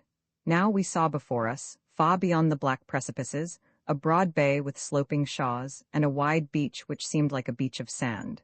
The surf broke here, but beyond the surf was the gentle sandy declivity, and beyond this there appeared the shaws, still rocky and barren and desolate, but far preferable to what we had left behind. Far away in the interior arose lofty mountains and volcanoes, while behind us flamed the burning peak which we had passed. Here the Athaleb wheeled in long, circuitous flights, which grew lower and lower, until at length he descended upon the sandy beach, where I saw a vast sea monster lying dead. It had evidently been thrown up here by the sea. It was like one of those monsters which I had seen from the galley of the Kohen at the time of the sacred hunt. By this the Athaleb descended, and at once began to devour it, tearing out vast masses of flesh, and exhibiting such voracity and strength of jaw that I could scarcely bear to look upon the sight. I fastened the grapple securely to the head of the dead monster, and leaving the Athaleb to feed upon it, Ulmer and I went up the beach. On our way we found rocks covered with seaweed, and here we sought after shellfish. Our search was at length rewarded, for suddenly I stumbled upon a place where I found some lobsters. I grasped 2 of these, but the others escaped. Here at last I had found signs of life, but they were of the sea rather than of the Shaw. Delighted with my prey, I hastened to Ulma to show them to her. She recognized them at once, and I saw that they were familiar to her. I then spoke of eating them, but at this proposal she recoiled in horror. She could not give any reason for her repugnance, but merely said that among her people they were regarded as something equivalent to vermin, and I found that she would no more think of eating one than I would think of eating a rat. Upon this, I had to throw them away, and we once more resumed our search. At last we came to a place where numbers of dead fish lay on the sand. Nearer the water they were more fresh, and not at all objectionable. I picked up a few which looked like our common smelt, and found that Ulma had no objection to these. But now the question arose how to cook them. Neither of us could eat them raw. A fire was necessary, yet a fire was impossible, for on the whole island there was probably not one single combustible thing. Our discovery, therefore, seemed to have done us but little good, and we seemed destined to starvation, when fortunately a happy thought suggested itself. In walking along I saw far away the glow of some lava which had flowed to the shore at the end of the sandy beach, and was probably cooling down at the water's edge. Here, then, was a natural fire, which might serve us better than any contrivance of our own, and toward this we at once proceeded. It was about 2 miles away, but the beach was smooth, and we reached the place without any difficulty. Here we found the edge of that lava flood, which seemed eternally descending from the crater beyond. The edge which was nearest the water was black, and the liquid fire, as it rolled down, curled over this in a fantastic shape, cooling and hardening into the form which it thus assumed. Here, after some search, I found a crevice where I could approach the fire, and I laid the fish upon a crimson rock, which was cooling and hardening into the shape of a vast ledge of lava. In this way, by the aid of nature, the fish were broiled, and we made our repast. There was nothing here to invite a longer stay, and we soon returned to the Athaleb. We found the monster, gorged with food, asleep, resting upon his hind legs with his breast supported against the vast carcass. Alma called it a jantanin. It was about 60 feet in length and 20 in thickness, with a vast horny head, ponderous jaws, and back covered with scales. Its eyes were of prodigious size, and it had the appearance of a crocodile, with the vast size of a whale. It was unlike a crocodile, however, for it had fins rather than paws, and must have been as clumsy on the land as a seal or a walrus. It lay on its side, and the Athaleb had fed itself from the uncovered flesh of its belly. There was nothing here to induce us to stay, and so we wandered along the beach in the other direction. On our right was the bay, on our left the rocky shore, which, beginning at the beach, ran back into the country, a waste of impassable rocks, where not a tree or plant or blade of grass relieved the appalling desolation. Once or twice we made an attempt to penetrate into the country, where openings appeared. These openings seemed like the beds of dried-up torrents. We were able to walk but a few paces, for invariably we would come to some immense blocks of rock, which barred all farther progress. In this way we explored the beach for miles, until it terminated in a savage promontory that rose abruptly from the sea against which the huge billows broke in thunder. Then we retraced our steps, and again reached the spot where the Athaleb was asleep by the jantanin. Alma was now too weary to walk any farther, nor was it desirable to do so, for indeed we had traversed all that could be visited. On one side of the beach was the sea, on the other the impassable rocks, at one end the promontory, at the other the lava fires. There was nothing more for us to do but to wait here until the Athaleb should awake, and then our actions would depend upon what we might now decide. This was the question that was now before us, and this we began to consider. We both felt the most unspeakable aversion for the island, and to remain here any longer was impossible. We would once more have to mount the Athaleb and proceed to some other shore. But where?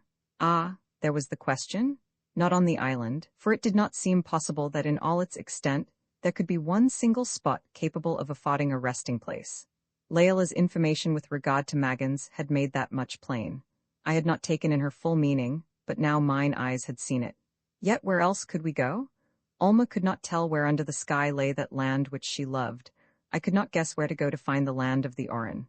Even if I did know, I did not feel able to guide the course of the Athaleb, and I felt sure that if we were to mount again, the mighty monster would wing his flight back to the very place from which we had escaped, the Amia. These thoughts weighed down our spirits. We felt that we had gained nothing by our flight, and that our future was dark indeed. The only hope left us was that we might be able to guide the course of the Athaleb in some different direction altogether, so that we should not be carried back to the Koskin. And now, worn out by the long fatigues of this jom, we thought of sleep. Alma lay down upon the sand, and I seated myself, leaning against a rock, a little distance off, having first reloaded my rifle and pistol. Roman 24 recapture how long I slept I do not know, but in the midst of my sleep there sounded voices, which at first intermingled themselves with my dreams, but gradually became separate and sounded from without, rousing me from my slumbers. I opened my eyes drowsily, but the sight that I saw was so amazing that in an instant all sleep left me. I started to my feet and gazed in utter bewilderment upon the scene before me. The aurora light was shining with unusual brilliancy and disclosed everything: the sea, the shore, the Athaleb, the jantanin, the promontory, all more plainly and more luminously than before, but it was not any of these things that now excited my attention and rendered me dumb. I saw Alma standing there at a little distance, with despairing face, surrounded by a band of armed Koskin, while immediately before me, regarding me with a keen glance and an air of triumph, was Layla. "Atiz Mzori Alonla," said she, with a sweet smile, giving me the usual salutation of the Koskin. I was too bewildered to say a word, and stood mute as before, looking first at her and then at Alma. The sight of Alma a prisoner once more, surrounded by the Koskin, excited me to madness. I seized my rifle and raised it as if to take aim, but Alma, who understood the movement, cried to me, "Put down your sepetram, Atamar. You can do nothing for me. The Koskin are too numerous." "Sepetram?" said Layla. "What do you mean by that? If your sepetram has any power, do not try to use it, Atamar, or else I shall have to order my followers to give to Alma the blessing of death." At this my rifle was lowered. The whole truth flashed upon me, and I saw, too, the madness of resistance. I might kill one or two, but the rest would do as Layla said, and I should speedily be disarmed. Well, I knew how powerless were the thunders of my firearms to terrify these Koskin, for the prospect of death would only rouse them to a mad enthusiasm, and they would all rush upon me as they would rush upon a jantanin, to slay and be slain. The odds were too great. A crowd of Europeans could be held in check far more easily than these death-loving Koskin. The whole truth was thus plain: we were prisoners and were at their mercy. Layla showed no excitement or anger whatever. She looked and spoke in her usual gracious and amiable fashion, with a sweet smile on her face. "We knew," said she, "that you would be in distress in this desolate place, and that you would not know where to go from Magans, and so we have come, full of the most eager desire to relieve your wants. We have brought with us food and drink, and are ready to do everything for you that you may desire. We have had great trouble in finding you, and have crossed over the Shaw's for vast distances, and far over the interior, but our Athalebs found you at last by their scent. And we rejoice to have found you in time, and that you are both so well, for we have been afraid that you had been suffering. Nay, Atama, do not thank us. Thanks are distasteful to the Koskin. These brave followers of mine will all be amply rewarded for this, for they will all be made paupers. But as for myself, I want no higher reward than the delightful thought that I have saved you from suffering." The beautiful, smiling Layla, who addressed me in this way with her sweet voice, was certainly not to be treated as an enemy. Against her a rifle could not be leveled. She would have looked at me with the same sweet smile, and that smile would have melted all my resolution. Nor could I even persist in my determination to remain. Remain? For what? For utter despair? And yet where else could we go? "You do not know where lie the lands of the Orin," said Layla. "The Athaleb does not know. You could not guide him if you did know. You are helpless on his back. The art of driving an Athaleb is difficult, and cannot be learned without long and severe practice. My fear was that the Athaleb might break away from you and return, leaving you to perish here. Had you tried to leave this place, he would have brought you back to the Amia." To this I said nothing, partly because it was so true that I had no answer to make, and partly also out of deep mortification and dejection. My pride was wounded at being thus so easily baffled by a girl like Layla, and all my grief was stirred by the sadness of Alma. In her eyes there seemed even now the look of one who sees death inevitable, and the glance she gave to me was like an eternal farewell. Alma now spoke, addressing herself to Layla. "Death," said she, in a voice of indescribable mournfulness, "is better here than with you. We would rather die here than go back. Let us, I pray you, receive the blessing of death here. Let us be paupers and exiles and die on Magans." Layla heard this and stood for a moment in deep thought. "No one but a stranger," said she at length, "would ask such a favor as that. Do you not know that what you ask is among the very highest honors of the Koskin? Who am I that I can venture to grant such a request as that? Ask for anything in my power, and I will be glad to grant it. I have already arranged that you shall be separated from Atama, and that, surely, is a high privilege. I might consent to bind you hand and foot, after the manner of the more distinguished Assyrian. You may also be blindfolded if you wish it. I might even promise, after we return to the Amia, to keep you confined in utter darkness, with barely sufficient food to keep you alive until the time of the sacrifice. In short, there is no blessing known among the Koskin that I will not give so long as it is in my power. And so, beloved Alma," continued Layla, "you have every reason for happiness. You have all the highest blessings known among the Koskin: separation from your lover, poverty, want, darkness, and finally, the prospect of inevitable death ever before you as the crowning glory of your lot." These words seemed to the Koskin the very excess of magnanimity, and involuntary murmurs of admiration escaped them, although it is just possible that they murmured at the greatness of the favor that was offered. But to me, it sounded like fiendish mockery, and to Alma it sounded the same. For a groan escaped her, her fortitude gave way, she sank on her knees, buried her head in her hands, and wept. "Alma," cried I, in a fury, "we will not go back, we will not be separated. I will destroy all the Athalebs, and we shall all perish here together. At least, you and I will not be separated." At this Alma started up. "No, no," said she, "no, let us go back, here we have nothing but death." "But we have death also at the Amia, and a more terrible one," said I. "If you kill the Athalebs," said Layla, "I will give Alma the blessing of death." At this I recoiled in horror, and my resolution again gave way. "You have some mysterious power of conferring death," continued Layla, "with what Alma calls your sepetram, but do not kill the Athalebs, for it will do you no good. Alma would then receive the blessing of death. My followers, these noble Koskin, would rejoice in thus gaining exile and death on Magans. As for myself, it would be my highest happiness to be here alone with you. With you I should live for a few sweet joms, and with you I should die. So go on, kill the Athalebs if you wish." "Do not," cried Alma, "do not, there is no hope. We are their prisoners, and our only hope is in submission."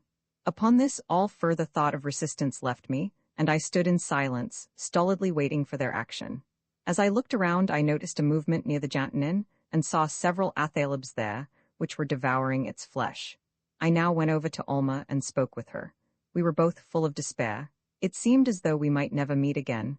We were to be separated now, but who could say whether we should be permitted to see each other after leaving this place? We had but little to say. I held her in my arms, regardless of the presence of others, and these, seeing our emotion, at once moved away, with the usual delicacy of the Koskin, and followed Layla to the Jantanin to see about the Athalebs. At last our interview was terminated. Layla came and informed us that all was ready for our departure. We walked sadly to the place, and found the Athalebs crouched to receive their riders. They were far beside ours. Layla informed me that I was to go with her, and Alma was to go on another Athaleb. I entreated her to let Alma go with me, but she declined, saying that our Athaleb could only carry 2, as he seemed fatigued, and it would not be safe to overload him for so long a flight. I told her that Alma and I could go together on the same Athaleb, but she objected on the ground of my ignorance of driving. And so, remonstrances and objections being alike useless, I was compelled to yield to the arrangements that had been made. Alma mounted on another Athaleb. I mounted with Layla, and then the great monsters expanded their mighty wings, rose into the air, and soon were speeding over the waters. We went on in silence for some time. I was too despondent to say a word, and all my thoughts turned toward Alma, who was now separated from me, perhaps forever. The other Athalebs went ahead, at long intervals apart, flying in a straight line, while ours was lost. Layla said nothing. She sat in front of me, her back was turned toward me. She held in her hands the reins, which hung quite loose at first, but after a while she drew them up, and seemed to be directing our course.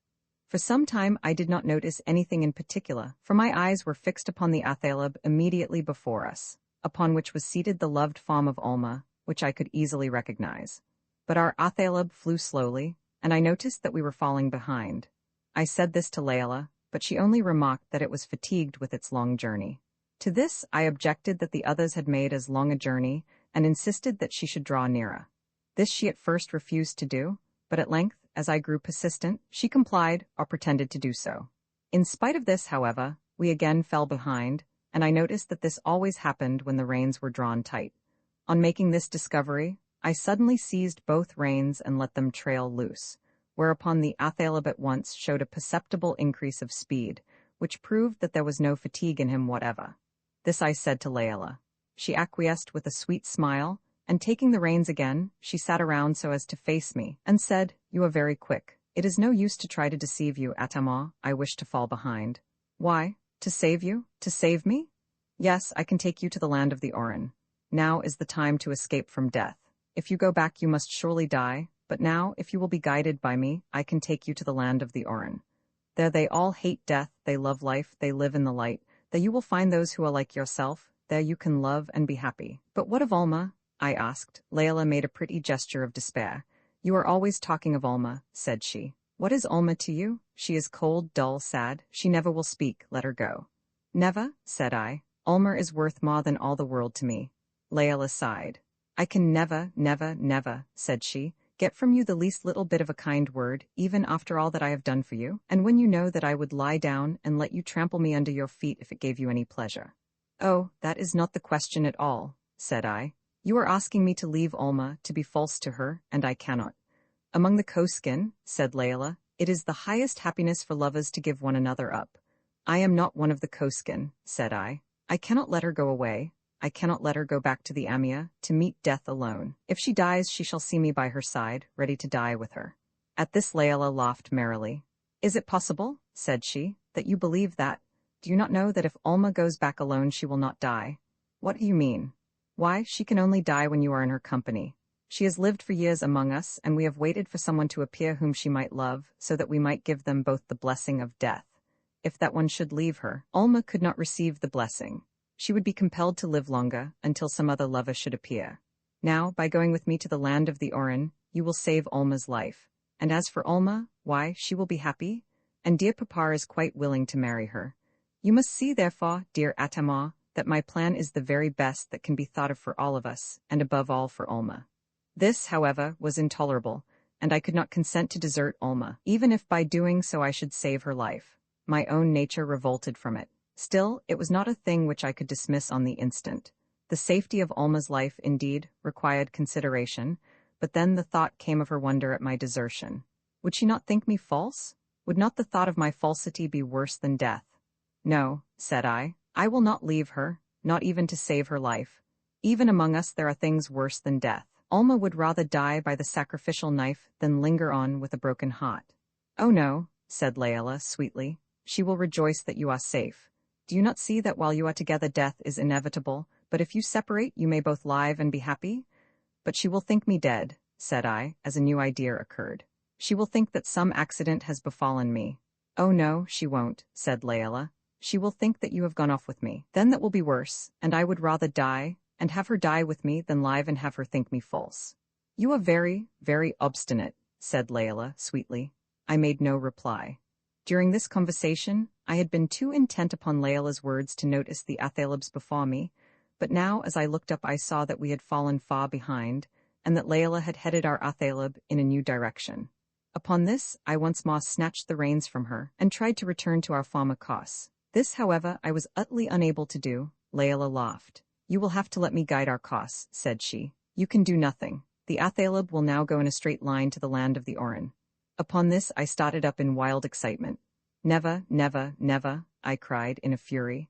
I will not, I will destroy this athaleb and perish in the water. As I said this I raised my rifle. What are you going to do? Cried Layla, in accents of fear.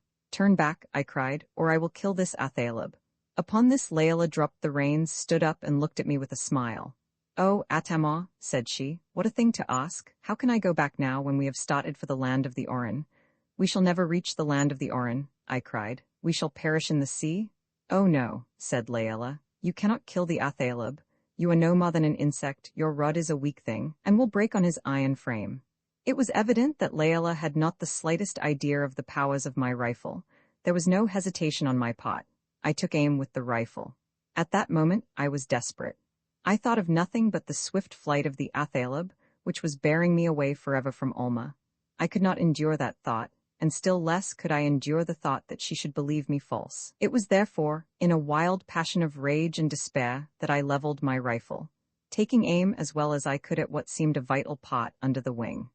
The motion of the wing rendered this difficult, however, and I hesitated a moment, so as to make sure. All this time, Layla stood looking at me with a smile on her rosy lips and a merry twinkle in her eyes, evidently regarding my words as empty threats and my act as a vain pretense, and utterly unprepared for what was to follow. Suddenly I fired both barrels in quick succession. The reports rang out in thunder over the sea. The athaleb gave a wild, appalling shriek, and fell straight down into the water, fluttering vainly with one wing, while the other hung down useless. A shriek of horror burst from Layla. She started back and fell from her standing place into the waves beneath. The next instant we were all in the water together, the athaleb writhing and lashing the water into foam, while I involuntarily clung to his coarse mane, and expected death every moment. But death did not come, for the athaleb did not sink, but floated with his back out of the water, the right pinion being sunk underneath and useless, and the left struggling vainly with the sea. But after a time, he folded up the left wing and drew it close in to his side, and propelled himself with his long hind legs. His right wing was broken, but he did not seem to have suffered any other injury. Suddenly I heard a cry behind me, Atama, oh, Atama. I looked around and saw Layla. She was swimming in the water and seemed exhausted. In the agitation of the past few moments I had lost sight of her and had thought that she was drowned, but now the sight of her roused me from my stupor and brought me back to myself. She was swimming, yet her strokes were weak and her face was full of despair. In an instant I had flung off my coat, rolled up the rifle and pistol in its folds, and sprung into the water. A few strokes brought me to Layla. A moment more and I should have been too late. I held her head out of water, told her not to struggle, and then struck out to go back. It would have been impossible for me to do this, encumbered with such a load, had I not fortunately perceived the floating wing of the athaleb close beside me, This I seized, and by means of it drew myself with Layla alongside, after which I succeeded in putting her on the back of the animal, and soon followed myself. The terror of the rifle had overwhelmed her, and the suddenness of the catastrophe had almost killed her. She had struggled in the water for a long time, and had called to me in vain. Now she was quite exhausted, and lay in my arms trembling and sobbing. I spoke to her encouragingly, and wrapped her in my coat, and rubbed her hands and feet, until at last she began to recover. Then she wept quietly for a long time, then the weeping fit passed away. She looked up with a smile, and in her face there was unutterable gratitude.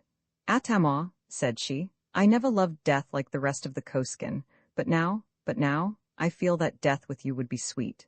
Then tears came to her eyes, and I found tears coming to my own, so that I had to stoop down and kiss away the tears of Layla. As I did so, she twined both her arms around my neck, held me close to her, and sighed.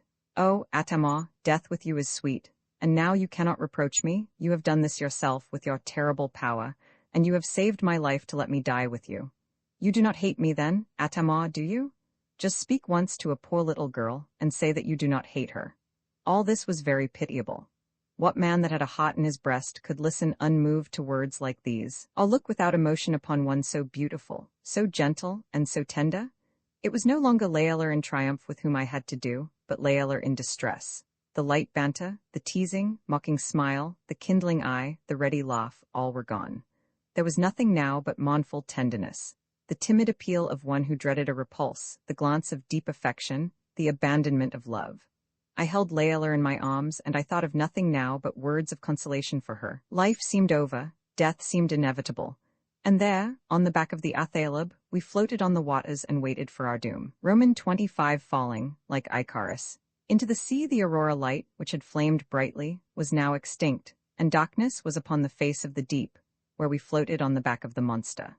He swam, forcing himself onward with his hind legs, with one broad wing folded up close.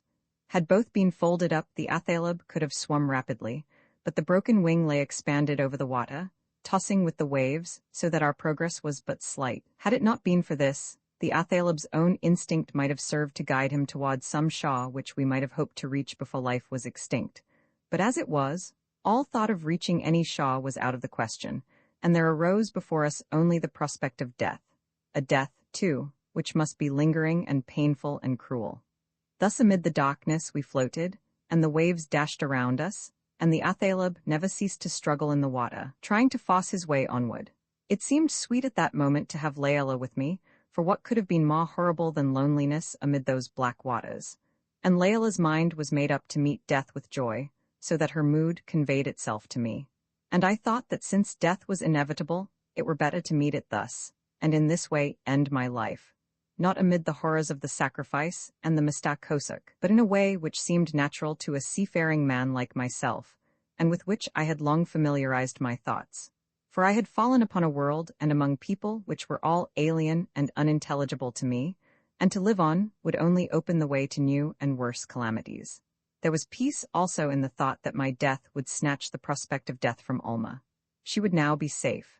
It was only when we were together as lovers that death threatened her, but now, since I was removed, she could resume her former life, and she might remember me only as an episode in that life. That she would remember me, I felt sure, and that she would weep for me and mourn after me was undeniable, but time as it passed would surely alleviate that grief, and Alma would live and be happy. Perhaps she might yet regain her native land and rejoin her loved kindred, whom she would tell of the stranger from an unknown Shah who had loved her, and through whose death she had gained her life. Such were the thoughts that filled my mind as I floated over the black water with darkness all around, as I held Layla in my arms, with my coat wrapped around her, and murmured in her ear tender words of consolation and sympathy. A long, long time had passed, but how long I know not, when suddenly Layla gave a cry, and started up on her knees, with her head bent forward listening intently. I too listened, and I could distinctly hear the sound of breakers. It was evident that we were approaching some Shah, and from what I remembered of the shore of Magans, such a Shah meant death, and death alone. We stood up and tried to peer through the gloom. At length we saw a whole line of breakers, and beyond all was black. We waited anxiously in that position, and drew steadily nearer. It was evident that the Athaleb was desirous of reaching that Shah, and we could do nothing but await the result. But the Athaleb had his wits about him, and swam along on a line with the breakers for some distance, until at length an opening appeared, into which he directed his course. Passing through this, we reached still water, which seemed like a lagoon surrounded by a coral reef. The athalebs swam on farther, and at length we saw before us an island with a broad, sandy beach, beyond which was the shadowy outline of a forest. Here the monster landed, and dragged himself wearily upon the sand, where he spread his vast bulk out and lay panting heavily. We dismounted, I first, so as to assist Layla, and then it seemed as if death were postponed for a time, since we had reached this place where the rich and rank vegetation spoke of nothing but vigorous life. Fortune had indeed dealt strangely with me. I had fled with Alma, and with her had reached one desolate shaw, and now I found myself with Layla upon another shaw, desolate also, but not a savage wilderness. This lonely island, ringed with the black ocean waters, was the abode of a life of its own, and there was nothing here to crush the soul into a horror of despair like that which was caused by the tremendous scenes on Magans. In an instant, Layla revived from her gloom. She looked around, clapped her little hands, laughed aloud, and danced for joy. "Oh, Atama," she cried, see the trees, see the grass, the bushes. This is a land of wonder. As for food, you can call it down from the sky with your sepatram, or we can find it on the rocks. Oh, Atama, life is better than death, and we can live here, and we can be happy. This shall be better to us than the lands of the Orin, for we shall be alone, and we shall be all in all to one another. I could not help laughing, and I said, Layla, this is not the language of the Koskin. You should at once go to the other side of this island and sit down and wait for death. Never, said Layla. You are mine, Atama, and I never will leave you. If you wish me to die for you, I will gladly lay down my life, but I will not leave you. I love you, Atama, and now, whether it be life or death, it is all the same so long as I have you. Our submersion in the sea and our long exposure afterward had chilled both of us, but Layla felt it most. She was shivering in her wet clothes in spite of my coat which I insisted on her wearing, and I determined, if possible, to kindle a fire. Fortunately, my powder was dry, for I had thrown off my flask with my coat before jumping into the sea, and thus I had the means of creating fire. I rubbed wet powder over my handkerchief, and then gathered some dried sticks and moss. After this, I found some dead trees, the boughs of which were dry and brittle, and in the exercise I soon grew warm, and had the satisfaction of seeing a great heap of faggots accumulating. I fired my pistol into the handkerchief, which, being saturated with powder, caught the fire, and this I blew into a flame among the dried moss. A bright fire now sprang up and blazed high in the air, while I, in order to have an ample supply of fuel, continued to gather it for a long time. At length, as I came back, I saw Layla lying on the sand in front of the fire, sound asleep.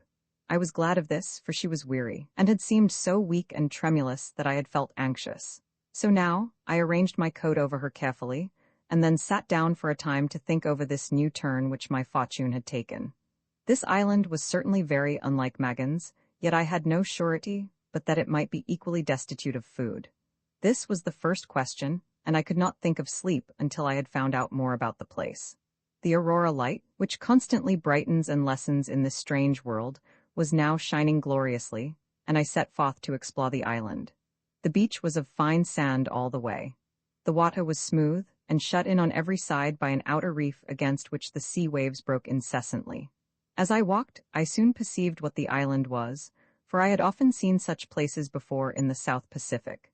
It was, in fact, a coral islet, with a reef of rocks encircling it on every side. The vegetation, however, was unlike anything in the world beyond, for it consisted of many varieties of tree ferns that looked like palms and giant grasses and bamboo. The island was but small, and the entire circuit was not over a mile. I saw nothing that looked like food, nor did it seem likely that in so small a place there could be enough sustenance for us. Our only hope would be from the sea, yet even here I could see no signs of any sort of shellfish. On the whole, the prospect was discouraging, and I returned to the starting point with a feeling of dejection, but this feeling did not trouble me much at that time. My chief thought was of rest, and I flung myself down on the sand and fell asleep. I was awakened by a cry from Layla.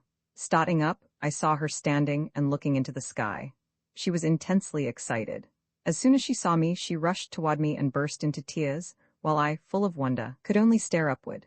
"Oh," cried Layla, "they've turned back, they've found us? We shall have to leave our dear, lovely island. Oh, Atama, I shall lose you now. For never, never, never again will you have one thought of love for your poor Layla. With these words she clung sobbing to me. For my part, I do not remember what I said to soothe her, for the sight above was so amazing that it took up all my attention. The aurora shone bright, and in the sky I saw two vast objects wheeling and circling, as if about to descend. I recognized them at once as athalebs, but as their backs were hid from view by their immense wings, I could not make out whether they were wanderers about to alight of their own accord, or guided here by riders, perhaps by the coaskin from whom we had been parted. This much at least I remember. I said to Layla that these athalebs were wild ones, which had come here because they saw or scented our wounded one, but Layla shook her head with mournful meaning. "Oh no," said she, "Ulma has come back for you. This firelight has guided them. If you had not made the fire, they never, never, never could have found us, but now all is lost." There was no time for conversation or discussion. The athalebs drew swiftly nearer and nearer, descending in long circuits until at length they touched the ground not far away on the wide sandy beach. Then we saw people on their backs, and among them was Ulma. We hurried toward them, and Ulma rushed into my arms, to the great disgust of Layla, for she was close beside me and saw it all. She gave an exclamation of grief and despair, and hurried away. From Ulma, I learned that our disappearance had caused alarm, that two of the athalebs had come back in search of us, that they had been to Magans and had searched over the seas, and were just about giving us up as lost, when the firelight had attracted their attention and drawn them here. I said nothing at that time about the cause of our disappearance, but merely remarked that the athaleb had fallen into the sea and swam here. This was sufficient. They had to remain here for some time longer to rest their athalebs. At length we prepared to depart. Our wounded athaleb was left behind to take care of himself. I was taken with Ulma, and Layla went on the other. We were thus separated, and so we set forth upon our return, and at length arrived at the Amia. Roman 26 Grimm's Law again dinner was now announced, and Oxenden laid the manuscript aside, whereupon they adjourned to the cabin, where they proceeded to discuss both the repast and the manuscript. "Well," said Featherstone, "Ma's story seems to be approaching a crisis. What do you think of it now, Melek? Do you still think it a sensational novel?" "Partly so," said Melek, "but it would be nearer the mark to call it a satirical romance." "Why not a scientific romance?" "Because there's precious little science in it, but a good deal of quiet satire." "Satire on what?" asked Featherstone. "I'll be hanged if I can see it." "Oh, well," said Melek, "on things in general. The satire is directed against the restlessness of humanity, its impulses, feelings, hopes, and fears, all that men do and feel and suffer. It mocks us by exhibiting a new race of men, animated by passions and impulses, which are directly the opposite of ours, and yet no nearer happiness than we are. It shows us a world where our evil is made a good, and our good an evil. There all that we consider a blessing is had in abundance, prolonged and perpetual sunlight, riches, power, fame. And yet these things are despised, and the people, turning away from them, imagine that they can find happiness in poverty, darkness, death, and unrequited love. The writer thus mocks at all our dearest passions and strongest desires, and his general aim is to show that the mere search for happiness per se is a vulgar thing, and must always result in utter nothingness. The writer also teaches the great lesson that the happiness of man consists not in external surroundings, but in the internal feelings, and that heaven itself is not a place, but a state. It is the old lesson which Milton extorted from Satan? What matter where, if I be still the same, or again, the mind is its own place, and of itself can make a heaven of hell, a hell of heaven? That's good too, cried Oxenden. That reminds me of the German commentators who find in the Agamemnon of Aeschylus or the Oedipus of Sophocles or the Hamlet of Shakespeare motives and purposes of which the authors could never have dreamed, and give us a metaphysical, beer and tobacco, High Dutch Clytemnestra or Antigone or Lady Macbeth. No, my boy, Ma was a simple sailor and had no idea of satirizing anything. How, then, do you account for the perpetual undercurrent of meaning and innuendo that may be found in every line? I deny that there is anything of the sort, said Oxenden. It is a plain narrative of facts, but the facts are themselves such that they give a new coloring to the facts of our own life. They are in such profound antithesis to European ways that we consider them as being written merely to indicate that difference. It is like the Germania of Tacitus, which many critics still hold to be a satire on Roman ways, while as a matter of fact it is simply a narrative of German manners and customs. I hope, cried Melek, that you do not mean to compare this awful rot and rubbish to the Germania of Tacitus. By no means, said Oxenden. I merely asserted that in one respect they were analogous. You fussed on the allusion to the Germania by calling this rot and rubbish a satirical romance. Oh, well, said Melick, I only referred to the intention of the writer. His plan is one thing and his execution quite another. His plan is not bad, but he fails utterly in his execution. The style is detestable. If he had written in the style of a plain seaman and told a simple, unvarnished tale, it would have been all right. In order to carry out properly such a plan as this, the writer should take Defoe as his model, or, still better, Dean Swift. Gulliver's Travels and Robinson Crusoe show what can be done in this way, and from a standard by which all other attempts must be judged. But this writer is tawdry. He has the worst vices of the sensational school. He shows everywhere marks of haste, gross carelessness, and universal feebleness. When he gets hold of a good fancy, he lacks the patience that is necessary in order to work it up in an effective way. He is a gross plagiarist, and over again violates in the most glaring manner all the ordinary proprieties of style. What can be more absurd, for instance, than the language which he puts into the mouth of Layella? Not content with making her talk like a sentimental boarding school, bread-and-butter English miss, he actually forgets himself so far as to put in her mouth a threadbare joke, which everyone has heard since childhood. What is that? Oh, that silly speech about the Athaleb swallowing its victuals whole. What's the matter with that? Asked Oxenden.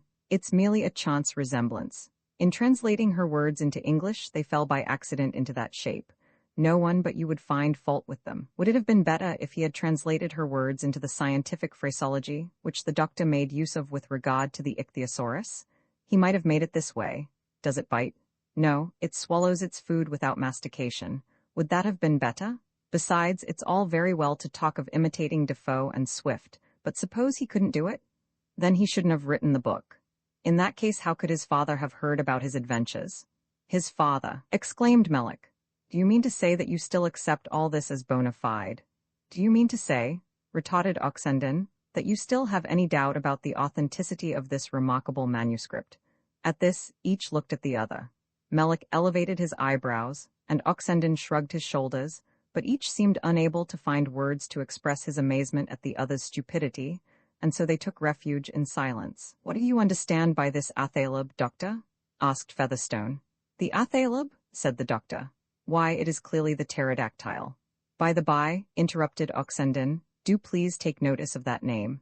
It affords another exemplification of Grimm's law. The Hebrew word is atalef and means bat. The Koskin word is athaleb.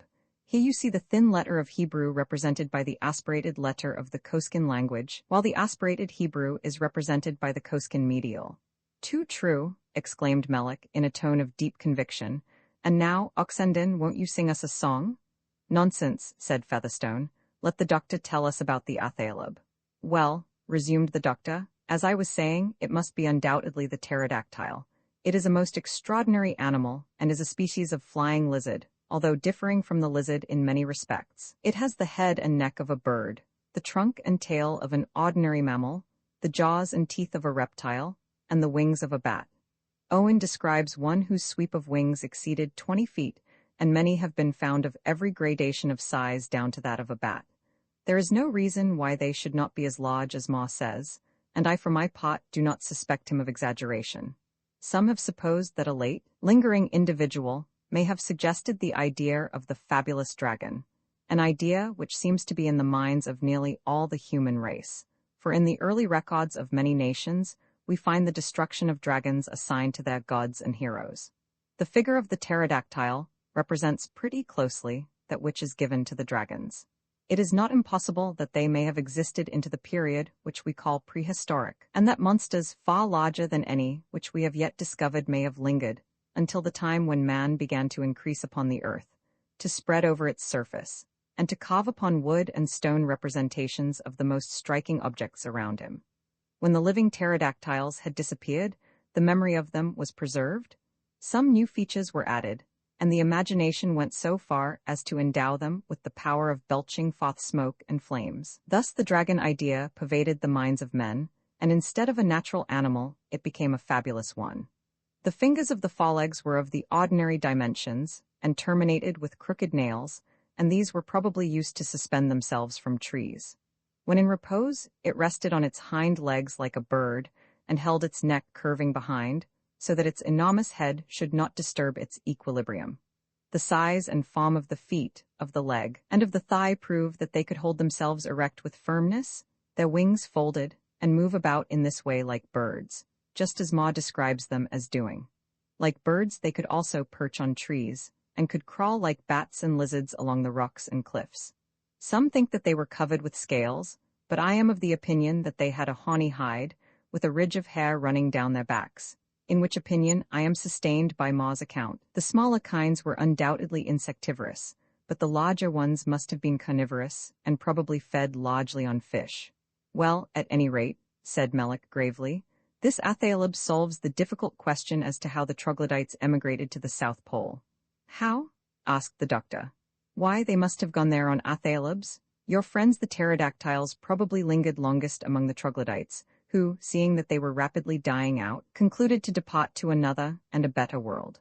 One beauty of this theory is that it cannot possibly be disproved. Another is that it satisfies all the requirements of the case. A third is that it accounts for the disappearance of the pterodactyls in our world and their appearance at the South Pole. And there are 40 or 50 other facts, all included in this theory, which I have not time just now to enumerate, but will try to do so after we have finished reading the manuscript. I will only add that the Athaleb must be regarded as another link which binds the Koskin to the Semitic race. Another link, said Oxenden, that I already have, and it is one that carries conviction with it. All your arguments invariably do, my dear fellow. What is it? Asked the doctor. The Koskin alphabet, said Oxenden. I can't see how you can make anything out of that, said the doctor.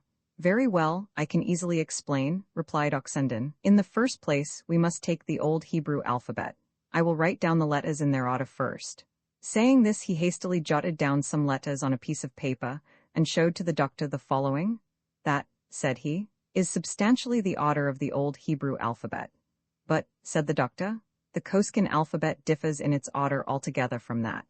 That very difference can be shown to be all the stronger proof of a connection between them, said Oxenden. I should like to know how. The fact is, said Oxenden, these letters are represented differently in the two languages in exact accordance with Grimm's law.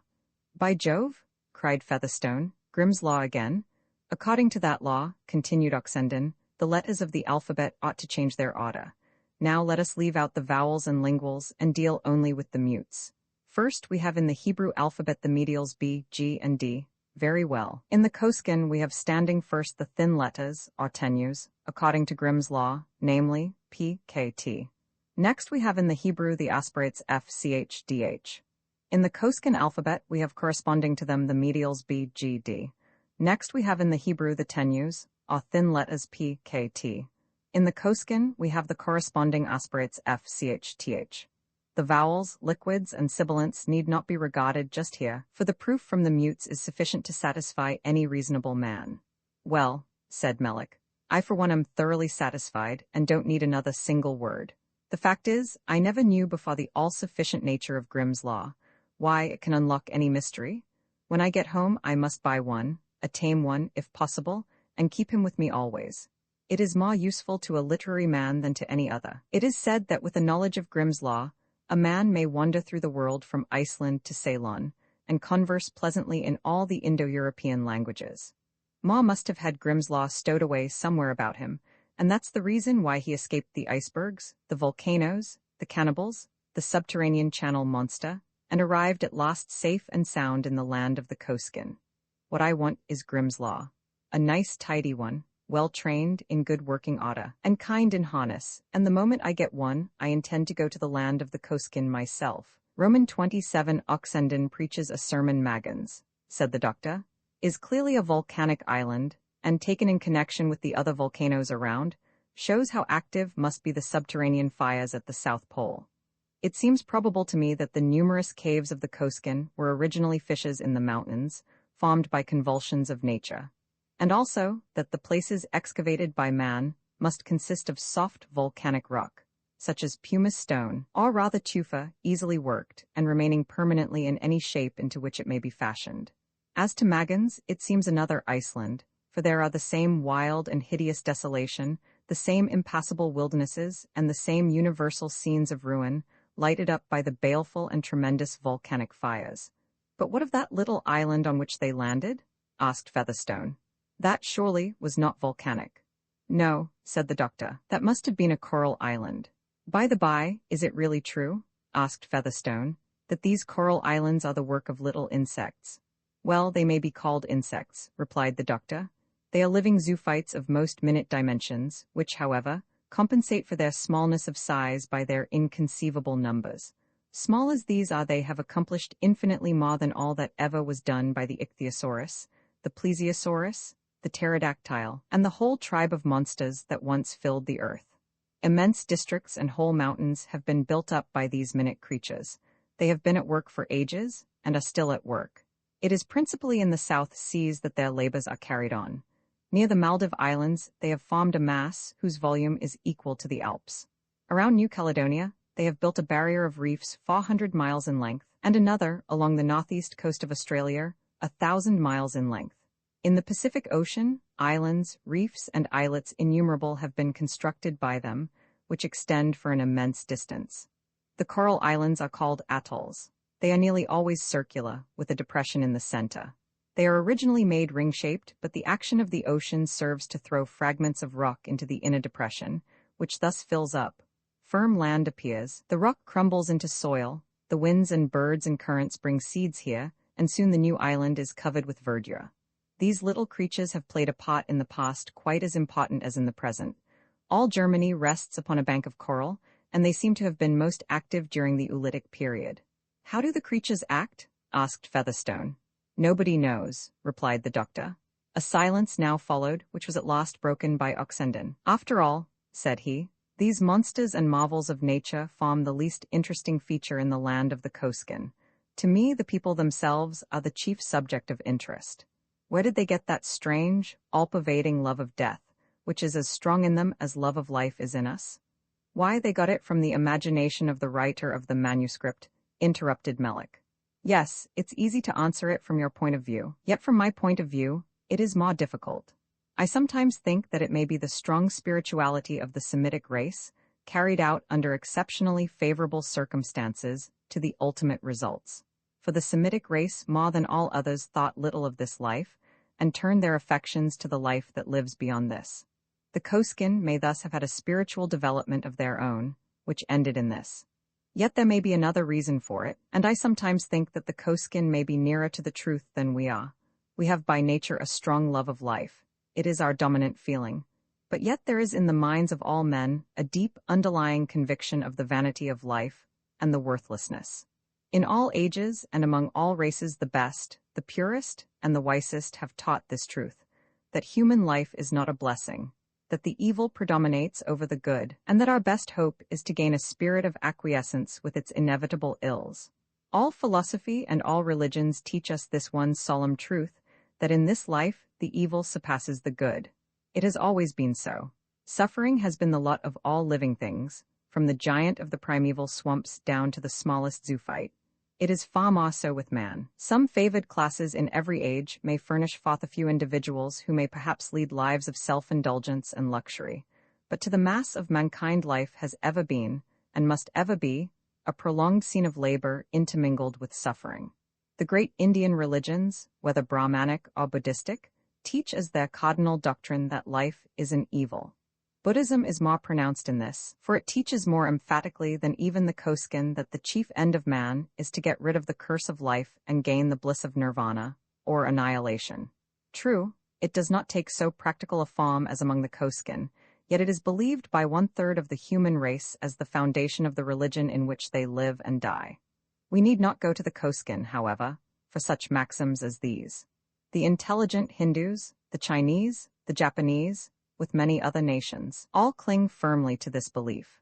Sakyamuni Gautama Buddha, the son and heir of a mighty monarch, penetrated with the conviction of the misery of life, left his throne, embraced a life of voluntary poverty, want, and misery, so that he might find his way to a better state, the end before him being this, that he might ultimately escape from the curse of existence.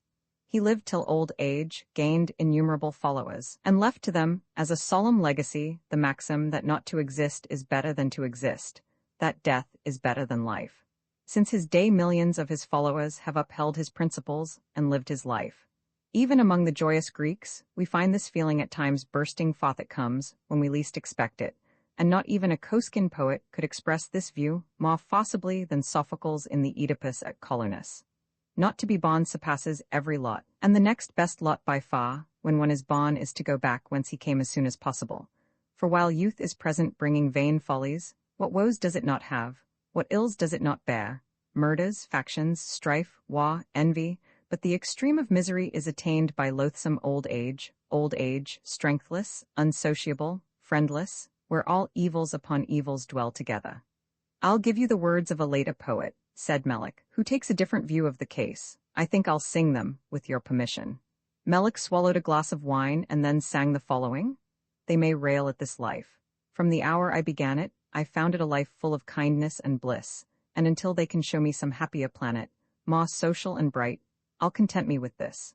As long as the world has such lips and such eyes as before me this moment enraptured I see, they may say what they will of their orbs in the skies, but this earth is the planet for you, love, and me. What a pity it is, continued Melik, that the writer of this manuscript had not the philological, theological, sociological, geological, paleological, ontological, ornithological, and all the other logical attainments of yourself and the doctor. He could then have given us a complete view of the nature of the Koskin, morally and physically. He could have treated of the geology of the soil, the ethnology of the people, and could have unfolded before us a full and comprehensive view of their philosophy and religion, and could have crammed his manuscript with statistics. I wonder why he didn't do it even as it was. It must have been a strong temptation. Ma, said Oxenden, with deep impressiveness, was a simple-minded though somewhat emotional sailor, and merely wrote in the hope that his story might one day meet the eyes of his father. I certainly should like to find some more accurate statements about the science, philosophy, and religion of the Koskin, yet, after all, such things could not be expected. Why not? Said Melik. It was easy enough for him. How? Asked Oxenden. Why, he had only to step into the British Museum, and in a couple of hours he could have crammed up on all those points in science, philosophy, ethnology, and theology, about which you are so anxious to know. Well, said Featherstone, suppose we continue our reading? I believe it is my turn now. I shan't be able to hold out so long as you did, Oxenden, but I'll do what I can. Saying this, Featherstone took the manuscript and went on to read. Roman 28 in prison. It was with hearts full of the gloomiest forebodings that we returned to the Amia, and these we soon found to be fully justified. The Athalebs descended at that point from which they had risen, namely, on the terrace immediately in front of the cavern where they had been confined. We then dismounted, and Laela with the Koskin gods accompanied us to our former chambers. There she left us, saying that a communication would be sent to us. We were now left to our own conjectures. I wonder what they will do to us, said I. It is impossible to tell, said Alma. I suppose, said I, they will punish us in some way, but then punishment among the Koskin is what seems honor and reward to me. Perhaps they will spare our lives, for that in their eyes ought to be the severest punishment and the deepest disgrace imaginable. Alma sighed.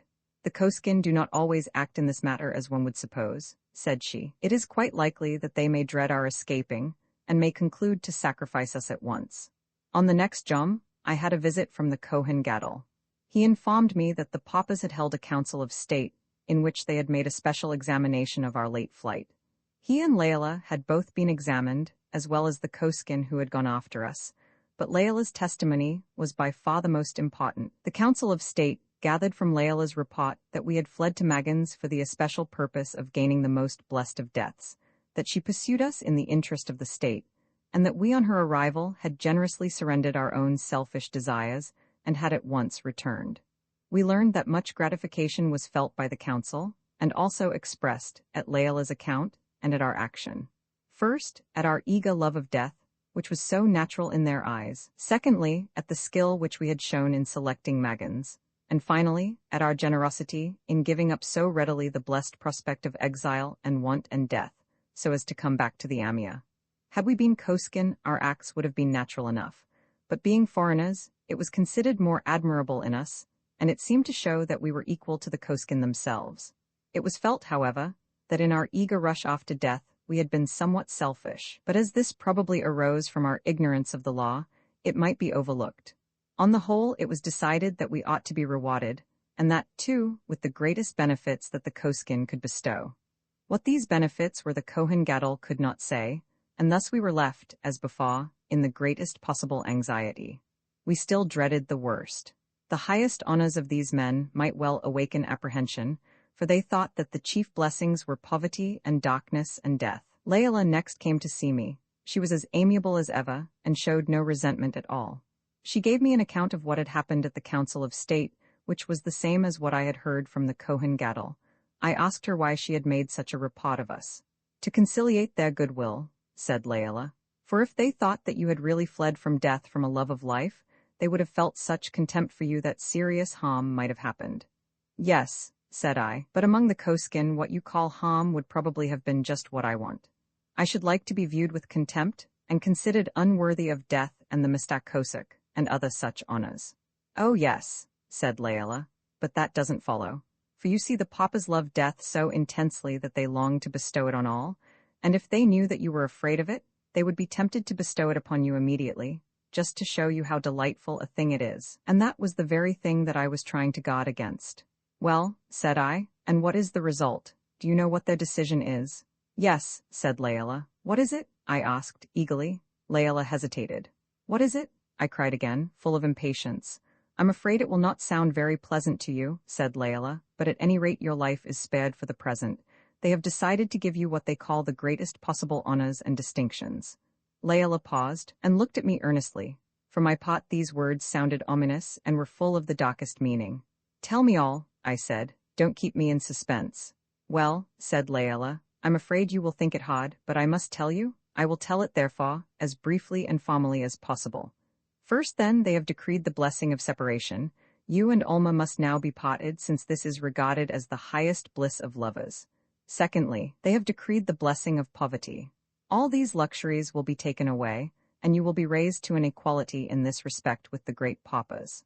Thirdly, you ought to have the blessing of darkness. You ought to be removed from this troublesome and vexatious light, which here is regarded as a curse, and henceforth live without it.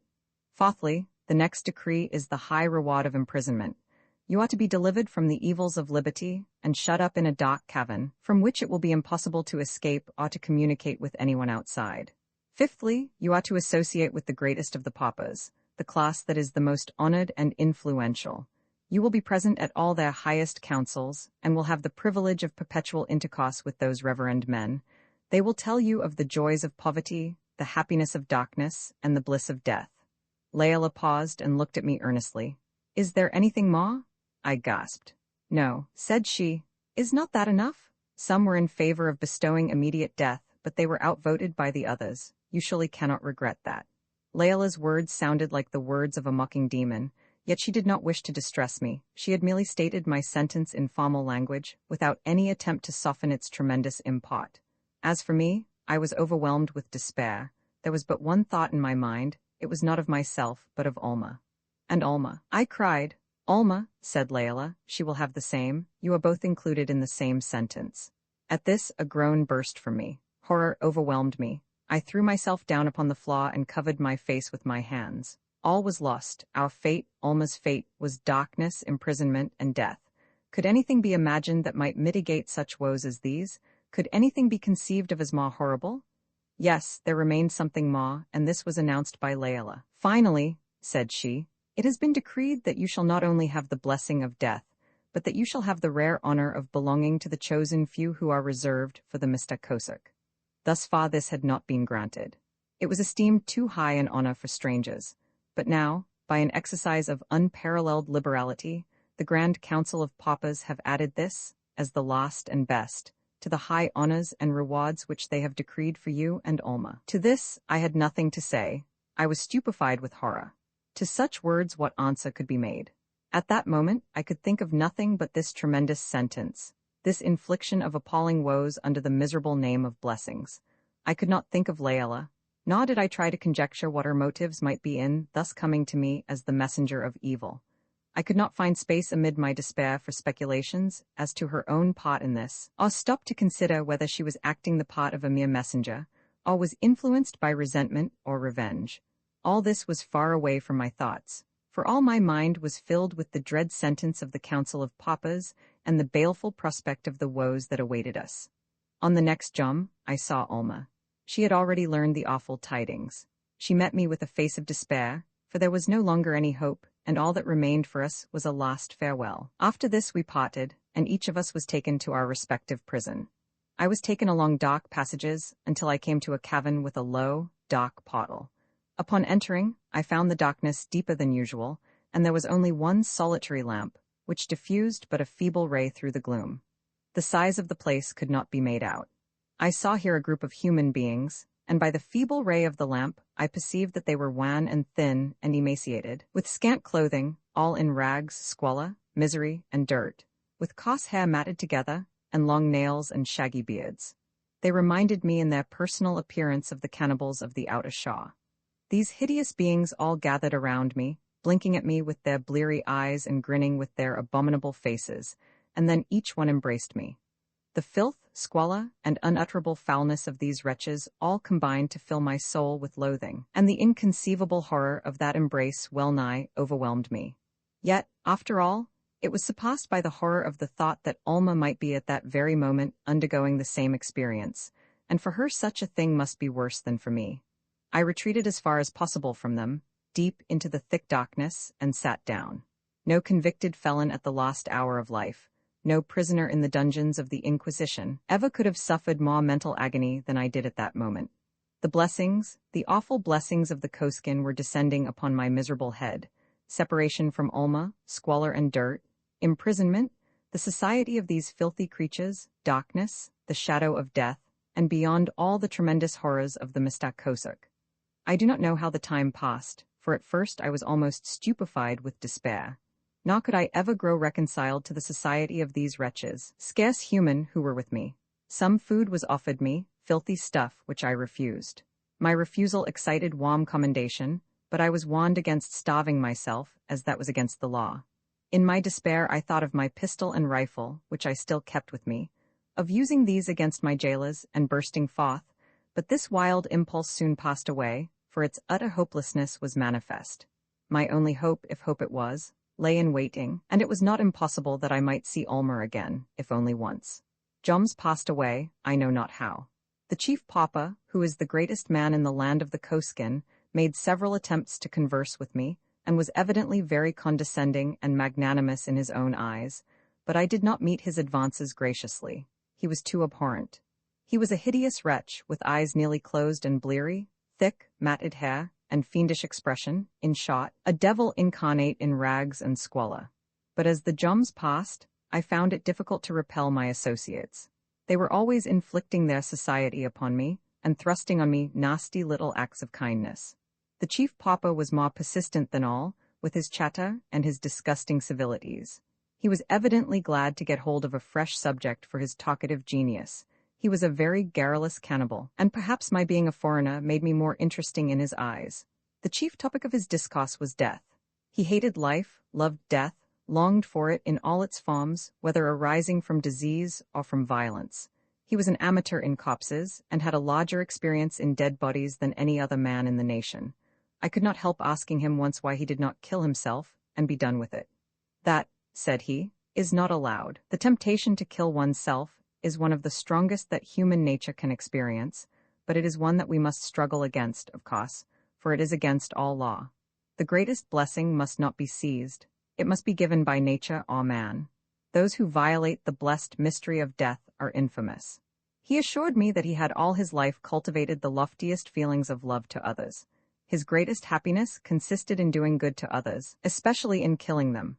The blessing of death, being the greatest of all blessings, was the one which he loved best to bestow upon others, and the more he loved his fellow creatures, the more he wished to give them this blessing. You, said he, are particularly dear to me, and I should rather give to you the blessing of death than to any other human being. I love you, Atamar, and I long to kill you at this moment. You had better not try it, said I grimly. He shook his head despondingly. Oh no, said he, it is against the law, I must not do it till the time comes. Do you kill many? I asked. It is my pleasing and glorious office, he replied, to kill more than any other, for you must know, I am the Sa Tabakin, chief of the executioners. The chief Papa's love of death had grown to be an all-absorbing passion. He longed to give death to all. As with us there are certain philanthropists who have a mania for doing good, so here the Papa class had a mania for doing what they considered good in this way. The chief Papa was a sort of Koskin Howard or Peabody, and was regarded by all with boundless reverence. To me, however, he was an object of never-ending hate, abhorrence, and loathing, and added to this was the thought that there might be here some equally hideous female, someone like the nightmare hag of the outer sea, a torment and a horror to Alma. Roman 29, the ceremony of separation separated from Alma, surrounded by foul fiends, in darkness and the shadow of death, with the baleful prospect of the Mista Kosuk. It was mine to endure the bitterest anguish and despair, and in me, these feelings were all the worse from the thought that Alma was in a similar state, and was enduring equal woes. All that I suffered in my present condition she too was suffering, and from this, there was no possibility of escape. Perhaps her surroundings were even worse, and her sufferings keener, for who could tell what these people might inflict in their strange and perverted impulses? Many joms passed, and there was only one thing that sustained me, the hope of seeing Alma yet again, though it were but for a moment. That hope, however, was but faint. There was no escape. The gate was barred without and within. I was surrounded by miscreants who formed the chief class in the state and the ruling order. The chief Papa was the highest magistrate in the land, from whose opinion there was no appeal, and the other Papas here formed the Koskin Senate. Here, in imprisonment and darkness, they formed a secret tribunal and controlled everything. They were objects of envy to all. All looked forward to this position as the highest object of human ambition, and the friends and relatives of those here rejoiced in their honor. Their powers were not executive, but deliberative. To the Meliks and Athons was left the exercise of authority, but their acts were always in subordination to the will of the Papas. I have everything that heart can wish, said the chief Papa to me once. Look at me, Atama, and see me as I stand here. I have poverty, squalor, cold, perpetual darkness, the privilege of killing others, the near prospect of death, and the certainty of the Mista Kosuk. All these I have, and yet, Atama, after all, I am not happy. To this strange speech I had nothing to say. Yes, continued the chief Papa, in a pensive tone, for 20 seasons I have reigned as chief of the Koskin in this place. My cabin is the coldest, squalidest, and darkest in the land. My raiment is the coarsest rags. I have separated from all my friends. I have had much sickness. I have the closest captivity.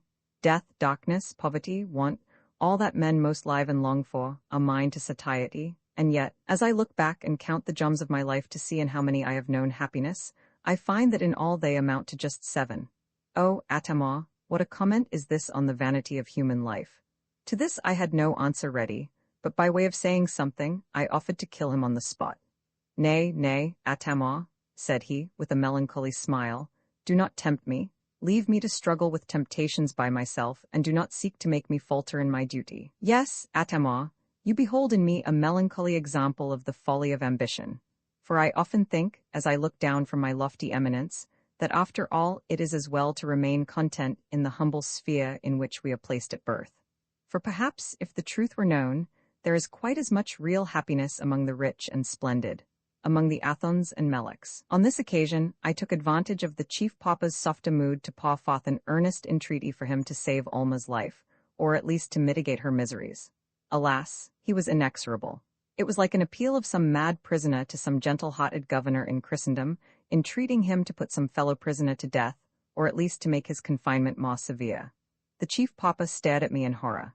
You are a strange being, Atama, said he gently. Sometimes I think you mad. I can only say that such a request is horrible to me beyond all words. Such degradation and cruelty to the gentle and virtuous Alma is outrageous and forever impossible. No, we will not deprive her of a single one of those blessings which she now enjoys. I turned away in despair. At length one jom, the chief Papa came to me with a smile and said, Atama, let me congratulate you on this joyous occasion. What do you mean? I asked. You ought to have your ceremony of separation. Separation? I repeated. Yes, said he. Alma has given notice to us. She has announced her intention of giving you up and separating from you. With us the woman always gives the announcement in such cases. We have fixed the ceremony for the third jom from this, and I hope you will not think it too soon. This strange intelligence moved me greatly. I did not like the idea of a ceremony of separation, but behind this, there rose the prospect of seeing Alma, and I felt convinced that she had devised this as a mode of holding communication with me, or at least of seeing me again. The thought of Layla was the only thing that interfered with this belief, for it might be her doings after all. Yet the fact remained that I was to see Alma, and in this I rejoiced with exceeding great joy. The appointed jom came. A procession was formed of the papas. The chief did not go, as he never left the cavern except on the great sacrifices and Mista Kosuks. The door was opened, and I accompanied the procession. On our way all was dark, and after traversing many passages, we came at length to the door of a cavern as gloomy as the one I had left.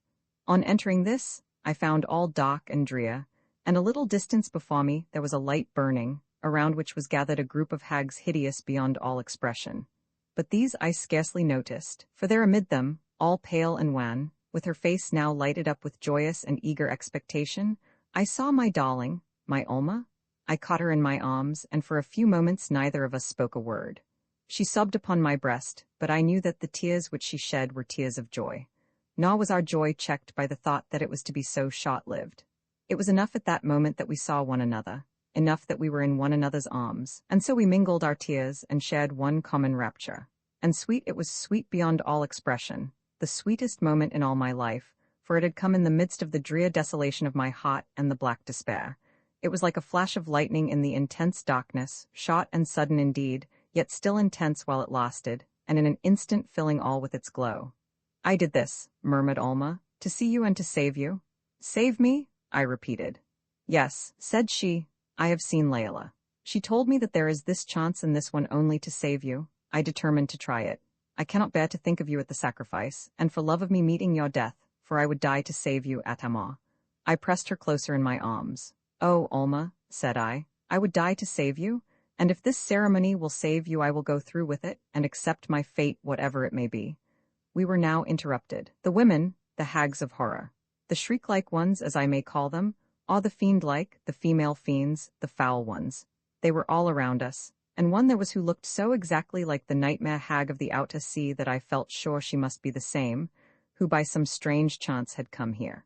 Such, indeed, is quite likely, for there may have been a pass over the mountains to the land of the Koskin, and those savage cannibals may all have been honored Koskin exiles, dwelling in poverty, want, woe, and darkness, all of which may have been allotted to them as a reward for eminent virtues.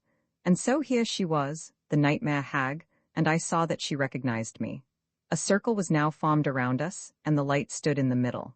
The nightmare hag also stood within the circle on the other side of the light opposite us. The beams of the lamp flickered through the darkness, faintly illuminating the faces of the horrible creatures around, who, foul and repulsive as harpies, seemed like unclean beasts, ready to make us their prey. Their glances seemed to menace death, their blear eyes rested upon us with a horrid, eager hunger. My worst fears at that moment seemed realized, for I saw that Alma's associates were worse than mine, and her fate had been more bitter.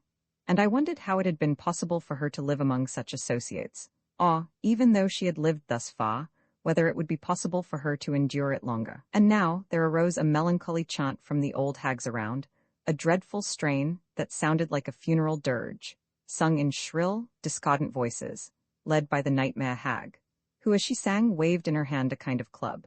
All the time I held Alma in my arms, regardless of those around us, thinking only of her from whom I must soon again be separated, and whom I must leave in this drear abode to meet her fearful fate alone. The chant continued for some time, and as long as it continued it was sweet to me, for it prolonged the meeting with Alma, and postponed by so much our separation. At length the chant ceased. The nightmare hag looked fixedly at us and spoke these words, "You have embraced for the last time. Henceforth there is no more sorrow in your love. You may be happy now in being forever disunited, and in knowing the bliss of eternal separation. As darkness is better than light, as death is better than life, so may you find separation better than union." She now gave a blow with her club at the lamp, which broke it to atoms and extinguished the flame. She continued, "As the baleful light is succeeded by the blessed darkness, so may you find the light of union followed by the blessed darkness of separation."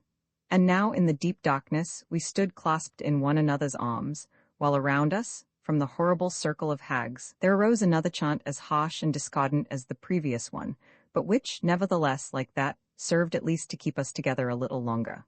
For this reason it sounded sweeter than the sweetest music, and therefore, when at last the hideous noise ended, I felt a pang of grief, for I knew that I must now give up Olma forever.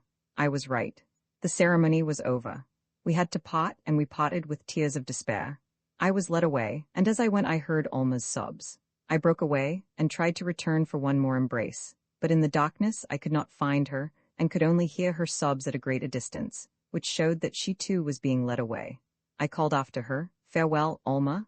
Her reply came back broken with sobs. "Farewell forever, Atama." I was once more led away, and again traversed the dark passages, and again came back to my den, which now seemed dark with the blackness of despair. On my return, I was formally and solemnly congratulated by all the papas.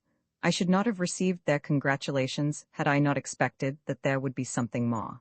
I expected that something would be said about the result of this act of separation, for Olma had believed that it would be the means of saving my life, and I believed that it would be the means of saving her life, and for this reason each of us had performed our part. Although, of course, the joy of meeting with one another would of itself have been sufficient, and more than sufficient, to make that ceremony an object of desire. I thought, therefore, that some statement might now be made to the effect that by means of this ceremony my status among the Koskin would be changed, and that both I and Olma, being no longer lovers, would be no longer fit for the sacrifice.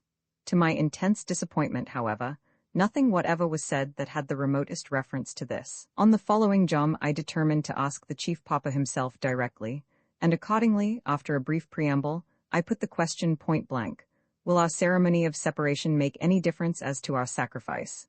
"What?" he asked with a puzzled expression. I repeated the question. "I don't understand," said he, still looking puzzled. Upon this I once more repeated it. "How can that be?" said he at length. "How can the ceremony of separation have any effect upon your sacrifice? The ceremony of separation stands by itself as the sign and symbol of an additional blessing. This new happiness of separation is a great favor, and will make you the object of new envy and admiration, for few have been so fortunate as you in all the history of the Koskin. But you are the favorite of the Koskin now, and there is nothing that they will not do for you." "But we were separate before," said I, indignantly. "That is true," said he, "in point of fact, but this ceremony makes your separation a legal thing, and gives it the solemn sanction of law and of religion. Among the Koskin one cannot be considered as a separate man until the ceremony of separation has been publicly performed." "I understood," said I, "that we were chosen to suffer the sacrifice together because we were lovers, and now since you do not any longer regard us as lovers, why do you sacrifice us?" At this question the chief papa looked at me with one of those hungry glances of his, which showed how he thirsted for my blood, and he smiled the smile of an evil fiend. "Why do we sacrifice you, Atama?" he replied. "Why, because we honor you both, and love you both so dearly that we are eager to give you the greatest of all blessings, and to deny you nothing that is in our power to bestow." "Do you mean to sacrifice both of us?" I gasped. "Of course." "What, Olma too?" "Certainly. Why should we be so cruel to the dear child as to deprive her of so great a boon?" At this, I groaned aloud and turned away in despair. Many joms now passed away. I grew more and more melancholy and desperate. I thought sometimes of fighting my way out.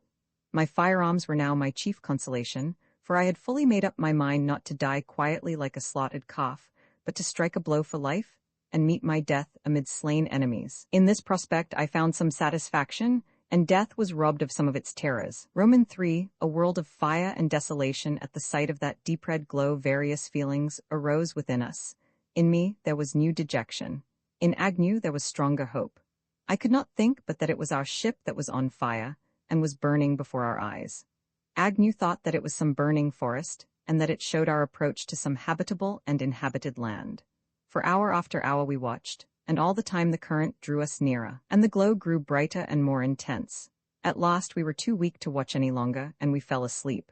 On waking our first thoughts were about the fire, and we looked eagerly around. It was day, but the sky was as gloomy as ever, and the fire was there before our eyes, bright and terrible. We could now see it plainly, and discern the cause also. The fire came from 2 points at some distance apart, 2 peaks rising above the horizon, from which there burst forth flames and smoke with incessant explosions. All was now manifest. It was no burning ship, no blazing forest, no land inhabited by man. Those blazing peaks were two volcanoes in a state of active eruption, and at that sight I knew the worst. "I know where we are now," I said despairingly. "Where?" asked Agnew. "That," said I, "is the Antarctic continent." "The Antarctic fiddlestick," said he, contemptuously. "It is far more likely to be some volcanic island in the South Sea. There's a tremendous volcano in the Sandwich Islands, and these are something like it." "I believe," said I, "that these are the very volcanoes that Sir James Ross discovered last year. Do you happen to know where he found them?" Agnew asked. "I do not," I answered. "Well, I do," said he, "and they are thousands of miles away from this. They are south latitude 77 degrees, east longitude 167 degrees, while we, as I guess, are about south latitude 40 degrees, east longitude 60 degrees. At any rate," said I, "we're drifting straight toward them." "So I see," said Agnew dryly. "At any rate, the current will take us somewhere. We shall find ourselves carried past these volcanic islands or through them, and then west to the Cape of Good Hope. Besides, even here we may find land with animals and vegetation. Who knows?" "What, amid all this ice?" I cried. "Are you mad?" "Mad?" said he. "I should certainly go mad if I hadn't hope." "Hope?" I repeated. "I have long since given up hope." "Oh, well," said he, "enjoy your despair, and don't try to deprive me of my consolation. My hope sustains me and helps me to cheer you up.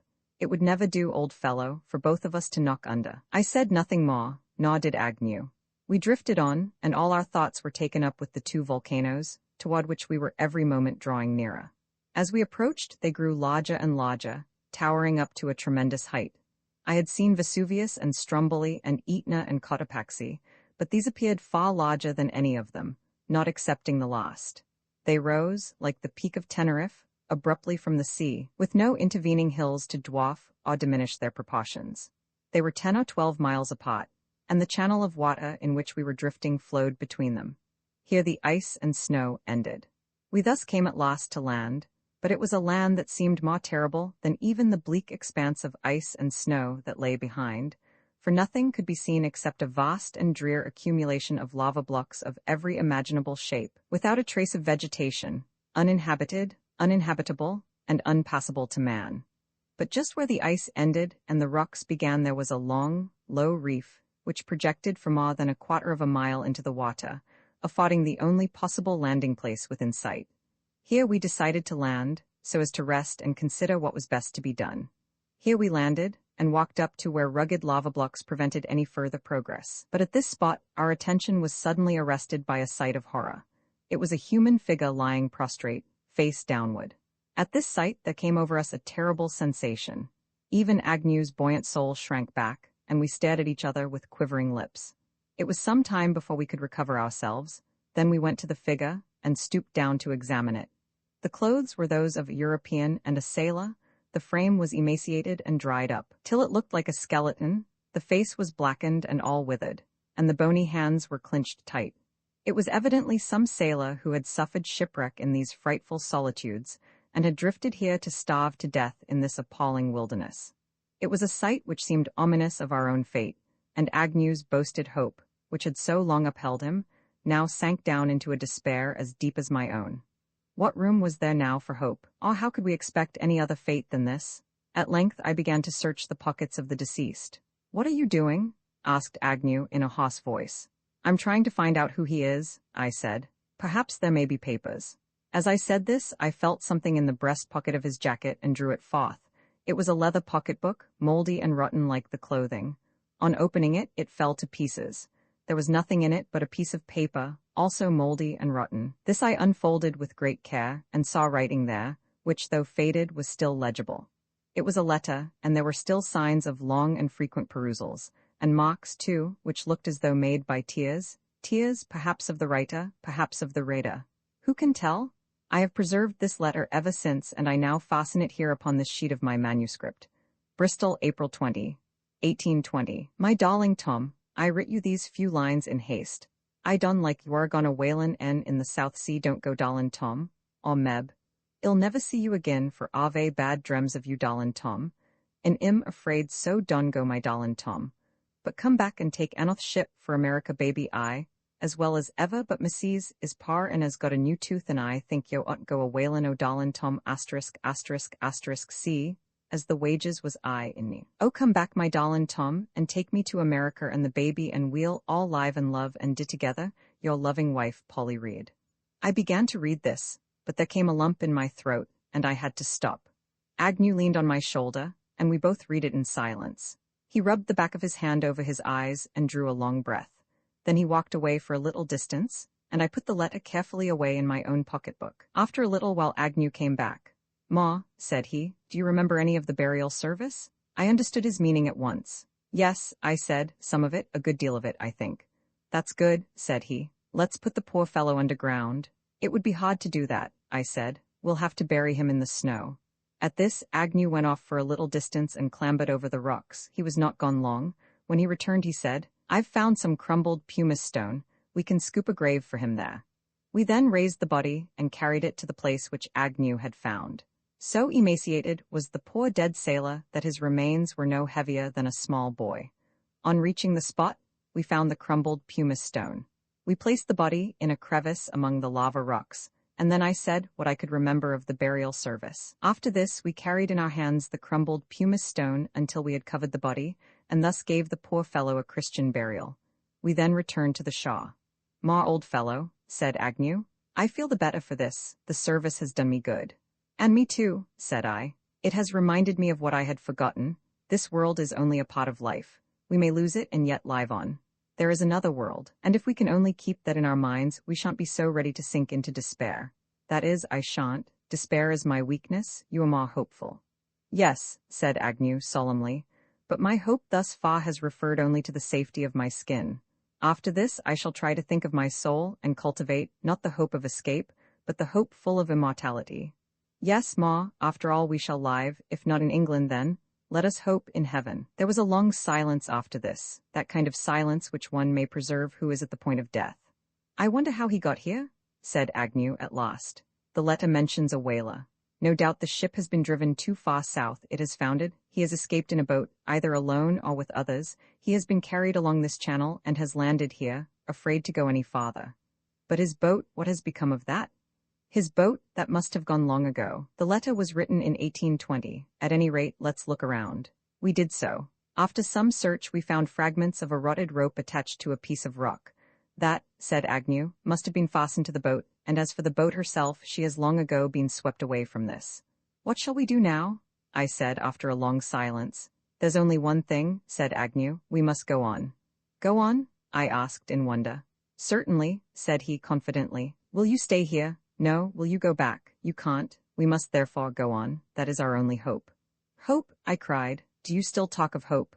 "Hope?" said Agnew. "Of course, why not? There are no limits to hope, are there? One can hope anything anywhere. It is better to die while struggling like a man, full of hope and energy, than to perish in inaction and despair. It is better to die in the storm and furious waters than to waste away in this awful place. So come along, let's drift as before. Let's see where this channel will take us. It will certainly take us somewhere. Such a stream as this must have some outlet." "This stream," said I, "will take us to death and death only. The current grows swifter every hour. I've heard some old yarn of a vast opening at each of the poles or one of them, into which the waters of the ocean pour. They fall into one, and some say they go through and come out at the other." Agnew laughed. "That," said he, "is a madman's dream. In the first place, I don't believe that we are approaching the south, but the north.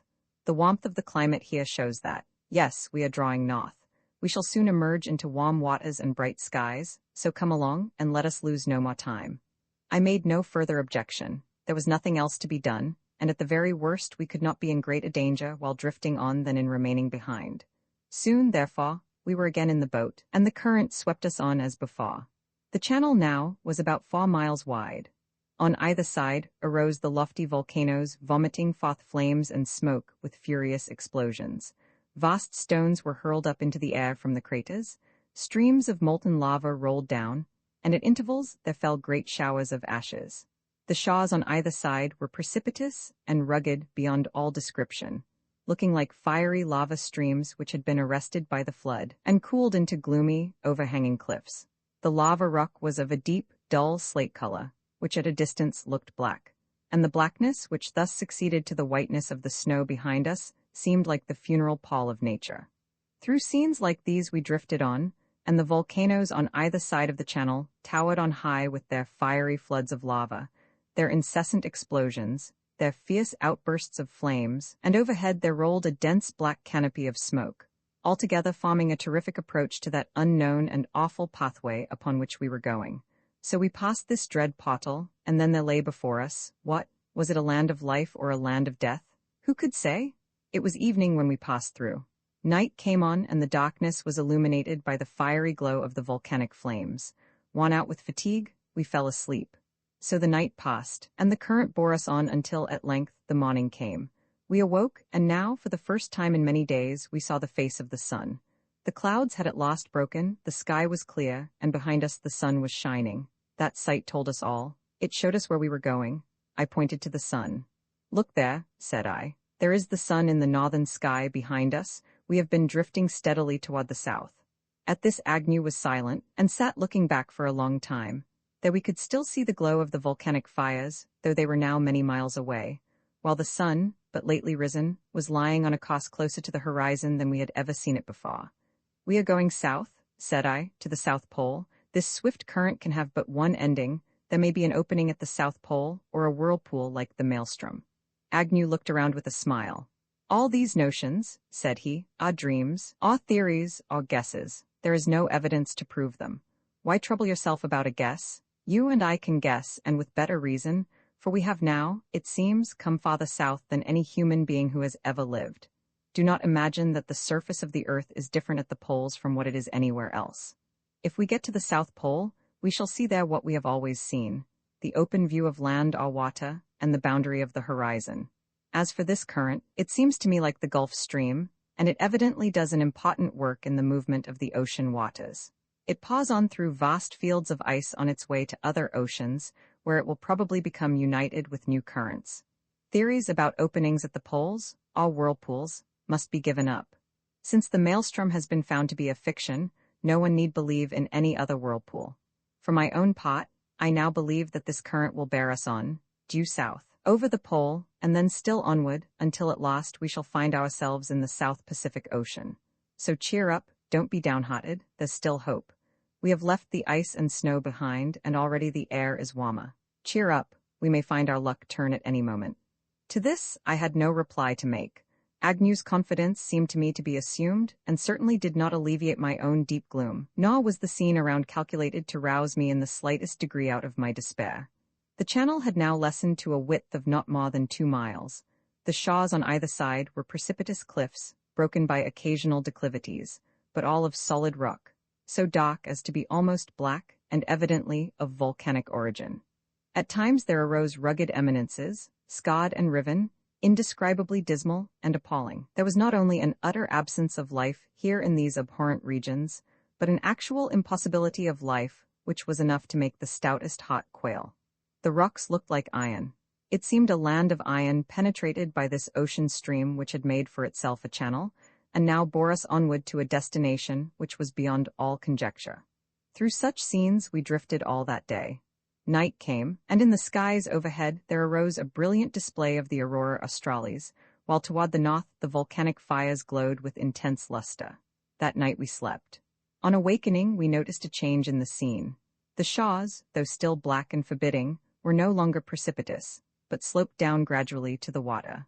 The climate was sensibly milder, and far away before us there arose a line of giant mountains, whose summits were covered with ice and snow that gleamed white and purple in the rays of the sun. Suddenly Agnew gave a cry, and pointed to the opposite shore. "Look," he cried, "do you see? They are men." I looked, and there I saw plainly some moving figures that were, beyond a doubt, human beings. XXX, the day of sacrifice at last the time came. It was the end of the dark season. Then, as the sun rises for its permanent course around the heavens, when the long day of 6 months begins, all in the land of the Koskin is sorrow, and the lost of the loved darkness is mourned over amid the most solemn ceremonies, and celebrated with the most imposing sacrifices. Then the most honored in all the land are publicly presented with the blessing of death, and allowed to depart this hated life, and go to the realms of that eternal darkness which they love so well. It is the greatest of sacrifices, and is followed by the greatest of feasts. Thus the busy season, The loved season of darkness ends, and the long, hateful season of light begins, when the Koskin lurk in caverns, and live in this way in the presence of what may be called artificial darkness. It was for us, for me and for Alma, the day of doom. Since the ceremony of separation, I had not seen her, but my heart had been always with her. I did not even know whether she was alive or not, but believed that she must be, for I thought that if she had died, I should have heard of it, as the Koskin would have rejoiced greatly over such an event. For every death is to them an occasion of joy, and the death of one so distinguished and so beloved as Alma would have given rise to nothing less than a national festival. Of time I had but a poor reckoning, but from the way in which the papas kept account of their joms, I judged that about 3 months had elapsed since the ceremony of separation. The papas were now all joyous with a hideous joy. The chief papa was more abhorrent than ever. He had the bloodthirst strong upon him. He was on that jom to perform his horrible office of Sa Tabakin, and as he accosted me, he smiled the smile of a demon, and congratulated me on my coming escape from life. To this I had no word of answer to make, but my hands held my rifle and pistol, and these I clutched with a firmer grasp as my last hour approached. The time of departure at length arrived. Soldiers of the Koskin came, following the papas, who went first, while the guards came after me. Thus we all emerged into the open air. There the broad terrace already mentioned spread out before my eyes, filled with thousands upon thousands of human beings. It seemed as though the entire population of the city was there, and so densely packed was this great crowd that it was only with great difficulty that a way was laid open for our passage. Above was the sky, where the stars were twinkling faintly. There was no longer the light of the aurora australis. The constellations glimmered but dimly. The moon was shining with but a feeble ray, for there far away over the icy crests of the lofty mountains I saw a long line of splendid effulgence, all golden and red, the light of the new dawn, the dawn of that long day which was now approaching. The sight of that dawning light gave me new life. It was like a sight of home, the blessed dawn, the sunlight of a bright day, the glorious daybreak lost for so long a time, but now at last returning. I feasted my eyes on the spectacle, I burst into tears of joy, and I felt as though I could gaze at it forever. But the sun as it traveled was rapidly coming into view. Soon the dazzling glory of its rim would appear above the mountain crest, and the season of darkness would end. There was no time to wait, and the gods hurried me on. There in the midst of the square rose the pyramid. It was fully 100 feet in height, with a broad flat top. At the base I saw a great crowd of papas. Through these we passed, and as we did so a horrible death chant arose. We now went up the steps and reached the top. It was about 60 feet square, and upon it there was a quadrangle of stones set about 3 feet apart, about 60 in number, while in the midst was a larger stone. All of these were evidently intended for sacrificial purposes. Scarcely had I reached the top when I saw a procession ascend from the other side. First came some papas, then some hags, and then, followed by other hags, I saw Alma.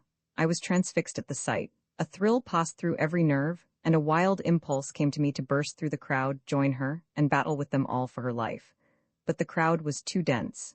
I could only stand and look at her, and mock the paleness of her face and her mute despair.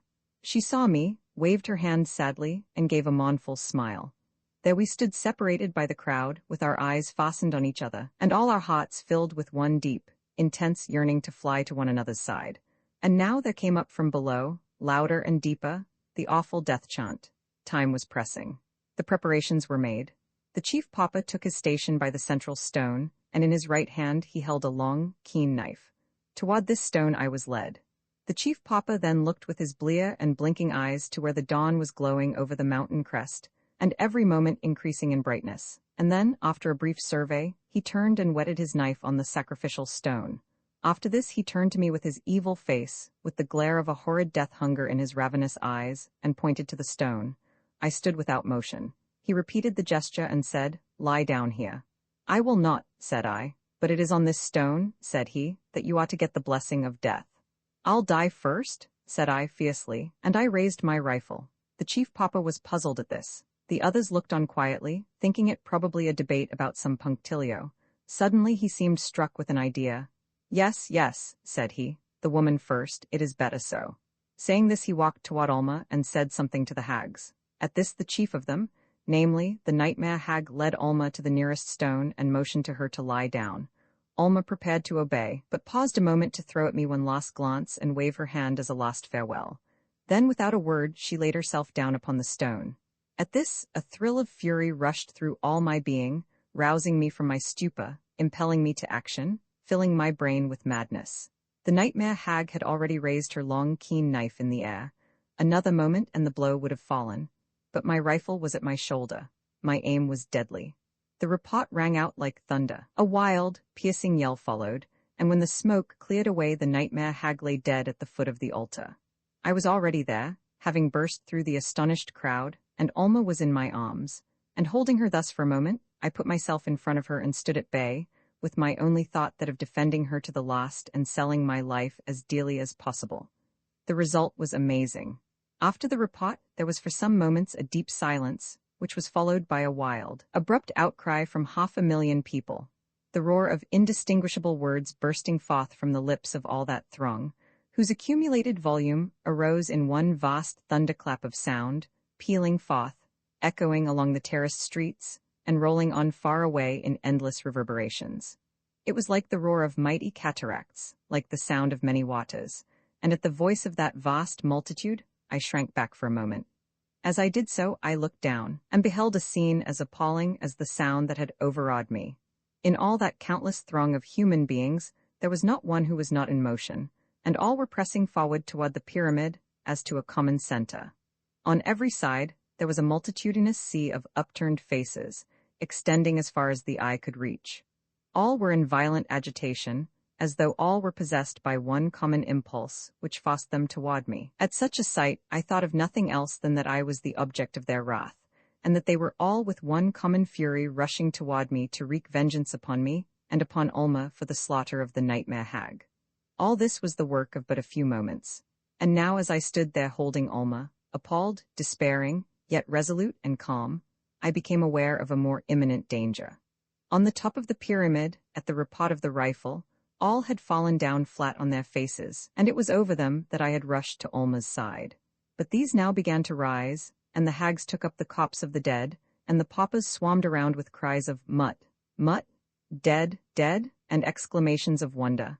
Then they all turned their foul and bleary eyes toward me and stood as if transfixed with astonishment. At length there burst forth from the crowd one who sought to get at me. It was the chief pauper. He still held in his hand the long knife of sacrifice. He said not a word, but rushed straight at me, and as he came I saw murder in his look. I did not wait for him, but raising my rifle, discharged the second barrel full in his face. He fell down a shattered, blackened heap dead. As the second report thundered out, it drowned all other sounds, and was again followed by an awful silence. I looked around. Those on the pyramid, paupers and hags, had again flung themselves on their faces. On the square below, the whole multitude were on their knees, with their heads bowed down low. The silence was more oppressive than before. It was appalling. It was tremendous. It seemed like the dread silence that precedes the more awful outburst of the hurricane, when the storm is gathering up all its strength to burst with accumulated fury upon its doomed victim. But there was no time to be lost in staring, and that interval was occupied by me in hastily reloading my rifle. It was my last resource now, and if it availed not for defense, it might at least serve to be used against ourselves. With this thought, I handed the pistol to Alma, and hurriedly whispered to her that if I were killed, she could use it against herself. She took it in silence, but I read in her face her invincible resolve. The storm at last burst. The immense multitude rose to their feet, and with one common impulse came pressing on from every side toward the pyramid, apparently filled with the one universal desire of reaching me, a desire which was now all the more intense and vehement from these interruptions which had taken place. Why they had fallen on their knees, why the paupers on the pyramid were still prostrate, I could not tell. But I saw now the swarming multitude, and I felt that they were rolling in on every side, merciless, bloodthirsty, implacable, to tear me to pieces. Yet time passed and they did not reach me, for an obstacle was interposed. The pyramid had smooth sides. The stairways that led up to the summit were narrow, and did not admit of more than 2 at a time. Yet, had the Koskin been like other people, the summit of the pyramid would soon have been swarming with them. But as they were Koskin, none came up to the top. For at the base of the pyramid, at the bottom of the steps, I saw a strange and incredible struggle. It was not, as with us, who should go up first, but who should go up last. Each tried to make his neighbor go before him. All were eager to go, but the Koskin's self-denial, self-sacrifice, and love for the good of others made each one intensely desirous to make others go up. This resulted in a furious struggle, in which, as fast as anyone would be pushed up the steps a little way, he would jump down again and turn his efforts toward putting up others, and thus all the energies of the people were won out in useless and unavailing efforts, in a struggle to which, from the very nature of the case, there could be no end. Now those on the pyramid began to rise, and soon all were on their feet. Cries burst forth from them. All were looking at us, but with nothing like hostility. It was rather like reverence and adoration, and these feelings were expressed unmistakably in their cries, among which I could plainly distinguish such words as these: Ap Ram, Mosul Anan Wakosuk, Sopit Mut, the father of thunder, ruler of cloud and darkness, judge of death. These cries passed to those below. The struggle ceased. All stood and joined in the cry, which was taken up by those nearest and soon passed among all those myriads, to be repeated with thunder echoes far and wide. At this, it suddenly became plain to me that the danger of death had passed away, that these people no longer regarded me as a victim, but rather as some mighty being, some superior, perhaps supernatural power, who was to be almost worshipped. Hence these prostrations, these words, these cries, these looks. All these told me that the bitterness of death had passed away.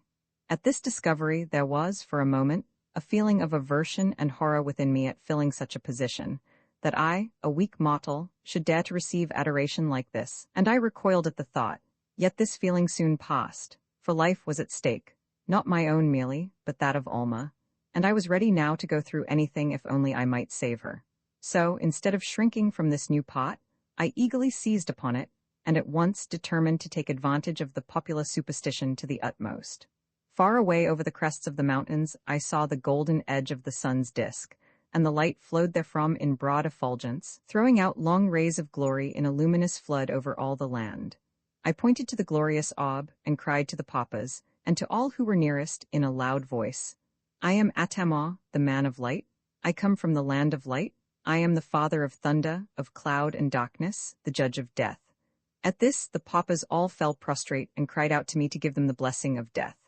I made no answer, but leading Alma to the edge of the pyramid, told her to fire the pistol. A million eyes were fixed on us. She held up the pistol and fired.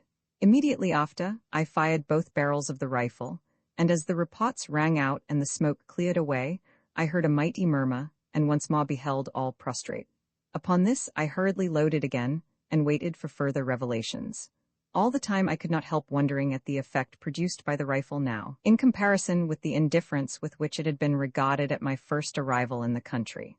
I could not account for it, but supposed that the excitement of a great religious festival and the sudden death of the chief papa and the chief hag had probably deeply impressed them. In the midst of these thoughts the whole multitude arose, and once more there came to my ears the universal uproar of innumerable cries, in the midst of which I could hear the words, Ap Ram, Mosul Anan Wakosuk, Sopit Mut. Roman 31 conclusion. In the midst of this, the papas and the hags talked earnestly together. Some of those who had been nearest in rank to the late chief papa and chief hag were conspicuous in the debate. All looked at me and at Alma, and pointed toward the sun, which was wheeling along behind the distant mountain crest, showing a golden disk. Then they pointed to the dead bodies, and the hags took the chief hag, and the papas the chief papa, and laid them side by side on the central altar. After this, a hag and a pauper advanced toward us, each carrying the sacrificial knife which had belonged to the deceased. The hag spoke first, addressing Alma, in accordance with the Koskin custom, which requires women to take the precedence in many things. Take this, she said, O Alma, consort of Atama, and co-ruler of clouds and darkness. Henceforth you shall be judge of death to the women of the Koskin. She then handed Alma the sacrificial knife of the chief hag, which Alma took in silence. Then the papa presented me with the sacrificial knife of the chief papa, with the following words, Take this, O Atama, father of thunder and ruler of clouds and darkness. Henceforth you shall be judge of death to the men of the Koskin, and Satabakin over the whole nation.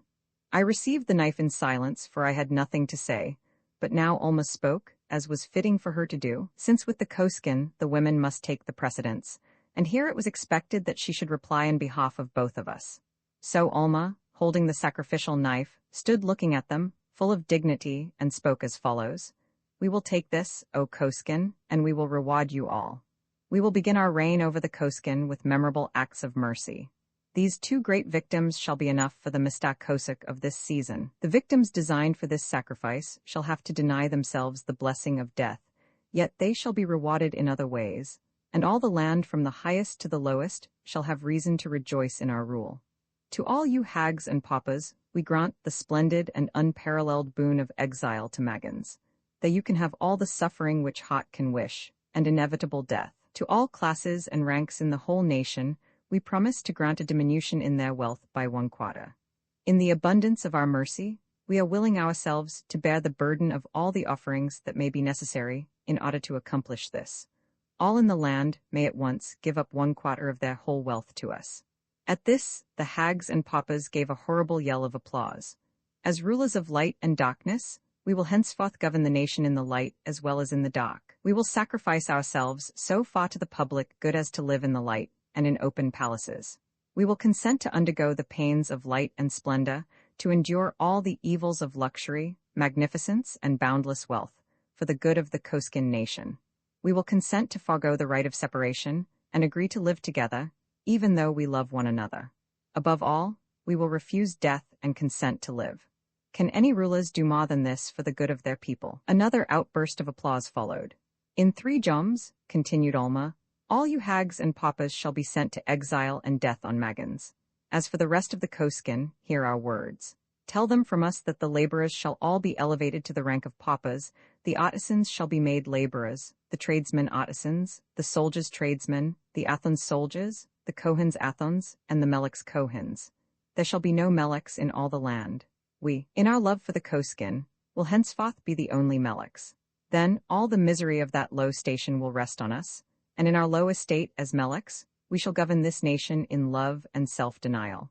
Tell them that we will forego the sacrifice and consent to live, that we will give up darkness and cavern gloom and live in light.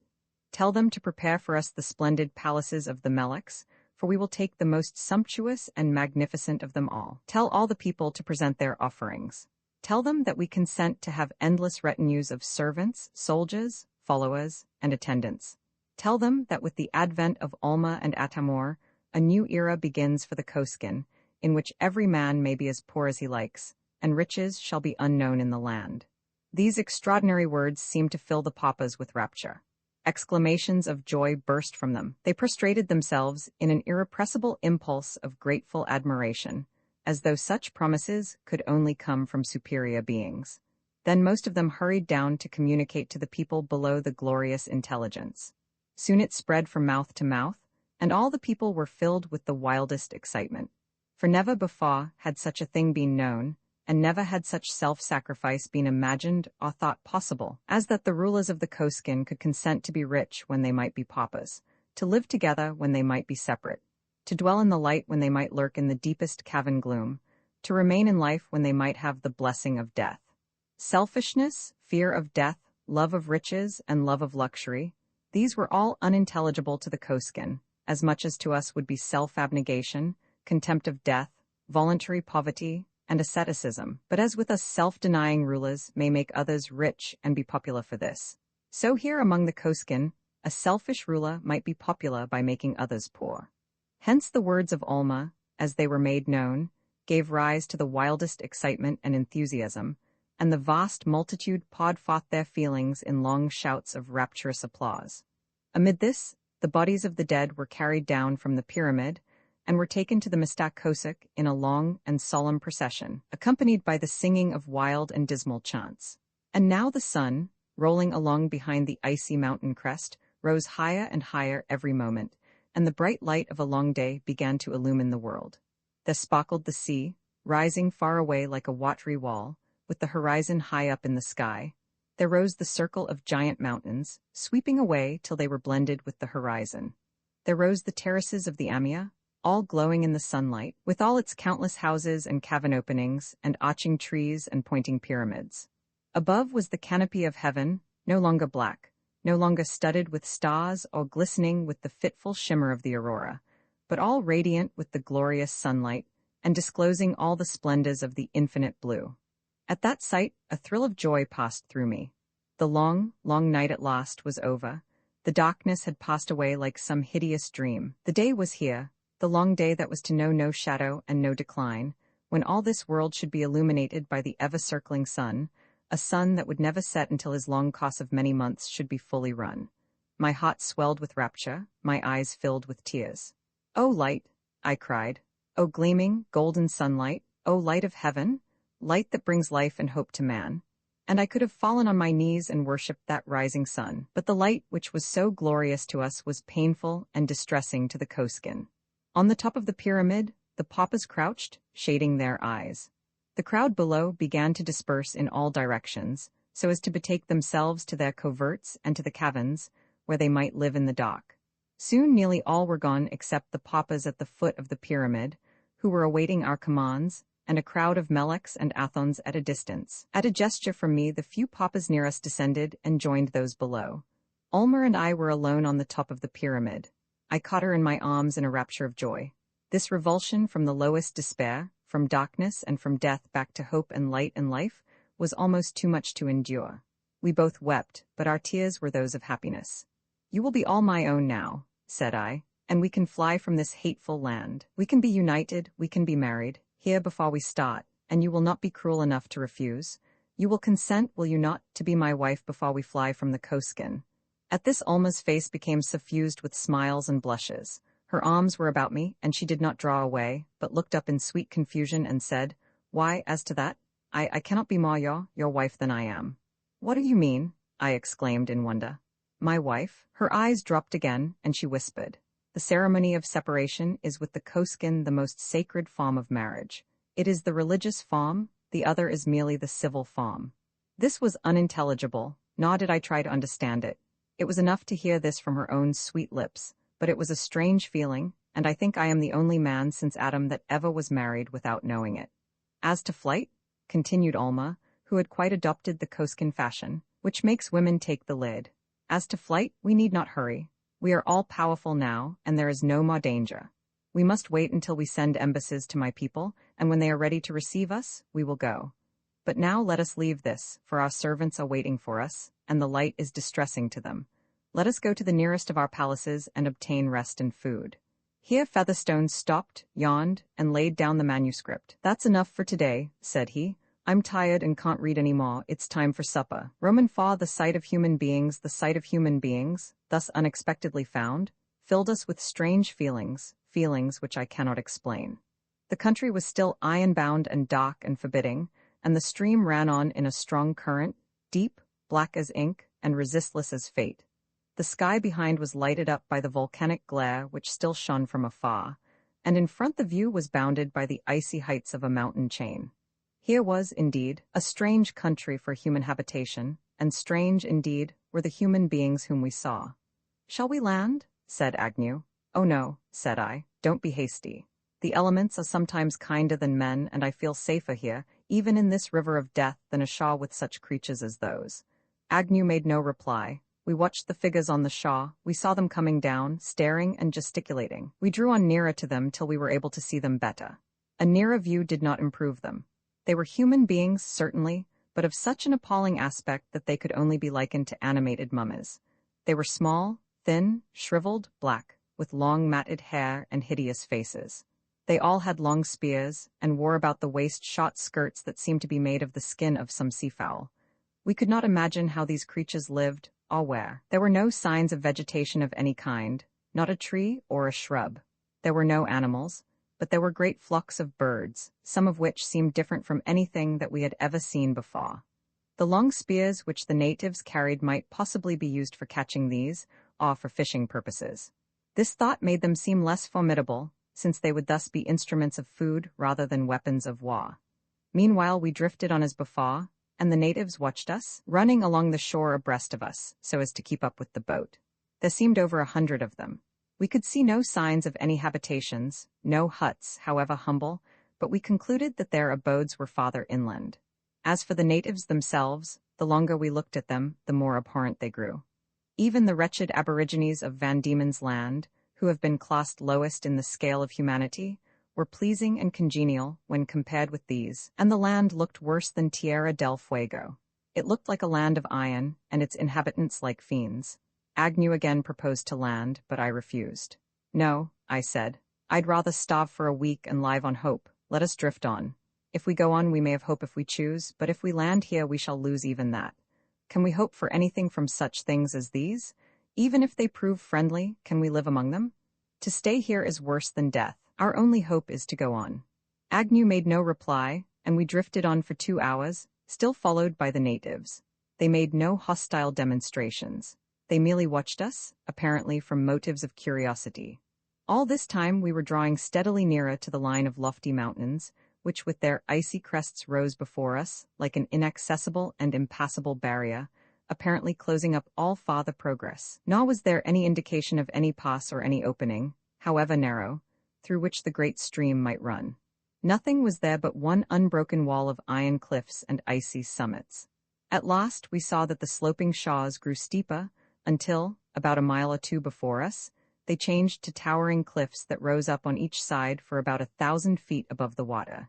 Here the stream ran, and became lost to view, as completely as though swallowed up by the earth. "We can go no farther," said Agnew. "See, this stream seems to make a plunge there into the mountains. There must be some deep canyon there with cataracts. To go on is certain death. We must stop here, if only to deliberate. Say, shall we risk it among these natives? After all, there is not perhaps any danger among them. They are little creatures and seem harmless. They are certainly not very good-looking, but then, you know, appearances often deceive, and the devil's not so black as he's painted. What do you say?"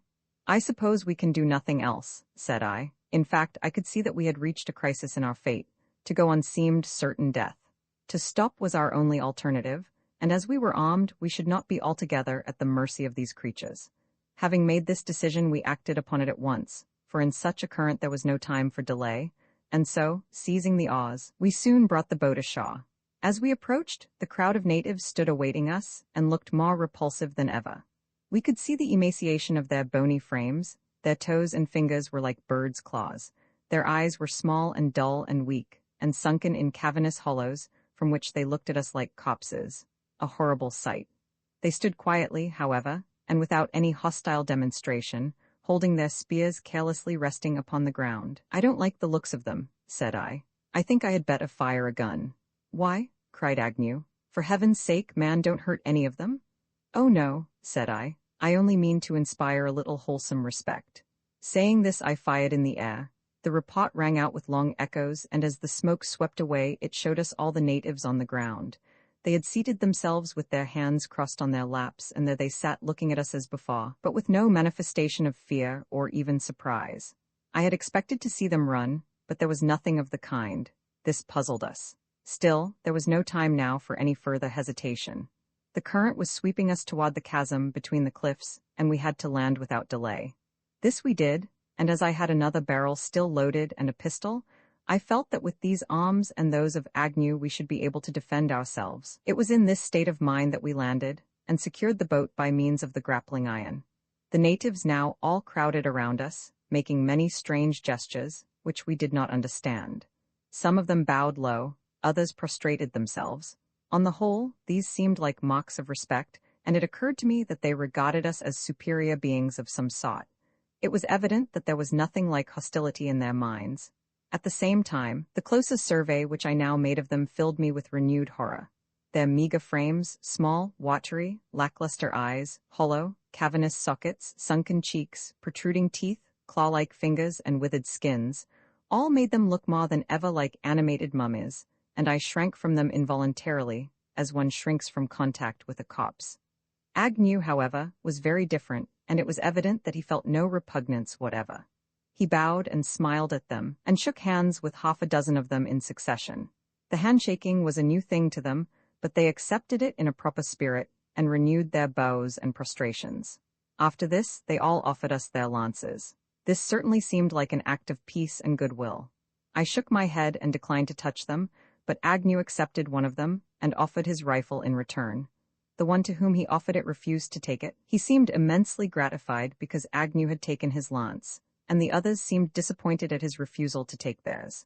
But I felt my heart quake as I saw him offer his rifle, and still more when he offered it to one or two others, and only regained my composure as I perceived that his offer was refused by all. They now made motions to us to follow, and we all set forth together. My dear Ma, said Agnew, cheerily, they're not a bad lot. They mean well. They can't help their looks. You're too suspicious and reserved. Let's make friends with them and get them to help us. Do as I do. I tried to, but found it impossible, for my repugnance was immovable. It was like the horror which one feels toward rats, cockroaches, earwigs, or serpents. It was something that defied reason. These creatures seemed like human vermin. We marched inland for about half a mile, crossed a ridge and came to a valley, or rather a kind of hollow, at the other side of which we found a cave with a smoldering fire in front. The fire was made of coal, which must exist here somewhere. It was highly bituminous and burned with a great blaze. The day was now drawing to a close. Far away I could see the lurid glow of the volcanoes, which grew brighter as the day declined. Above, the skies twinkled with innumerable stars, and the air was filled with the moan of rushing waters. We entered the cave. As we did so, the natives heaped coal upon the fire, and the flames arose, lighting up the interior. We found here a number of women and children, who looked at us without either fear or curiosity. The children looked like little dwarfs. The women were hags, hideous beyond description. One old woman in particular, who seemed to be in authority, was actually terrible in her awful and repulsive ugliness. A nightmare dream never furnished forth a more frightful object. This nightmare hag prostrated herself before each of us with such an air of self-immolation that she looked as though she wished us to kill her at once. The rough cave, the red light of the fire, all made the scene more awful. And a wild thought came to me that we had actually reached, while yet living, the infernal world, and that this was the abode of devils. Yet their actions, it must be confessed, were far from devilish. Everyone seemed eager to serve us. Some spread out couches formed of the skins of birds for us to sit on. Others attended to the fire. Others offered us gifts of large and beautiful feathers, together with numerous trinkets of rare and curious workmanship. This kind attention on their part was a great puzzle to me, and I could not help suspecting that beneath all this, there must be some sinister design. Resolving to be prepared for the worst, I quietly reloaded the empty barrel of my rifle and watched with the utmost vigilance. As for Agnew, he took it all in the most unsuspicious manner. He made signs to them, shook hands with them, accepted their gifts, and even tried to do the agreeable to the formidable hags and the child fiends around him. He soon attracted the chief attention, and while all looked admiringly upon him, I was left to languish in comparative neglect. At length, a savory odor came through the cave, and a repast was spread before us. It consisted of some large fowl that looked like a goose, but was twice as large as the largest turkey that I had ever seen. The taste was like that of a wild goose, but rather fishy. Still to us it seemed delicious, for our prolonged diet of raw seal had made us ready to welcome any other food whatever, and this fowl, whatever it was, would not have been unwelcome to any hungry man. It was evident that these people lived on the flesh of birds of various sorts. All around us, we saw the skins of birds dried with the feathers on, and used for clothing, for mats, and for ornaments.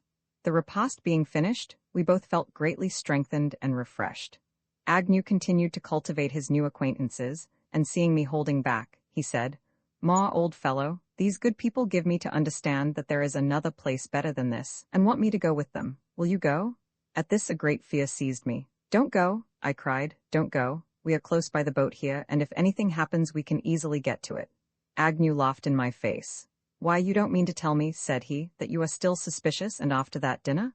Why, man, if they wanted to harm us, would they feast us in this style? Nonsense, man, drop your suspicions and come along." I shook my head obstinately. "Well," said he, "if I thought there was anything in your suspicions I would stay by you, but I'm confident they mean nothing but kindness, so I'm going off to see the place." "You'll be back again?" said I. "Oh yes," said he, "of course I'll come back and sleep here." With these words he left, and nearly all the people accompanied him. I was left behind with the women and children and about a dozen men. These men busied themselves with some work over bird skins. The women were occupied with some other work over feathers. No one took any notice of me. There did not seem to be any restraint upon me, nor was I watched in any way. Once the nightmare hag came and offered me a small roasted fowl, about the size of a woodcock. I declined it, but at the same time, this delicate attention certainly surprised me. I was now beginning to struggle with some success against my feelings of abhorrence, when suddenly I caught sight of something which chased away every other thought, and made my blood turn cold in my veins. It was something outside, at the mouth of the cave, by the fire which was still blazing bright and lighting up the scene. I saw 4 men who had just come to the cave. They were carrying something which I at first supposed to be a sick or wounded companion. On reaching the fire, they put it down, and I saw, with a thrill of dismay, that their burden was neither sick nor wounded, but dead, for the corpse lay rigid as they had placed it. Then I saw the nightmare hag approach it with a knife. An awful thought came to me, the crowning horror. The thought soon proved to be but too well founded. The nightmare hag began to cut, and in an instant had detached the arm of the corpse, which she thrust among the coals in the very place where lately she had cooked the fowl. Then she went back for more. For a moment my brain reeled, and I gasped for breath. Then I rose and staggered out, I know not how. No one tried to stop me, nor did anyone follow me, and for my part, I was ready to blow out the brains of the first who dared to approach me. In this way I reached the open air, and passed by the hag and the 4 men as they were busy at their awful work. But at this point, I was observed and followed. A number of men and women came after me, jabbering their uncouth language and gesticulating. I warned them off, angrily. They persisted, and though none of them were armed, yet I saw that they were unwilling to have me leave the cave, and I supposed that they would try to prevent me by force. The absence of Agnew made my position a difficult one. Had it not been for this, I would have burst through them and fled to the boat. But as long as he was away, I felt bound to wait, and though I longed to fly, I could not for his sake. The boat seemed to be a haven of rest. I longed to be in her once more, and drift away, even if it should be to my death. Nature was here less terrible than man, and it seemed better to drown in the waters, to perish amid rocks and whirlpools, than to linger here amid such horrors as these. These people were not like human beings. The vilest and lowest savages that I had ever seen were not so odious as these. A herd of monkeys would be far more congenial, a flock of wolves less abhorrent. They had the caricature of the human form. They were the lowest of humanity. Their speech was a mockery of language, their faces devilish, their kindness a cunning pretense, and most hideous of all was the nightmare hag that prepared the cannibal repast. I could not begin hostilities, for I had to wait for Agnew, so I stood and looked, and then walked away for a little distance. They followed me closely, with eager words and gesticulations, though as yet no one touched me or threatened me. Their tone seemed rather one of persuasion. After a few paces I stood still, with all of them around me. The horrible repast showed plainly all that was in store for us. They received us kindly, and fed us well only to devote us to the most abhorrent of deaths. Agnew, in his mad confidence, was only ensuring his own doom. He was putting himself completely in the power of devils, who were incapable of pity and strangers to humanity. To make friends with such fiends was impossible, and I felt sure that our only plan was to rule by terror, to seize, to slay, to conquer. But still I had to wait for him, and did not dare to resort to violence while he was absent. So I waited, while the savages gathered round me, contenting themselves with guarding me, and neither touching me nor threatening me. And all this time the hag went on, intent on her preparation of the horrible repast. While standing there looking, listening, waiting for Agnew, I noticed many things. Far away the volcanoes blazed, and the northern sky was red with a lurid light. There, too, higher up, the moon was shining overhead, the sky was gleaming with stars, and all over the heavens there shone the luster of the aurora australis, brighter than any I had ever seen, surpassing the moon and illuminating all. It lighted up the haggard faces of the devils around me, and it again seemed to me as though I had died and gone to the land of woe, an iron land, a land of despair, with lurid fires all aglow and faces of fear. Suddenly there burst upon my ears the report of a gun, which sounded like a thunder peal, and echoed in long reverberations. At once I understood it. My fears had proved true. These savages had enticed Agnew away to destroy him. In an instant I burst through the crowd around me, and ran wildly in the direction of that sound, calling his name, as I ran, at the top of my voice. I heard a loud cry, then another report. I hurried on, shouting his name in a kind of frenzy. The strange courage of these savages had already impressed me deeply. They did not fear our guns. They were all attacking him, and he was alone, fighting for his life. Then there was another report. It was his pistol. I still ran on and still shouted to him. At last I received an answer. He had perhaps heard me and was answering, or at any rate he was warning me. "Ma," he cried, "fly, fly, fly to the boat. Save yourself." "Where are you?" I cried as I still rushed on. "Fly, Ma, fly, save yourself. You can't save me. I'm lost. Fly for your life." Judging from his cries, he did not seem far away. I hurried on. I could see nothing of him. All the time the savages followed me. None were armed, but it seemed to me that they were preparing to fling themselves upon me and overpower me with their numbers. They would capture me alive, I thought, bind me, and carry me back. Reserving me for a future time, I turned and waved them back. They took no notice of my gesture. Then I ran on once more. They followed. They could not run so fast as I did, and so I gained on them rapidly, still shouting to Agnew, but there was no response. I ran backward and forward, crossing and recrossing, doubling and turning, pursued all the time by the savages. At last, in rage and despair, I fired upon them, and one of them fell. But to my dismay, the others did not seem to care one whit. They did not stop for one moment, but pursued as before. My situation was now plain in all its truth. They had enticed Agnew away, they had attacked him. He had fought and had been overpowered. He had tried to give me warning. His last words had been for me to fly, to fly. Yes, for he well knew that it was better far for me to go to death through the raging torrent than to meet the fate which had fallen upon himself. For him there was now no more hope. That he was lost was plain. If he were still alive he would call to me, but his voice had been silenced for some time. All was over, and that noble heart that had withstood so bravely and cheerily the rigors of the storm and the horrors of our desperate voyage had been stilled in death by the vilest of miscreants. I paused for a moment. Even though Agnew was dead, I could not bear to leave him, but felt as though I ought to share his fate. The savages came nearer. At their approach I hesitated no longer. That fate was too terrible. I must fly. But before I fled, I turned in fury to wreak vengeance upon them for their crimes. Full of rage and despair, I discharged my remaining rifle barrel into the midst of the crowd. Then I fled toward the boat. On the way I had a frightful thought that she might have been sent adrift, but on approaching the place, I found her there just as I had left her. The savages, with their usual fearlessness, still pursued. For a moment I stood on the shaw, with the grapple in my hand and the boat close by, and as they came near, I discharged my pistol into the midst of them. Then I sprang into the boat. The swift current bore me away, and in a few minutes the crowd of pursuing demons disappeared from view. The torrent sweeping under the mountains, the boat drifted on. The light given by the aurora and the low moon seemed to grow fainter, and as I looked behind I saw that the distant glow from the volcanic fires had become more brilliant in the increasing darkness. The sides of the channel grew steeper, until at last they became rocky precipices, rising to an unknown height. The channel itself grew narrower, till from a width of 2 miles it had contracted to 1/10 of those dimensions, but with this lessening width the waters seemed to rush far more swiftly. Here I drifted helplessly, and saw the gloomy, rocky cliffs sweep past me as I was hurled onward on the breast of the tremendous flood. I was in despair.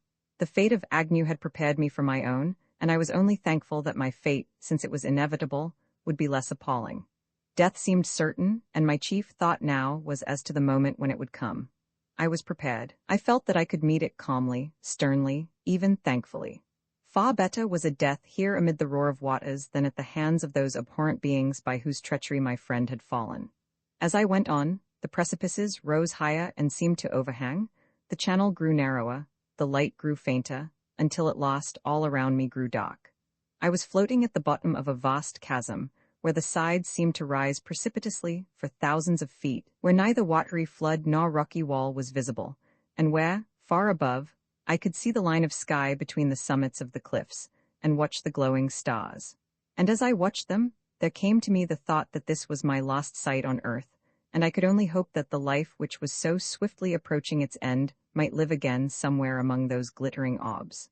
So I thought, and with these thoughts I drifted on, I cannot tell how long, until at length there appeared a vast black mass, where the open sky above me terminated, and where the luster of the stars and the light of the heavens were all swallowed up in utter darkness.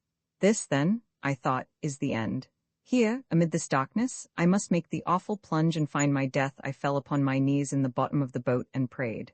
As I knelt there the boat drew nearer, the black mass grew blacker. The current swept me on. There were no breakers, there was no phosphorescent sparkle of seething waters, and no whiteness of foam.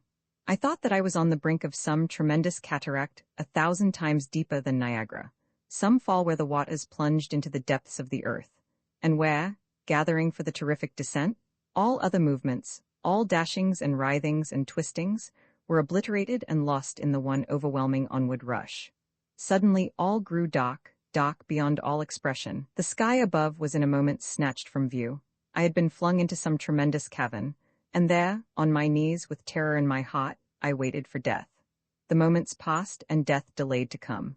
The awful plunge was still put off, and though I remained on my knees and waited long, still the end came not. The waters seemed still, the boat motionless. It was borne upon the surface of a vast stream as smooth as glass, but who could tell how deep that stream was, or how wide? At length I rose from my knees and sank down upon the seat of the boat, and tried to peer through the gloom. In vain. Nothing was visible. It was the very blackness of darkness. I listened, but heard nothing save a deep, dull, droning sound, which seemed to fill all the air and make it all tremulous with its vibrations. I tried to collect my thoughts. I recalled that old theory which had been in my mind before this, and which I had mentioned to Agnew. This was the notion that at each pole there is a vast opening, that into one of them all the waters of the ocean pour themselves, and after passing through the earth, come out at the other pole, to pass about its surface in innumerable streams. It was a wild fancy, which I had laughed at under other circumstances, but which now occurred to me once more, when I was overwhelmed with despair, and my mind was weakened by the horrors which I had experienced, and I had a vague fear that I had been drawn into the very channel through which the ocean waters flowed in their course to that terrific, that unparalleled abyss. Still, there was as yet no sign whatever of anything like a descent, for the boat was on even keel and perfectly level as before, and it was impossible for me to tell whether I was moving swiftly or slowly, or standing perfectly still. For in that darkness there were no visible objects by which I could find out the rate of my progress, and as those who go up in balloons are utterly insensible of motion, so was I on those calm but swift waters. At length there came into view something which arrested my attention and engrossed all my thoughts. It was faint glow that at first caught my gaze, and on turning to see it better, I saw a round red spot glowing like fire. I had not seen this before. It looked like the moon when it rises from behind clouds, and glows red and lurid from the horizon. And so this glowed, but not with the steady light of the moon, for the light was fitful, and sometimes flashed into a baleful brightness, which soon subsided into a dimmer luster. New alarm arose within me, for this new sight suggested something more terrible than anything that I had thus far thought of. This, then, I thought, was to be the end of my voyage. This was my goal, a pit of fire, into which I should be hurled. Would it be well, I thought, to wait for such a fate and experience such a death agony? Would it not be better for me to take my own life before I should know the worst? I took my pistol and loaded it so as to be prepared, but hesitated to use it until my fate should be more apparent. So I sat, holding my pistol, prepared to use it, watching the light, and awaiting the time when the glowing fires should make all further hope impossible. But time passed, and the light grew no brighter. On the contrary, it seemed to grow fainter. There was also another change. Instead of shining before me, it appeared more on my left. From this it went on changing its position until at length it was astern. All the time it continued to grow fainter, and it seemed certain that I was moving away from it rather than toward it. In the midst of this there occurred a new thought, which seemed to account for this light. This was, that it arose from these same volcanoes, which had illuminated the northern sky when I was ashore, and followed me still with their glare. I had been carried into this darkness, through some vast opening which now lay behind me, disclosing the red volcano glow, and this it was that caused that roundness and resemblance to the moon. I saw that I was still moving on away from that light as before, and that its changing position was due to the turning of the boat as the water drifted it along, now stern foremost, now sidewise, and again bow foremost. From this it seemed plainly evident that the waters had borne me into some vast cavern of unknown extent, which went under the mountains, a subterranean channel, whose issue I could not conjecture.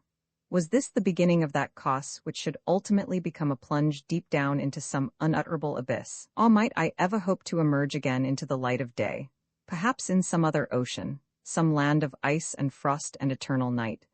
But the old theory of the flow of water through the earth had taken hold of me, and could not be shaken off. I knew some scientific men held the opinion that the Earth's interior is a mass of molten rock and pent-up fire, and that the Earth itself had once been a burning orb, which had cooled down at the surface. Yet, after all, this was only a theory, and there were other theories which were totally different. As a boy, I had read wild works of fiction about lands in the interior of the Earth, with a sun at the center, which gave them the light of a perpetual day. These, I knew, were only the creations of fiction. Yet, after all, it seemed possible that the earth might contain vast hollow spaces in its interior, realms of eternal darkness, Caverns in comparison with which the hugest caves on the surface were but the tiniest cells. I was now being borne onto these. In that case, there might be no sudden plunge, after all. The stream might run on for many thousand miles through this terrific cavern gloom, in accordance with natural laws, and I might thus live and drift on in this darkness until I should die a lingering death of horror and despair. There was no possible way of forming any estimate as to speed. All was dark, and even the glow behind was fading away, nor could I make any conjecture whatever as to the size of the channel. At the opening it had been contracted and narrow, but here it might have expanded itself to miles, and its vaulted top might reach almost to the summit of the lofty mountains. While sight thus failed me, sound was equally unavailing, for it was always the same, a sustained and unintermittent roar, a low, droning sound, deep and terrible, with no variations of dashing breakers or rushing rapids or falling cataracts. Vague thoughts of final escape came and went, but in such a situation hope could not be sustained. The thick darkness oppressed the soul, and at length even the glow of the distant volcanoes, which had been gradually diminishing, grew dimmer and fainter, and finally faded out altogether. That seemed to me to be my lost sight of earthly things. After this, nothing was left. There was no longer for me such a thing as sight. There was nothing but darkness, perpetual and eternal night. I was buried in a cavern of rushing waters, to which there would be no end, where I should be borne onward helplessly, by the resistless tide to a mysterious and an appalling doom. The darkness grew so intolerable that I longed for something to dispel it, if only for a moment. I struck a match. The air was still, and the flame flashed out, lighting up the boat and showing the black water around me. This made me eager to see more. I loaded both barrels of the rifle, keeping my pistol for another purpose, and then fired one of them. There was a tremendous report that rang in my ears like 100 thunder volleys, and rolled and reverberated far along, and died away in endless echoes. The flash lighted up the scene for an instant, and for an instant only, like the sudden lightning, it revealed all around. I saw a wide expanse of water, black as ink, a Stygian pool, but no rocks were visible, and it seemed as though I had been carried into a subterranean sea. I loaded the empty barrel and waited. The flash of light had revealed nothing, yet it had distracted my thoughts, and the work of reloading was an additional distraction. Anything was better than inaction. I did not wish to waste my ammunition, yet I thought that an occasional shot might serve some good purpose, if it was only to afford me some relief from despair. And now, as I sat with the rifle in my hands, I was aware of a sound, new, exciting, different altogether from the murmur of innumerable waters that filled my ears, and in sharp contrast with the droning echoes of the rushing flood. It was a sound that spoke of life. I heard quick, heavy pantings, as of some great living thing, and with this there came the noise of regular movements in the water, and the foaming and gurgling of waves. It was as though some living, breathing creature were here, not far away, moving through these midnight waters, and with this discovery there came a new fear, the fear of pursuit. I thought that some sea monster had scented me in my boat and had started to attack me. This new fear aroused me to action. It was a danger quite unlike any other which I had ever known, yet the fear which it inspired was a feeling that roused me to action and prompted me, even though the coming danger might be as sure as death, to rise against it and resist to the last. So I stood up with my rifle and listened, with all my soul in my sense of hearing. The sounds arose more plainly. They had come nearer. They were immediately in front. I raised my rifle and took aim. Then in quick succession 2 reports thundered out with tremendous uproar and interminable echoes, but the long reverberations were unheeded in the blaze of sudden light and the vision that was revealed. For there full before me I saw, though but for an instant, a tremendous sight. It was a vast monster, moving in the waters against the stream and toward the boat. Its head was raised high, its eyes were inflamed with a baleful light, its jaws, opened wide, bristled with sharp teeth, and it had a long neck joined to a body of enormous bulk, with a tail that lashed all the water into foam. It was but for an instant that I saw it, and then with a sudden plunge the monster dived, while at the same moment all was as dark as before. Full of terror and excitement, I loaded my rifle again and waited, listening for a renewal of the noise.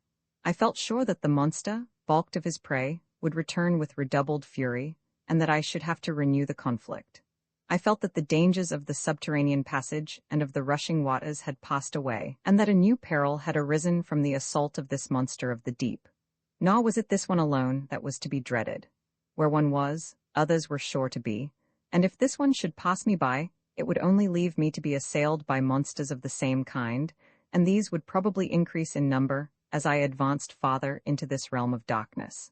And yet, in spite of these grisly thoughts, I felt less of horror than before, for the fear which I had was now associated with action. And as I stood waiting for the onset and listening for the approach of the enemy, the excitement that ensued was a positive relief from the dull despair into which I had sunk but a moment before. Yet, though I waited for a new attack, I waited in vain. The monster did not come back. Either the flash and the noise had terrified him, or the bullets had hit him, or else in his vastness he had been indifferent to so feeble a creature as myself. But whatever may have been the cause, he did not emerge again out of the darkness and silence into which he had sunk. For a long time I stood waiting. Then I sat down, still watchful, still listening, but without any result, until at length I began to think that there was no chance of any new attack. Indeed, it seemed now as though there had been no attack at all, but that the monster had been swimming at random without any thought of me, in which case my rifle flashes had terrified him more than his fearful form had terrified me. On the whole, this incident had greatly benefited me. It had roused me from my despair. I grew reckless, and felt a disposition to acquiesce in whatever fate might have in store for me. And now, worn out with fatigue and exhausted from long watchfulness and anxiety, I sank down in the bottom of the boat and fell into a deep sleep. The new world, how long I slept I do not know. My sleep was profound, yet disturbed by troubled dreams, in which I lived over again all the eventful scenes of the past, and these were all intermingled in the wildest confusion. The cannibals beckoned to us from the peak, and we landed between the two volcanoes. There the body of the dead sailor received us, and afterward chased us to the boat. Then came snow and volcanic eruptions, and we drifted amid icebergs and molten lava, until we entered an iron portal, and plunged into darkness. Here there were vast swimming monsters and burning orbs of fire, and thunderous cataracts falling from inconceivable heights, and the sweep of immeasurable tides, and the circling of infinite whirlpools.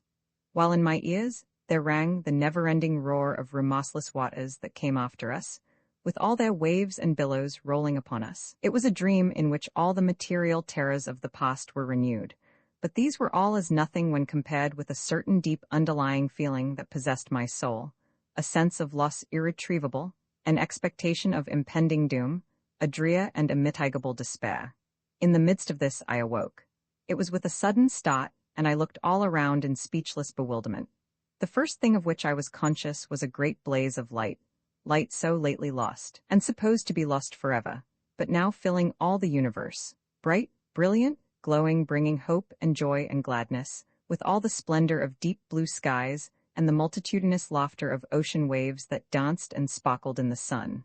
I flung up my arms and laughed aloud. Then I burst into tears, and falling on my knees, I thanked the almighty ruler of the skies for this marvelous deliverance.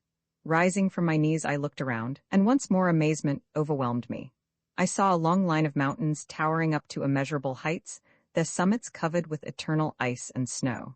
There the sun blazed low in the sky, elevated but a few degrees above the mountain crests, which gleamed in gold and purple under its fiery rays. The sun seemed enlarged to unusual dimensions, and the mountains ran away on every side like the segment of some infinite circle. At the base of the mountains lay a land all green with vegetation, where cultivated fields were visible, and vineyards and orchards and groves, together with forests of palm and all manner of trees of every variety of hue, which ran up the sides of the mountains till they reached the limits of vegetation and the regions of snow and ice. Here in all directions there were unmistakable signs of human life. The outlines of populous cities and busy towns and hamlets, roads winding far away along the plain or up the mountainsides, and mighty works of industry in the shape of massive structures, terraced slopes, long rows of arches, ponderous pyramids, and battlemented walls. From the land I turned to the sea. I saw before me an expanse of water intensely blue, an extent so vast that never before in all my ocean voyages had anything appeared at all comparable with it. Out at sea, wherever I had been, the water had always limited the view. The horizon had never seemed far away. Ships soon sank below it, and the visible surface of the earth was thus always contracted. But here, to my bewilderment, the horizon appeared to be removed to an immeasurable distance and raised high in the air, while the waters were prolonged endlessly. Starting from where I was, they went away to inconceivable distances, and the view before me seemed like a watery declivity reaching for 1,000 miles, till it approached the horizon far up in the sky. Nor was it any delusion of the senses that caused this unparalleled spectacle. I was familiar with the phenomena of the mirage, and knew well that there was nothing of that kind here. For the mirage always shows great surfaces of stillness or irregular vibration, glassy tides and indistinct distances. But here everything was sharply defined in the clear atmosphere. The sky overhung a deep blue vault.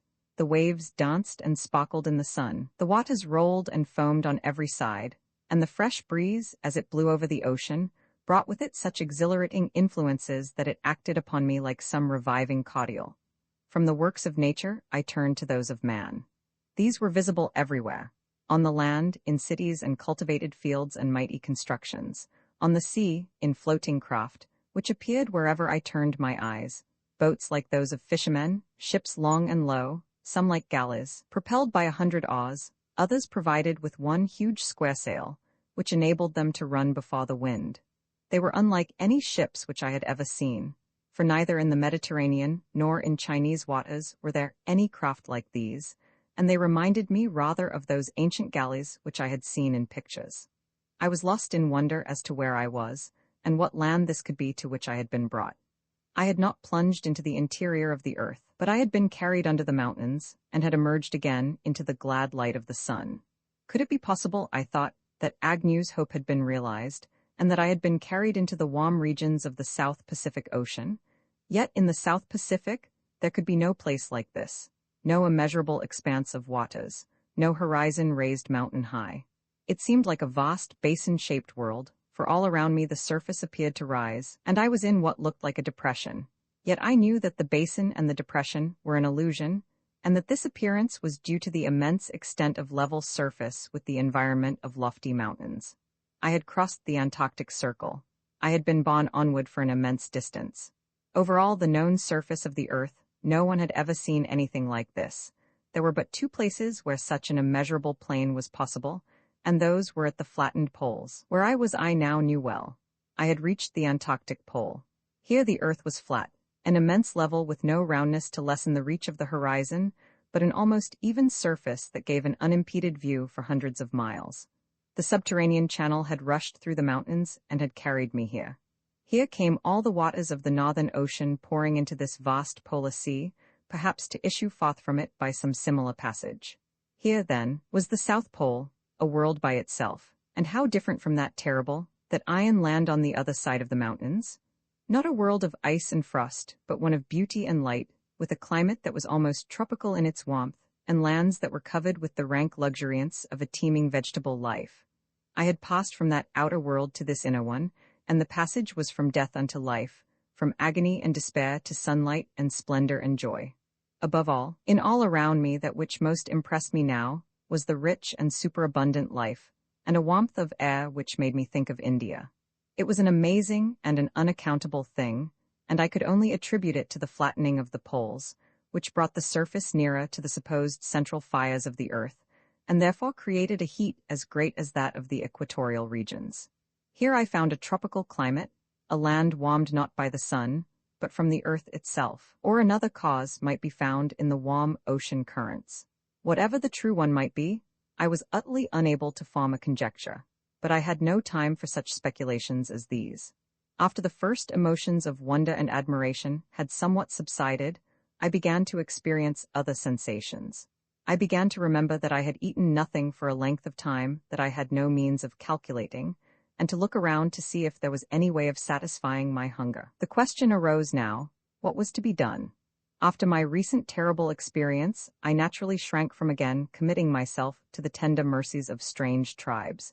Yet further thought and examination showed me that the people of this strange land must be very different from those frightful savages on the other side of the mountains. Everywhere, I beheld the manifest signs of cultivation and civilization. Still, I knew that even civilized people would not necessarily be any kinder than savages, and that I might be seized and flung into hopeless imprisonment or slavery. So I hesitated, yet what could I do? My hunger was beginning to be insupportable. I had reached a place where I had to choose between starvation on the one hand, or a venture among these people on the other. To go back was impossible. Who could breast those waters in the tremendous subterranean channel, or force his way back through such appalling dangers? Or, if that were possible, who could ever hope to breast those mighty currents beyond, or work his way amid everlasting ice and immeasurable seas? No, return was impossible. I had been flung into this world of wonders, and here would be my home for the remainder of my days, though I could not now imagine whether those days would be passed in peace or in bitter slavery and sorrow. Yet the decision must be made, and the risk must be run. It must be so. I must land here, venture among these people, and trust in that providence which had hitherto sustained me. Having thus resolved at all hazards to try my fate, I rowed in toward the shore. Thus far I had seen galleys passing and small boats, but they had taken no notice of me, for the reason that they were too far away to perceive anything about me that differed from any other boat. But now, as I rowed, I noticed a galley coming down toward me. She seemed to be going in toward the shore at the very point at which I was aiming, and her course and mine must soon meet if I continued to row. After some hesitation, I concluded to make signals to her, so as to attract attention, for now that I had resolved to venture among the people here, I was anxious to end my suspense as soon as possible. So I continued rowing, and gradually drew nearer. The galley was propelled by oars, of which there were 50 on either side. The stem was raised and covered in like a cabin. At length I ceased rowing and sat watching her. I soon saw that I was noticed, but this did not occur till the galley was close by me, so close indeed that I thought they would pass without perceiving me. I raised my hands, waved them, and gave a cry. The galley at once stopped, a boat was lowered, and some men descended and rowed toward me. They were men of strange appearance, very small in stature and slender in frame. Their hair was black and straight, their features were quite regular, and their general expression was one of great gentleness. I was surprised to notice that they kept their eyes almost closed, as though they were weak and troubled by the glare of the sun. With their half-closed eyes they blinked at me, and then one who appeared to be their chief spoke to me. I understood not a word, and then I answered him in English, which, of course, was equally unintelligible to him. I then made signs, pointing to the mountains and endeavoring to make known to him that I had come from beyond them, that I had suffered shipwreck, that I had drifted here, and that I needed assistance. Of all this, it was quite evident that they understood nothing except the fact that I needed help. The moment that they comprehended this, they took me in tow and rowed back to the galley. I found the galley to be about 150 feet in length. For about 2/3 of this length forward, it was open and filled with seats, where there were about 100 rowers, who all looked like those that I had first seen, all being of small stature, slender frames, and moreover, all being apparently distressed by the sunlight. There was in all of them the same mild and gentle expression. In complexion and general outline of features they were not unlike Arabs, but they were entirely destitute of that hardness and austerity which the latter have. They all had beards, which were dressed in a peculiar way in plaits. Their costume varied. The rowers wore a coarse tunic with a girdle of rope. The officers wore tunics of fine cloth and very elegant mantles, richly embroidered and with borders of down. They all wore broad-brimmed hats, and the one who seemed to be chief had on his some golden ornaments. Here once more I tried to explain to them who I was. They looked at me, examining me all over, inspecting my gun, pistol, coat, trousers, boots, and hat, and talking all the time among themselves. They did not touch me, but merely showed the natural curiosity which is felt at the sight of a foreigner who has appeared unexpectedly. There was a scrupulous delicacy, and a careful and even ceremonious politeness in their attitude toward me, which was at once amazing and delightful. All fear and anxiety had now left me. In the gentle manners and amiable faces of these people, I saw enough to assure me of kind treatment, and in my deep joy and gratitude for this, even my hunger was for a time forgotten. At length, the chief motioned to me to follow him. He led the way to the cabin, where, opening the door, he entered, and I followed, after which the others came in also, and then the door was shut. At first I could see nothing. There were no windows whatever, and only 1 or 2 slight crevices through which the light came. After a time, my eyes grew more accustomed to the darkness, and I could see that the cabin was a spacious compartment, adorned with rich hangings of some unknown material. There was a large table and seats. Taking me by the hand, the chief led me to this, where I seated myself, while the others remained standing. Then some of them went away, and soon returned with food and drink. The food was of different kinds, some tasting like goose, others like turkey, others like partridge. It was all the flesh of fowls, though, judging from the slices before me, they must have been of great size. I wondered much at the behavior of the officers of the ship, who all, and the chief himself more than all, stood and waited upon me.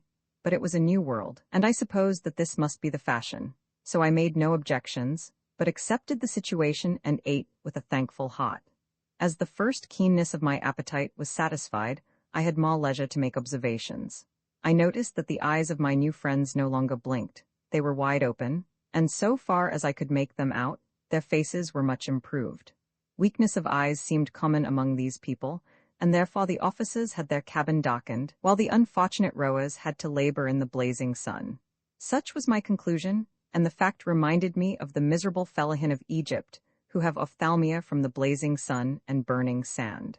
After the repast, they brought me water in a basin, and all stood around me. One held the basin, another a towel, another a flask, another took a sponge and proceeded to wash my face and hands. This was all strange to me, yet there was nothing left for me but submission. Then the chief, who had stood looking on with a smile on his face, took off his rich furred mantle and handed it to me. I was half inclined to refuse it, but was afraid of giving offense, so I accepted it, and he himself fastened it around my shoulders. The others seemed actually to envy the chief, as though he had gained some uncommon good fortune. Then they offered me various drinks, of which I tasted several kinds. Some were sweet waters of different flavors, others tasted like mild wine, one was a fermented drink, light, sweet, and very agreeable to the palate. I now wished to show my generous entertainers that I was grateful, so I raised my cup, bowed to all of them, particularly the chief, and drank their health. They all watched this ceremony with very sober faces, and I could not quite make out whether they took my meaning or not. They certainly did not look pleased, and it seemed to me as though they felt hurt at any expression of gratitude, so I concluded for the future to abstain from all such demonstrations. Yet with every moment, the manners of these people grew more bewildering. It was strange, indeed, for me to find myself so suddenly the center of interest and of generous intentions. For a moment the thought occurred to me that they regarded me as some wonderful being with superior powers, and were trying to propitiate me by these services. Yet I soon saw that these services were not at all acts of propitiation. They looked rather like those loving and profuse attentions which a family showers down upon some dear one long absent and at last returned, and with this my wonder grew greater than ever. The galley had long since resumed her progress. I heard the steady beat of the oars as they all moved in time, and at length the motion ceased. The chief then signed to me and went out. I followed, and the rest came after. And now as I emerged from the gloom of the cabin, I found myself once more in the glorious light of day, and saw that we had reached the land. The galley was hauled up alongside a stone quay, and on the shore there were buildings and walls and trees and people. The chief went ashore at once, and I accompanied him. We walked for some distance along a road with stone walls on either side, from behind which there arose trees that from a distance had looked like palms. I now found them to be giant ferns, arching overhead with their broad fan-like leaves and branches in dense masses, making the roadway quite dark in the shadow. Astonished as I was at the sight of these trees, I soon forgot them in a still more astonishing sight, for after going onward about 100 paces I stopped, and found myself in a wide space where 4 crossroads met. Here there were 3 birds of gigantic stature. They had vast bodies, short legs, short necks, and seemed as large as an ordinary-sized ox. Their wings were short and evidently could not be used for flight. Their beaks were like that of a seagull. Each one had a man on his back and was harnessed to a car. The chief motioned to me to enter one of these cars. I did so. He followed, and thereupon the driver started the bird, which set forth with long, rapid strides, at a pace fast as that of a trotting horse. So astonished was I that for some time I did not notice anything else, but at length, when my first feeling had subsided, I began to regard other objects. All the way the dense fern foliage arched overhead, throwing down deep shadows. They grew on either side in dense rows, but between their stalks I could see the country beyond, which lay all bright in the sunlight. Here were broad fields, all green with verdure. Farther away arose clumps of tree ferns. At every step of the way new vistas opened. Amid the verdure and the foliage were the roofs of structures that looked like pavilions, and more massive edifices with pyramidal roofs. Our road constantly ascended, and at length we came to a crossing. This was a wide terrace at the slope of the mountain. On the lower side was a row of massive stone edifices with pyramidal roofs, while on the upper there were portals which seemed to open into excavated caverns.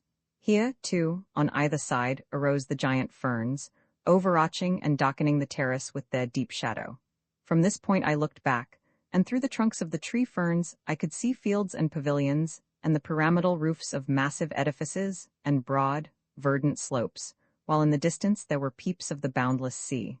We continued on our way without stopping, and passed several successive terraces like the first, with the same caverns on the upper side and massive edifices on the lower, until at last the ascent ended at the fifth terrace, and here we turned to the left. Now the view became more varied. The tree ferns arose on either side, arching overhead. On my right were the portals that opened into caverns, on my left solid and massive houses, built of great blocks of stone, with pyramidal roofs. As far as I could judge, I was in a city built on the slope of a mountain, with its streets formed thus of successive terraces and their connecting crossways, one half its habitations consisting of caverns, while the other half were pavilions and massive stone structures. Few people, however, were to be seen.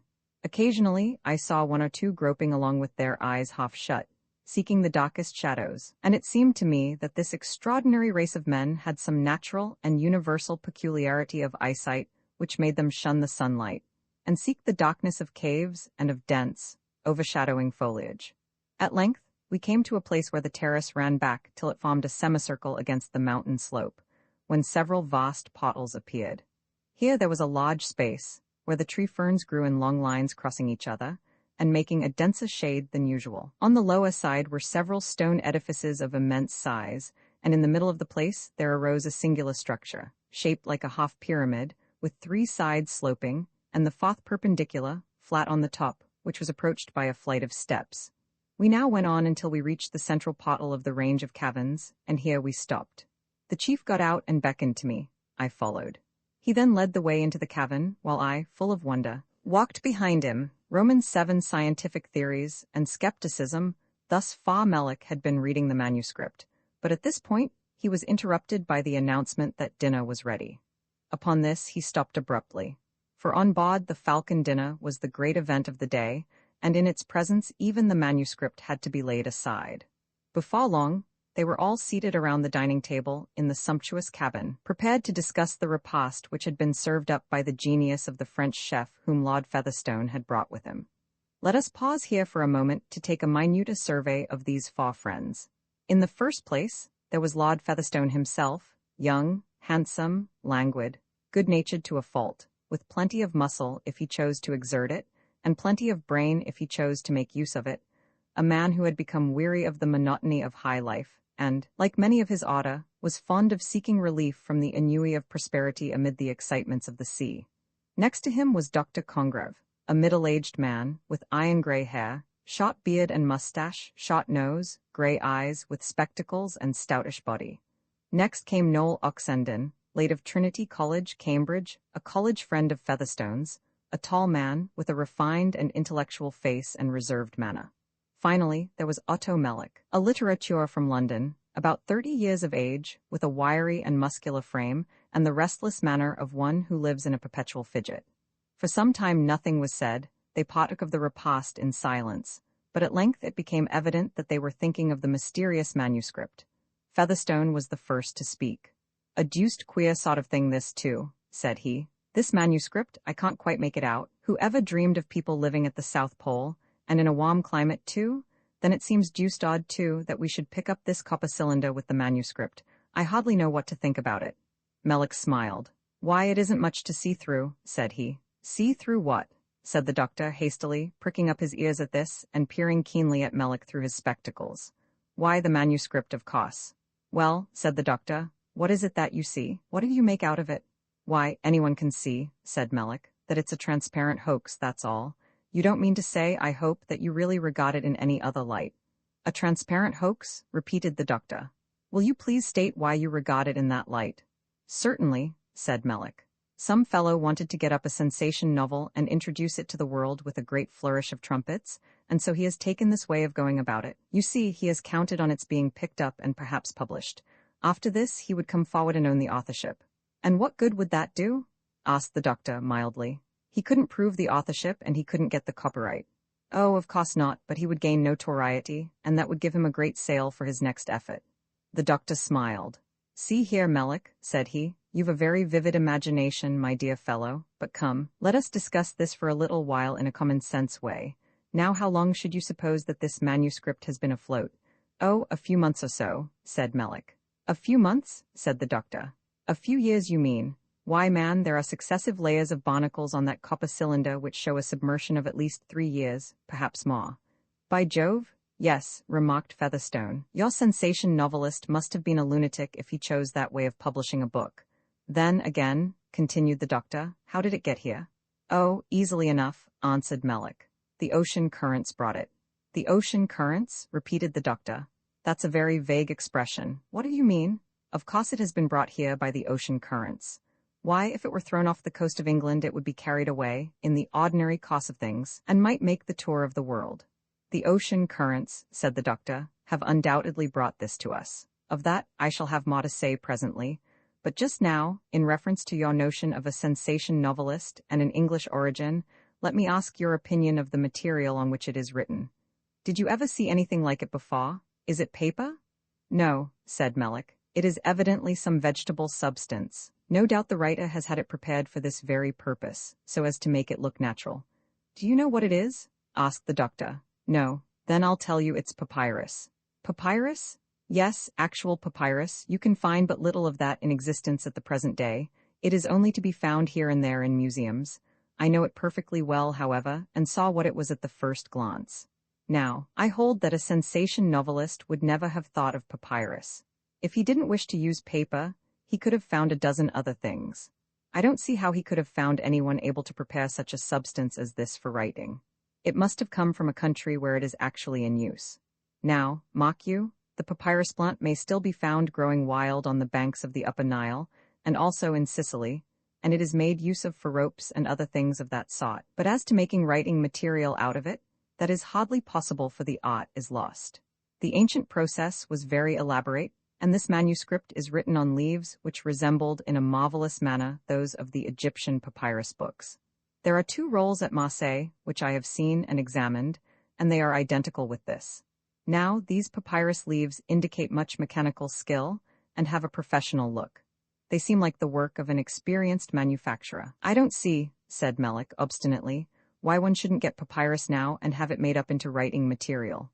Oh, that's out of the question, said the doctor. How could it ever enter into anyone's head? How could your mere sensation-monger procure the raw material? That of itself would be a work of immense difficulty. How could he get it made up? That would be impossible. But apart from this, just consider the strong internal evidence that there is as to the authenticity of the manuscript. Now, in the first place, there is the description of Desolation Island, which is perfectly accurate. But it is on his narrative beyond this that I lay chief stress. I can prove that the statements here are corroborated by those of Captain Ross in his account of that great voyage from which he returned not very long ago. The doctor, who had been talking with much enthusiasm, paused here to take breath, and then went on. I happen to know all about that voyage, for I read a full report of it just before we started, and you can see for yourselves whether this manuscript is credible or not. Captain James Clark Ross was sent forth on his expedition in 1839. On January 1, 1841, he passed the Antarctic Circle in 178 degrees east longitude. On the 11th, he discovered land in 70 degrees 41 south latitude, 172 degrees 36 east longitude. He found that the land was a continuous coast, trending southward, and rising to peaks of 10,000 feet in height, all covered with ice and snow. On the 12th, he landed and took possession in the name of the Queen. After this, he continued his course as far as 78 degrees far south latitude, tracing a coastline of 600 miles. Observe, now, how all this coincides with Ma's narrative. Well, I now come to the crowning statement. In 77 degrees 32 south latitude, 167 degrees east longitude, he came in sight of 2 enormous volcanoes over 12,000 feet in height. One of these was in an active state of eruption. To this he gave the name of Mount Erebus. The other was quiet, it was of somewhat less height, and he gave it the name of Mount Terra. Mark, now, how wonderfully this resembles Ma's account. Well, Just here his progress was arrested by a barrier which presented a perpendicular wall of over 150 feet in height, along which he coasted for some distance. On the following year, he penetrated 6 miles farther south, namely 78 degrees 11 south latitude, 161 degrees 27 west longitude. At this point he was again stopped by the impassable cliffs, which arose here like an eternal barrier, while beyond them he saw a long line of lofty mountains covered with ice and snow. "Did you hear the result of the American expedition?" asked Mille. "Yes," replied the doctor. "Wilkes pretends to have found a continent, but his account of it makes it quite evident to my mind that he saw nothing but ice. I believe that Wilkes's Antarctic continent will some day be penetrated by ships, which will sail for hundreds of miles farther south. All that is wanted is a favorable season." But mark the coincidence between Ross's report and Maugh's manuscript. This must have been written at least 3 years ago, and the writer could not have known anything about Ross's discoveries. Above all, he could not have thought of those 2 volcanoes unless he had seen them. "But these volcanoes mentioned by Moore are not the Erebus and Terror, are they?" said Lord Featherstone. "Of course not, they are on the other side of the world." "The whole story," said Mille, "may have been written by one of Ross's men and thrown overboard. If I'd been on that expedition, I should probably have written it to beguile the time." "Oh yes," said the doctor, "and you would also have manufactured the papyrus and the copper cylinder on board to beguile the time. I dare say the writer picked up that papyrus and the copper cylinder in China or Japan, and made use of it in this way." "Where do you make out the position of Maugh's volcanoes?" asked Featherstone. "It is difficult to make it out accurately," said the doctor. "Maugh gives no data, in fact he had none to give. He couldn't take any observations." "The fact is," said Mille, "it's not a sailor's yarn at all. No sailor would ever express himself in that way. That's what struck me from the first. It has the ring of a confounded sensation-monger all through." The doctor elevated his eyebrows, but took no notice of this. "You see," he continued, addressing himself to the others, "Desolation Island is in 50 degrees south latitude and 70 degrees east longitude. As I make out, Maugh's course led him over about 10 degrees of longitude in a southwest course. That course depended altogether upon the ocean currents. Now there is a great Antarctic drift current, which flows round the Cape of Good Hope and divides there, one half flowing past the east coast of Africa, and the other setting across the Indian Ocean. Then it unites with a current which flows round the south of Van Diemen's Land, which also divides, and the southernmost current is supposed to cross the Pacific until it strikes Cape Horn, around which it flows, dividing as before. Now my theory is that south of Desolation Island, I don't know how far, there is a great current setting toward the South Pole, and running southwest through degrees of longitude 60 degrees, 50 degrees, 40 degrees, 30 degrees, 20 degrees, 10 degrees, east of Greenwich. And finally sweeping on, it would reach Maugh's volcanoes at a point which I should judge to be about 80 degrees south latitude and 10 degrees west longitude. There it passes between the volcanoes and bursts through the vast mountain barrier by a subterranean way, which has been formed for it in past ages by some primeval convulsion of nature. After this, it probably sweeps around the great South Polar Ocean and emerges at the opposite side, not far from the volcanoes Erebus and Terra. Here the doctor paused and looked around with some self-complacency. "Oh," said Mille, "if you take that tone, you have us all at your mercy. I know no more about the geography of the Antarctic Circle than I do of the moon. I simply criticize from a literary point of view, and I don't like his underground cavern with the stream running through it. It sounds like one of the voyages of Sinbad the Sailor. Nor do I like his description. He evidently is writing for effect. Besides, his style is vicious. It is too stilted. Finally, he has recourse to the stale device of a sea serpent." "A sea serpent?" repeated the doctor. "Well, for my part, I feel by no means inclined to sneer at a sea serpent. Its existence cannot be proved, yet it cannot be pooh-poohed. Every schoolboy knows that the waters of the sea were once filled with monsters more tremendous than the greatest sea serpent that has ever been imagined. The plesiosaurus, with its snake-like head, if it existed now, would be called a sea serpent. Some of these so-called fossil animals may have their representatives still living in the remoter parts of the world. Think of the recently discovered ornithorhynchus of Australia." "If you please, I'd really much rather not," said Mille with a gesture of despair. "I haven't the honor of the gentleman's acquaintance." "Well, what do you think of his notice of the sun, and the long light, and his low position on the horizon?" "Oh, that's all right," said Melle. Anyone who chose to get up this thing would of course read up about the polar day and all that. Everyone knows that at the poles there is a 6 months day, followed by a 6 months night. You are a determined skeptic, said the doctor. How is it about the polar day? Asked Featherstone. Well, said the doctor, at the poles themselves there is 1 day of 6 months, during which the sun never sets, and 1 night of 6 months, during which he never rises. In the spaces between the polar circles the quantities of the continuous day and continuous night vary in accordance with the distance from the pole.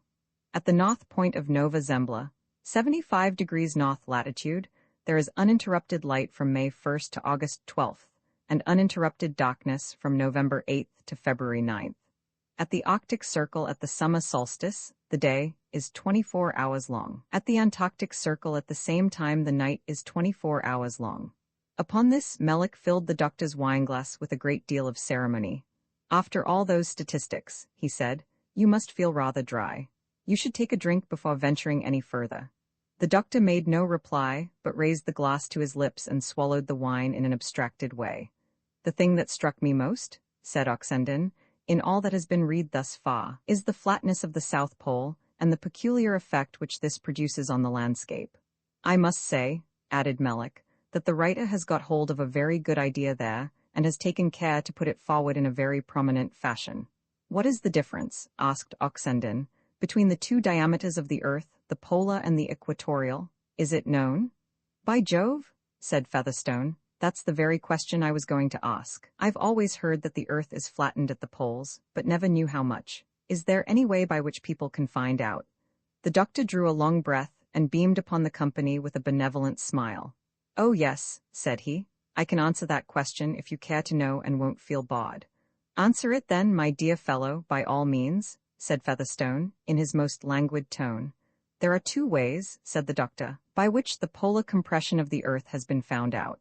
One is by the measurement of arcs on the earth's surface. The other is by experiments with pendulums or weights with regard to the earth's gravity at different places. The former of these methods is, perhaps, the more satisfactory.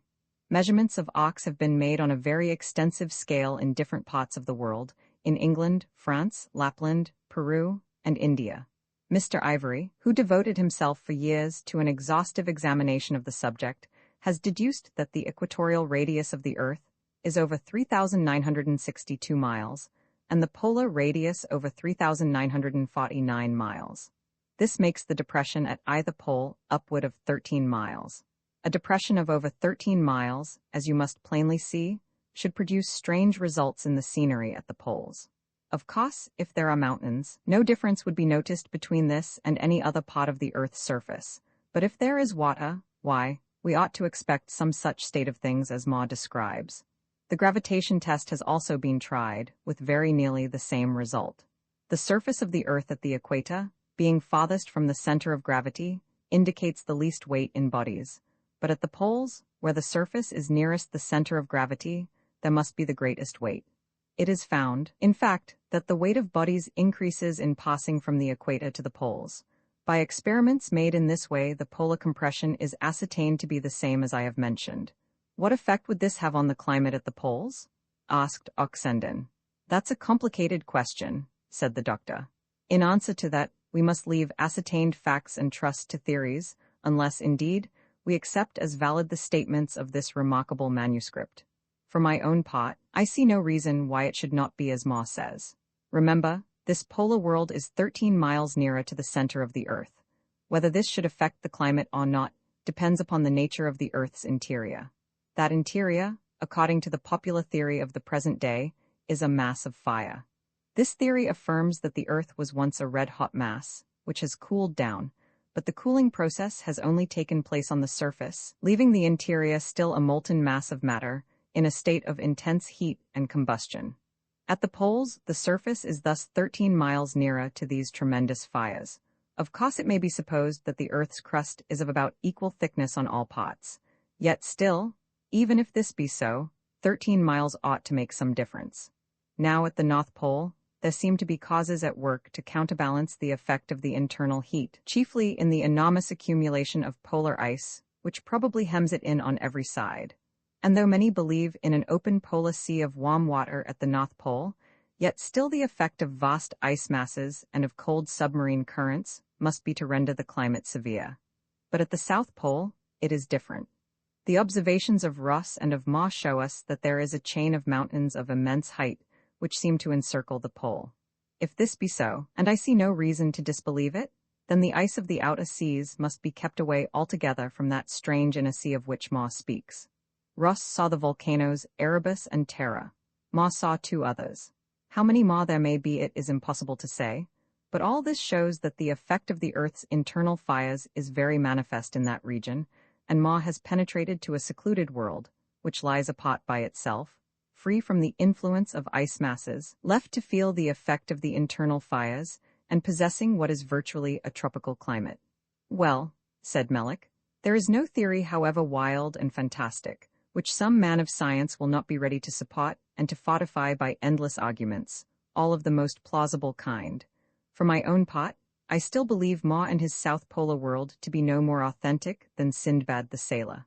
But the others evidently sympathized with the doctor's view and regarded Melle as carrying his skepticism to an absurd excess. How large do you suppose this South Polar Ocean to be? Asked Featherstone. It is impossible to answer that question exactly, said the doctor. It may be, as Ma hints, 1,000 miles in extent, or only 500 or 200.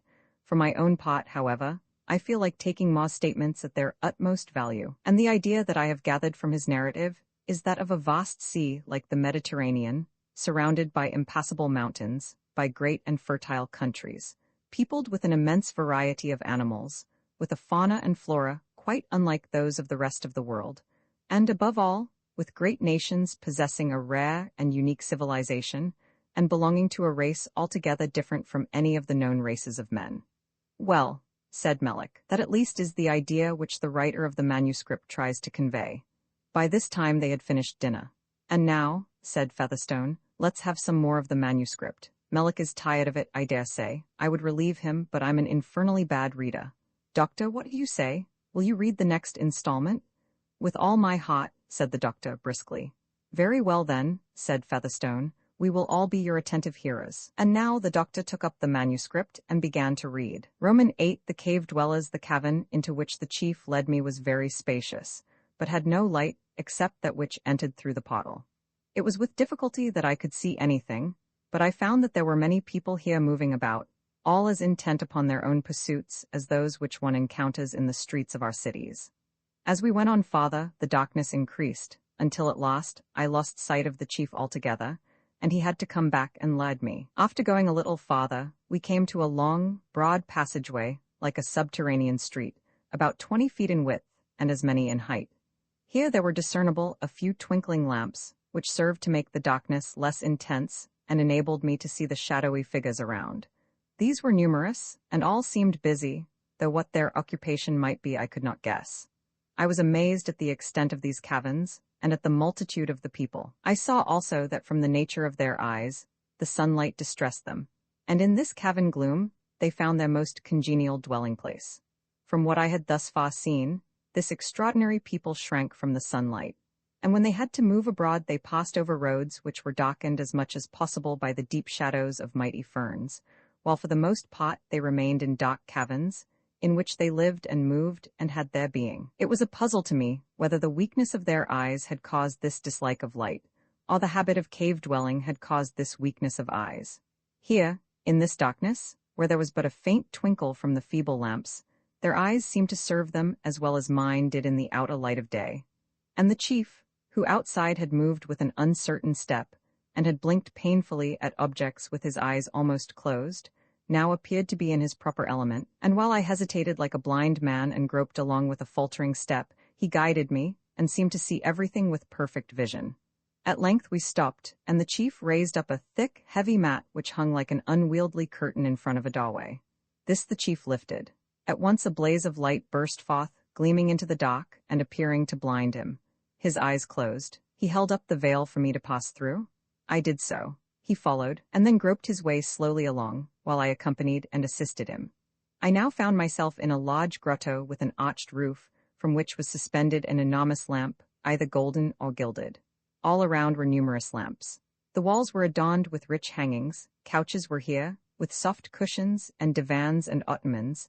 Soft mats were on the floor, and everything gave indications of luxury and wealth. Other doors, covered with overhanging mats, seemed to lead out of this grotto. To one of these the chief walked, and raising the mat he led the way into another grotto like the last, with the same bright lights and the same adornments, but of smaller size. Here I saw someone who at once took up all my attention. It was a young maiden. Her face and form, but especially her eyes, showed her to be of quite a different race from these others. To me, she was of medium height, yet she was taller than any of the people here that I had hitherto seen. Her complexion was much lighter, her hair was dark, luxuriant, and wavy, and arranged in a coiffure secured with a golden band. Her features were of a different cast from those of the people here, for they were regular in outline and of exquisite beauty. Her nose was straight. She had a short upper lip, arched eyebrows finely penciled, thin lips, and well-rounded chin. But the chief contrast was in her eyes. These were large, dark, liquid, with long lashes, and with a splendid glow in their lustrous depths. She stood looking at me with her face full of amazement, and as I caught the gaze of her glorious eyes, I rejoiced that I had at last found one who lived in the light and loved it, one who did not blink like a bat, but looked me full in the face, and allowed me to see all her soul revealed. The chief, who still was pained by the glare of light, kept his eyes covered, and said a few hasty words to the maiden. After this he hurried away, leaving me there. The maiden stood for a moment looking at me. As the chief spoke to her, a change came over her face. She looked at me in silence, with an expression of sad and mournful interest, which seemed to increase every moment. At length she approached and said something in the same strange language which the chief had used. I shook my head and replied in English, whereupon she shook her head with a look of perplexity. Then, anxious to conciliate her, I held out my hand. She looked at it in some surprise. Upon this I took her hand and pressed it to my lips, feeling, however, somewhat doubtful as to the way in which she might receive such an advance. To my great delight she accepted it in a friendly spirit, and seemed to consider it my foreign fashion of showing friendship and respect. She smiled and nodded, and pointed to my gun, which thus far I had carried in my hand. I smiled and laid it down. Then she pointed to a seat. I sat down, and then she seated herself close by me, and we looked at each other in mutual wonder and mutual inquiry. I was full of amazement at thus meeting with so exquisite a being, and lost myself in conjectures as to her race, her office, and her position here. Who was she, or what? She was unlike the others, and reminded me of those Oriental beauties whose portraits I had seen in annuals and illustrated books. Her costume was in keeping with such a character. She wore a long tunic that reached from the neck to the ground, secured at the waist with a golden girdle. The sleeves were long and loose. Over this she had a long mantle. On her feet were light slippers, white and glistening. All about her, in her room and in her costume, spoke of light and splendor and luxury. To these others who shrank so from the light she could not be related in any way.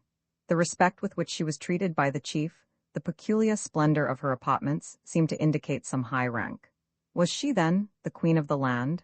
Was she a princess? I could not tell. At any rate, whatever she was, she seemed anxious to show me the utmost attention. Her manner was full of dignity and sweet graciousness, and she appeared particularly anxious to make herself understood. At first she spoke in a language that sounded like that of the chief, and was full of gutturals and broad vowels. Afterward she spoke in another that was far more euphonious. I, on the other hand, spoke in English and in French, but of course I was as unintelligible to her as she was to me. Language was, therefore, of no use. It was necessary to go back to first principles and make use of signs, or try to gain the most elementary words of her language. So first of all I pointed to her, and tried to indicate that I wanted to know her name. She caught my meaning at once, and pointing to herself, she looked fixedly at me and said, "Ulma, Ulma?" I repeated these words after her, saying, "Ulma, Ulma?" She smiled and nodded, and then pointed to me with a look of inquiry that plainly asked for my name. I said, "Adam Ma." She repeated this, and it sounded like Atama, but as she spoke this slowly, her smile died away. She looked anxious and troubled, and once more that expression of wondering sadness came over her face. She repeated my name over and over in this way, with a mournful intonation that thrilled through me and excited forebodings of evil. Atama, Atama, and always after that she called me Atama. But now she sat for some time, looking at me with a face full of pity and distress. At this I was greatly astonished, for but a moment before she had been full of smiles, and it was as though something in my name had excited sorrowful thoughts. Yet how could that be, since she could never by any possibility have heard my name before. The beautiful Alma seemed to be not altogether happy, or why should she be so quick to sadness? There was a mystery about all this which was quite unaccountable. It was a singular situation, and one which excited within me feelings of unutterable delight. This light and splendor, this warmth and peace. What a contrast it offered to the scenes through which I had but lately passed. Those scenes of horror, of ice and snow, of storm and tempest, of cold and hunger, of riven cliff and furious ocean stream, and above all, that crowning agony in the bleak iron land of the cannibals. From all these I had escaped. I had been drawn down under the earth to experience the terrors of that unspeakable passage, and had at last emerged to light and life, to joy and hope. In this grotto, I had found the culmination of all happiness. It was like a fairy realm, and here was one whose very look was enough to inspire the most despairing soul with hope and peace and happiness. The only thing that was now left to trouble me was this mournful face of Alma. Why did she look at me with such sad interest and such melancholy meaning? Did she know of any evil fate in store for me? Yet how could there be any evil fate to be feared from people who had received me with such unparalleled generosity? No, it could not be, so I resolved to try to bring back again the smile that had faded out of her face. I pointed to her and said, Alma. She said, Attends, and the smile did not come back, but the sadness remained in her face.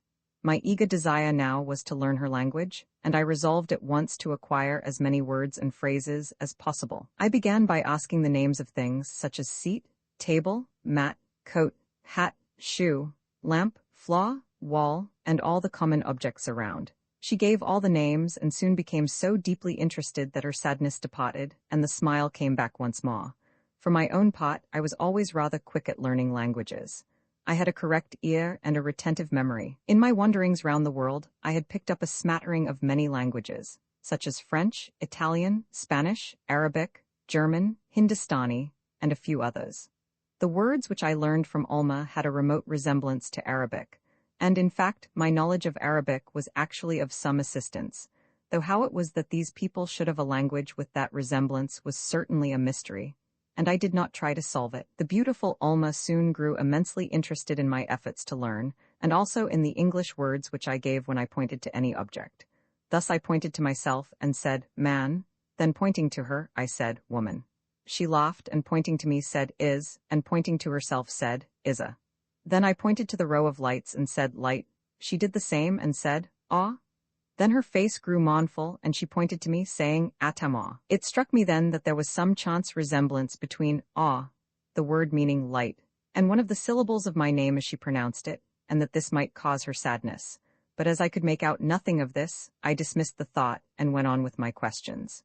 This took up the time, until at length someone appeared who looked like a servant. He said something, whereupon Alma arose and beckoned to me to follow.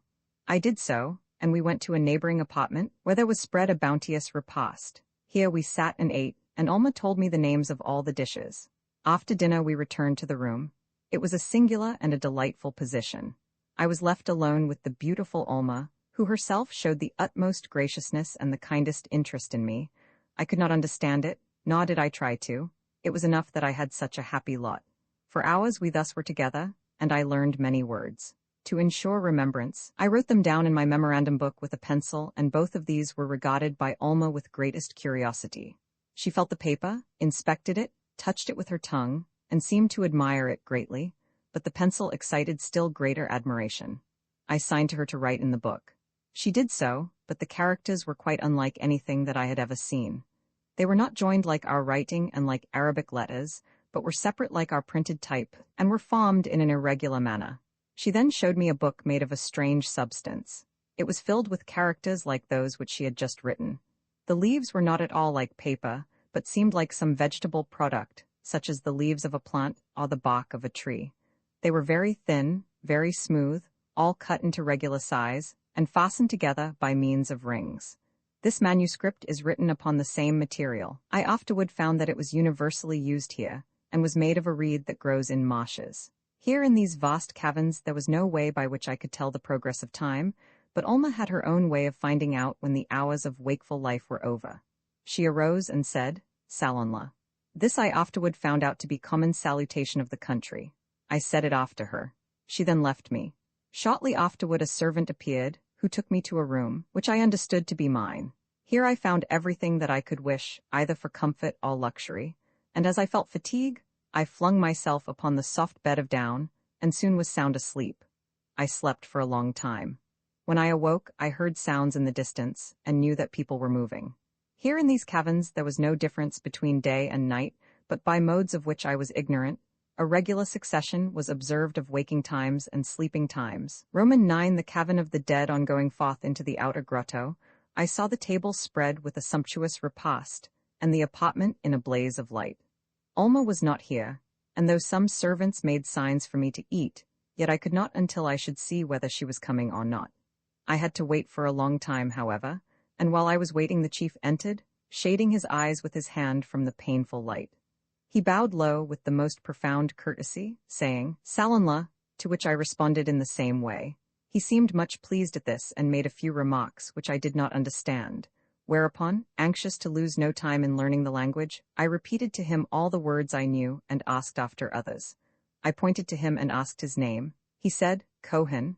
This, however, I afterward found was not a name but a title. The Kohen did not remain long, for the light was painful. After his departure I was alone for some time, and at length Alma made her appearance.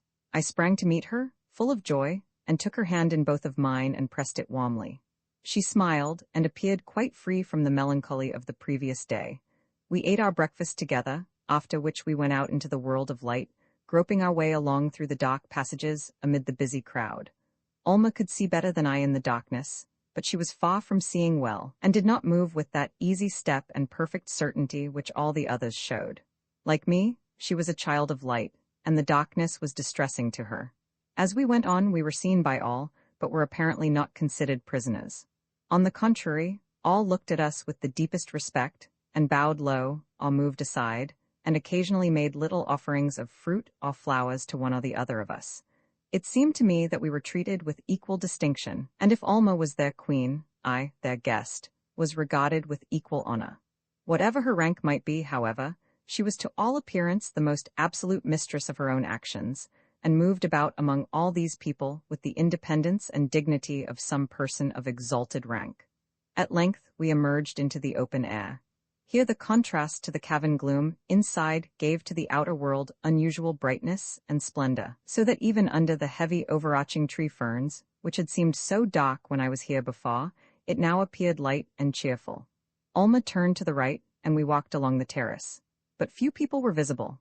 They shrank from the light and kept themselves in the caverns. Then after a few steps we came to the base of a tall half-pyramid, the summit of which was above the tops of the trees. I pointed to this, as though I wished to go up. Alma hesitated for a moment, and seemed to shrink back, but at length, overcoming her reluctance, began the ascent. A flight of stony steps led up. On reaching the top, I found it about 30 feet long by 15 wide, with a high stone table in the middle. At that moment, however, I scarce noticed the pyramid summit, and I only describe it now because I was fated before long to see it with different feelings. What I then noticed was the vast and wondrous display of all the glories of nature that burst at once upon my view. There was that same boundless sea, rising up high toward the horizon, as I had seen it before, and suggesting infinite extent. There were the blue waters breaking into foam, the ships traversing the deep, the far encircling shores green in vegetation, the high rampart of ice-bound mountains that shut in the land, making it a world by itself. There was the sun, low on the horizon, which it traversed on its long orbit, lighting up all these scenes till the 6 months' day should end and the 6 months' night begin. For a long time I stood feasting my eyes upon all this splendor, and at length turned to see whether Alma shared my feelings. One look was enough. She stood absorbed in the scene, as though she were drinking in deep draughts of all this matchless beauty. I felt amazed at this. I saw how different she seemed from the others, and could not account for it. But as yet I knew too little of the language to question her, and could only hope for a future explanation when I had learned more. We descended at length and walked about the terrace and up and down the side streets. All were the same as I had noticed before, terraced streets, with caverns on one side and massive stone structures on the other. I saw deep channels, which were used as drains to carry down mountain torrents. I did not see all at this first walk, but I inspected the whole city in many subsequent walks until its outlines were all familiar. I found it about a mile long and about half a mile wide, constructed in a series of terraces, which rose one above another, in a hollow of the mountains round a harbor of the sea. On my walks, I met with but few people on the streets, and they all seemed troubled with the light. I saw also occasionally some more of those great birds, the name of which I learned from Alma. It was opkuk. For some time my life went on most delightfully. I found myself surrounded with every comfort and luxury. Alma was my constant associate, and all around regarded us with the profoundest respect. The people were the mildest, most gentle, and most generous that I had ever seen. The Kohen seemed to pass most of his time in making new contrivances for my happiness. This strange people, in their dealings with me, and with one another, seemed animated by a universal desire to do kindly acts, and the only possible objection against them was their singular love of darkness. My freedom was absolute. No one watched me. Alma and I could go where we chose. So far as I could perceive, we were quite at liberty, if we wished, to take a boat and escape over the sea. It seemed also quite likely that if we had ordered out a galley and a gang of Osmen, we should have been supplied with all that we might want in the most cheerful manner. Such a thought, however, was absurd. Flight? Why should I think of flying? I had long ago lost all idea of time, and here, where it was for the present perpetual day, I was more at a loss than ever. I supposed that it was somewhere in the month of March, but whether at the beginning or the end I could not tell. The people had a regular system of wake time and sleep time, by which they ordered their lives, but whether these respective times were longer or shorter than the days and nights at home, I could not tell at that time, though I afterward learned all about it. On the whole, I was perfectly content, nay, perfectly happy, more so indeed than ever in my life, and quite willing to forget home and friends and everything in the society of Alma. While in her company, there was always one purpose upon which I was most intent, and that was to master the language. I made rapid progress, and while she was absent I sought out others, especially the Kohen, with whom to practice. The Kohen was always most eager to aid me in every conceivable way, or to any conceivable thing, and he had such a gentle manner, and showed such generous qualities, that I soon learned to regard him with positive affection. Alma was always absent for several hours after I rose in the morning, and when she made her appearance it was with the face and manner of one who had returned from some unpleasant task. It always took some time for her to regain that cheerfulness which she usually showed. I soon felt a deep curiosity to learn the nature of her employment and office here, and as my knowledge of the language increased, I began to question her. My first attempts were vain. She looked at me with indescribable mournfulness and shook her head. This, however, only confirmed me in my suspicions that her duties, whatever they might be, were of a painful nature, so I urged her to tell me, and asked her as well as I could if I might not share them or help her in some way. To all this, however, she only returned sighs and mournful looks for an answer. It seemed to me, from her manner, and from the general behavior of the people, that there was no express prohibition on my learning anything, doing anything, or going anywhere. And so, after this, I besought her to let me accompany her some time, but this too she refused. My requests were often made, and as I learned more and more of the language, I was able to make them with more earnestness and effect, until at length I succeeded in overcoming her objections. "It is for your own sake," said she, "that I have refused, Atama. I do not wish to lessen your happiness, but you must know all soon, and so, if you wish to come with me and see what I have to do, why, you may come the next jom." This meant the next day, jom being the division of time corresponding with our day. At this promise I was so full of gratitude that I forgot all about the dark suggestiveness of her words. The next jom I arose sooner than usual and went forth. I found Alma waiting for me. She looked troubled and greeted me with a mournful smile. "You will find pain in this," said she, "but you wish it, and if you still wish it, why, I will take you with me." At this I only persisted the more, and so we set forth. We went through the cavern passages. Few people were there, all seemed asleep. Then we went out of doors and came into the full blaze of that day which here knew no night, but prolonged itself into months. For a while, Alma stood looking forth between the trees to where the bright sunlight sparkled on the sea, and then with a sigh she turned to the left. I followed. On coming to the next portal, she went in. I followed and found myself in a rough cavern, dark and forbidding.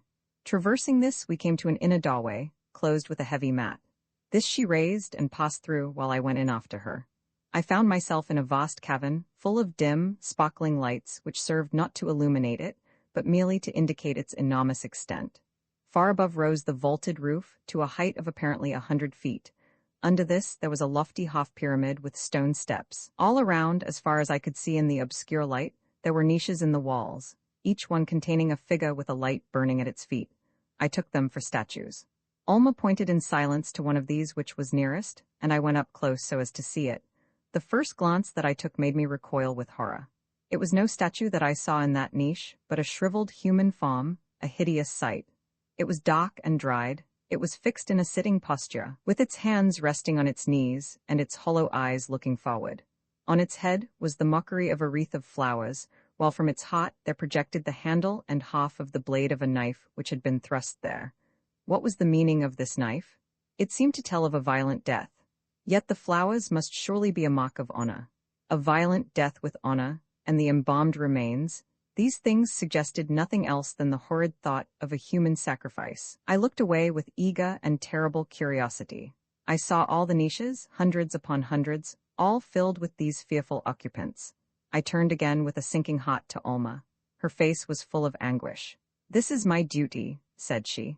"Every jom I must come here and crown these victims with fresh flowers." A feeling of sickening horror overwhelmed me. Alma had spoken these words and stood looking at me with a face of woe. This, then, was that daily task from which she was wont to return in such sadness, an abhorrent task to her, and one to which familiarity had never reconciled her. What was she doing here? What dark fate was it that thus bound this child of light to these children of darkness? Or why was she thus compelled to perform a service from which all her nature revolted? I read in her face at this moment a horror equal to my own, and at the sight of her distress my own was lessened, and there arose within me a profound sympathy and a strong desire to do something to alleviate her misery. "This is no place for you," continued Alma. "Go, and I will soon join you." "No," said I, using her language after my own broken fashion. "No, I will not go. I will stay. I will help, if you will permit." She looked at me earnestly, and seemed to see that my resolution was firmly fixed and that I was not to be dissuaded from it. "Very well," said she. "If you do stay and help me, it will be a great relief." With these simple words she proceeded to carry out her work. At the foot of the pyramid there was a heap of wreaths made out of fresh flowers, and these were to be placed by her on the heads of the embalmed corpses. "This work," said she, "is considered here the highest and most honorable that can be performed. It is given to me out of kindness, and they cannot understand that I can have any other feelings in the performance than those of joy and exultation, here among the dead and in the dock." I said nothing, but followed and watched her, carrying the wreaths and supplying her. She went to each niche in succession, and after taking the wreath off each copse she placed a fresh one on, saying a brief formula at each act. By keeping her supplied with wreaths, I was able to lighten her task, so much so that, whereas it usually occupied her more than 2 hours, on the present occasion it was finished in less than half an hour. She informed me that those which she crowned were the corpses of men who had been sacrificed during the present season, by season meaning the 6 months of light, and that though many more were here, yet they wore crowns of gold. At the end of 10 years they were removed to public sepulchres. The number of those which had to be crowned by her was about 100. Her work was only to crown them, the labor of collecting the flowers and weaving the wreaths and attending to the lamps being performed by others. I left this place with Alma, sad and depressed. She had not told me why these victims had been sacrificed, nor did I feel inclined to ask. A dark suspicion had come to me that these people, underneath all their amiable ways, concealed thoughts, habits, and motives of a frightful kind, and that beyond all my present brightness and happiness there might be a fate awaiting me too horrible for thought. Yet I did not wish to borrow trouble. What I had seen and heard was quite enough for one occasion. I was anxious, rather, to forget it all. Nor did Alma's words or manner in any way reassure me. She was silent and sad and preoccupied. It was as though she knew the worst, and knowing it, dared not speak, as though there was something more horrible which she dared not reveal. For my part, I feared it so that I dared not ask. It was enough for me just then to know that my mild and self-denying and generous entertainers were addicted to the abhorrent custom of human sacrifices.